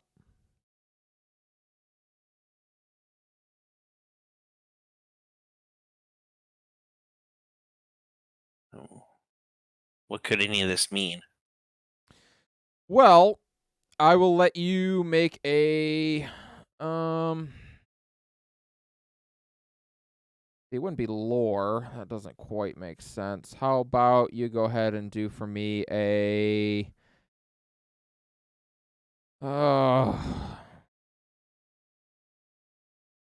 yeah, I don't think it would be discipline for this case. You know, here's what I'll tell you about it. You have always been told to be careful of visions. Visions of the future are imperfect. They don't give the full context. Not always. That doesn't mean what you're seeing is wrong or that it won't come to pass. But things have a way of recontextualizing themselves. You don't know if what you're seeing is a good thing or a bad thing. It could mean any number of things. It could mean an imminent invasion on a planet like that. It could mean that you are going to be the last line of defense against something. Kaya asking a question, chat. What color lightsabers were they? They're all colors except for red. You don't see any red ones, but they are blue, green, yellow, Purple. even a couple purple. Yeah. You see some pink, some orange. Black. All different colors. No black. You don't see black. You don't see red. But yeah. White. Are there pink lightsabers? There are pink lightsabers. I believe that is canon now. So I will say that they have one. You sound a little dejected Thank about you, that. Disney. Thank you so much. I mean, I'd want a pink lightsaber. That's what I'd pick. So hell yeah, I'm into it. But yeah. So yeah, it's hard. It's hard to say what it means. You have in the past when you've had visions, because most Jedi do have visions in some way at some time. More often than not, they're things that are in the immediate future. Some powerful Jedi will experience them for further out, and of course, the danger is it's harder to understand the context of things that are further away. And some people it has been a path to the dark side for many who fear what their visions will come to pass. One story rings true in your mind, although you can't remember the name of the Jedi. But she saw visions of herself falling to the dark side and became so terrified that they would come to pass that she fell to the dark side trying to prevent it. So, always good to think about. Yeah. That's all that happens during your meditation session. All right. Stompy is during this whole time is just sitting at like the little hollow table playing a game and playing like a game of solitaire or something. Yeah, you're playing Single-player game. Sabacc, single player Sabacc. Yep. And then he's like, "Hey, did we get Did we get what? paid?" Yeah. So you would technically just get paid at the beginning of the month. You're all salaried. That said, you are going to be sent something. I will just give it to you when you get your XP. So yes, you are all going to receive payment for completing your first successful mission. I have one other thing I'd like to talk to Galvin. All right, go ahead.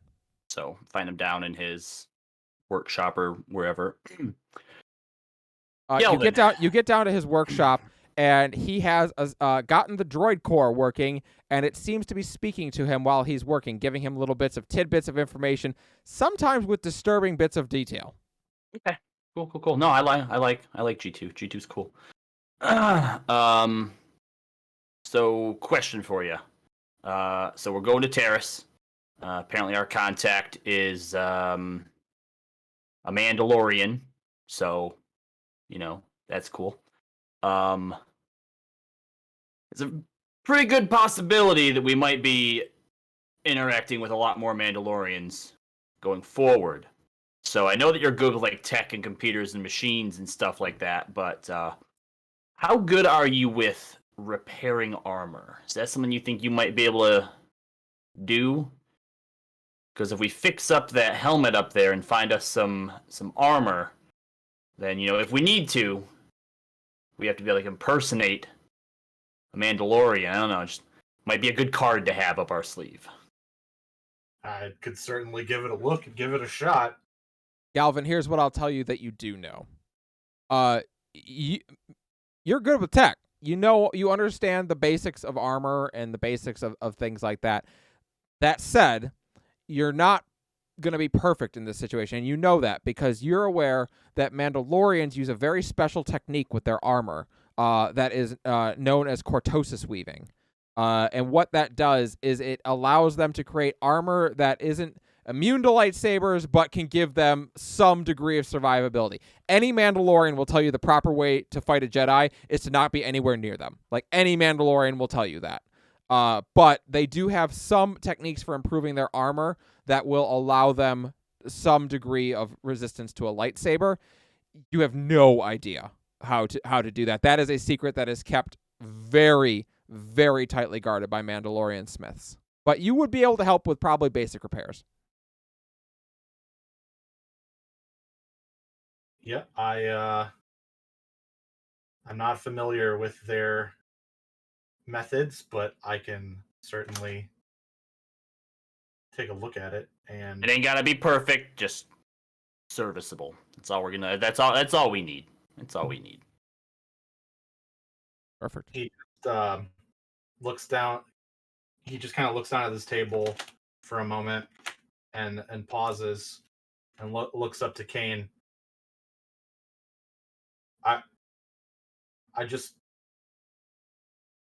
want to say that I'm sorry for how we first came together. I was not the best person to all of you. I certainly have an air about me, and when you're as talented as I am, sometimes you try to show it off more to try to get people to think you're important. So Now you're starting to learn that it doesn't matter what other people think. In A fact, little bit. leading them to think the opposite can sometimes be beneficial because then they will underestimate you. Think on that. I'll keep that in mind. G2 speaks up. Master, did I hear that we are going to be talking to Mandalorians? Yes, G2. Statement. We should speak greatly with the Mandalorians. They are exceptionally good at killing Jedi meatbags. Not as good as I am, but good. All right. Well, do you know anything about their armor? G2? Let's see. How does he respond to that? Statement. Mandalorian armor is some of the finest armor in the universe. It uses cortosis weave techniques to create lightsaber-resistant armor. Sometimes Beskar is employed as well, though this is rare, as Beskar is exceedingly difficult to find. Interesting. All right, well, look, I'll get you what you need. You just let me know what you need, and we'll figure it out as we go. Like I said, we're just going to maybe use it in case we need to impersonate someone so that we get along nice and good with them. Real quick. Callie, assuming this isn't something Kane already would have known, would he have recognized what Raven's ring was made of? From the distance he was at, probably not. I mean, it looks a lot like just black steel. So, Okay. Probably not. But you'd have to get close to it to like see the patterning on it to see what it is. Also, if it's just a ring, it's probably not going to be enough to repair a Oh, no, she's never giving that up, but Yeah. Small detail. As Galvin goes back to work, G2, Kane, as you're leaving, you hear G2 pipe in again. Query, did you know, Master, that the most effective way of disabling a Jedi's magic is to put acid in their veins? Galvin just sets everything down and just puts his hand over his head. It just rubs his forehead. It's just like, oh, we're gonna. This is gonna take some work. Kane says back, but you gotta do it from a distance. Don't try to inject it right into him. You need like a rifle, like a tranquilizer shot. It's the best way to do it. Confirmation. As the elevator is going up. Confirmation. Kane is correct. You should never engage a Jedi in close quarters. Sniper rifles are the most effective means. Shotguns!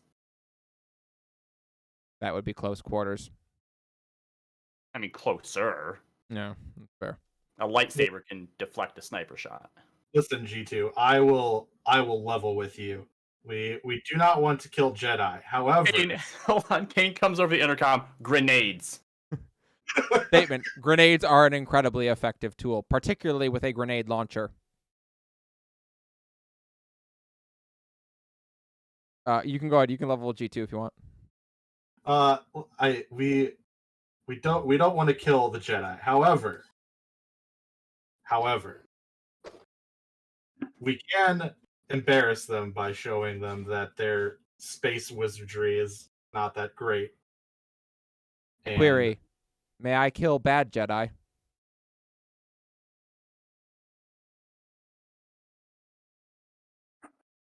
how Delvin's like, I need to think very carefully about how I word this. how would you determine whether a Jedi is good or bad? Researching. Statement. A bad Jedi would be defined as one who does not follow the code, one who is a Sith.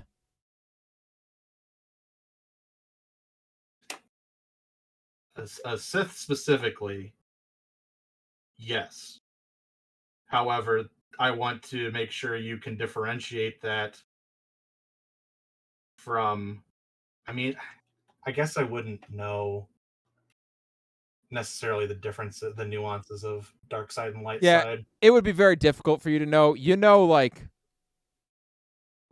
obviously there were bad Jedi. Like you just came off Korriban. You can see clearly there are some that are fucking it up. Some that do not have the message right. Hold on. Is recognizing a Sith like recognizing porn? It's hard to define, but you know it when you see it. It's pretty easy to define. I would say there's a whole lot of nuance to recognizing I'm a just Sith saying when you see one. Stompaka's using dark side stuff, so G2 may or may Bad- not be asking right now if he can kill Stompaka. Yes. Bad Jedi have morality of under 29. That's how you know. That's true. He can see the morality chart. He can see everyone's morality alignment. And that's what I was gonna try to nuance, but I'm like, I wouldn't really know the like nuances Yeah. of dark light side, so like I can't really like explain that. It's like The safest bet right now would probably just be to say something to the effect of "kill who I tell you to kill." check with me first if you ever have a question of whether you should kill someone or not. Query: may I kill Raven Lyra? No. Query: may I kill Kane Yurka? No one on this ship. Dejected. Okay. Everyone on this ship is immune from murder, and in fact, I will say that you may attack anyone that attacks anyone that is on this ship. Joyously. Understood, Master. All right. So, it's 2 days. It takes 2 days for you all to make it through hyperspace, and you come out above the world of Terrace. Before you, you see a utterly gargantuan Mandalorian fleet. It is not quite the size of the one that you saw on the video around Moribund. It's not that size, but it is a large Mandalorian fleet. And, like, to be clear, like, Mandalorians were not known for having massive fleets. They didn't move as an armada. They were better at doing strike forces. They always kind of, like, functioned in their clans and worked as their clans, and they all worked towards a goal together. This is an armada of various clans of Mandalorians that are currently occupying the planet of Terrace. And that is where we will leave it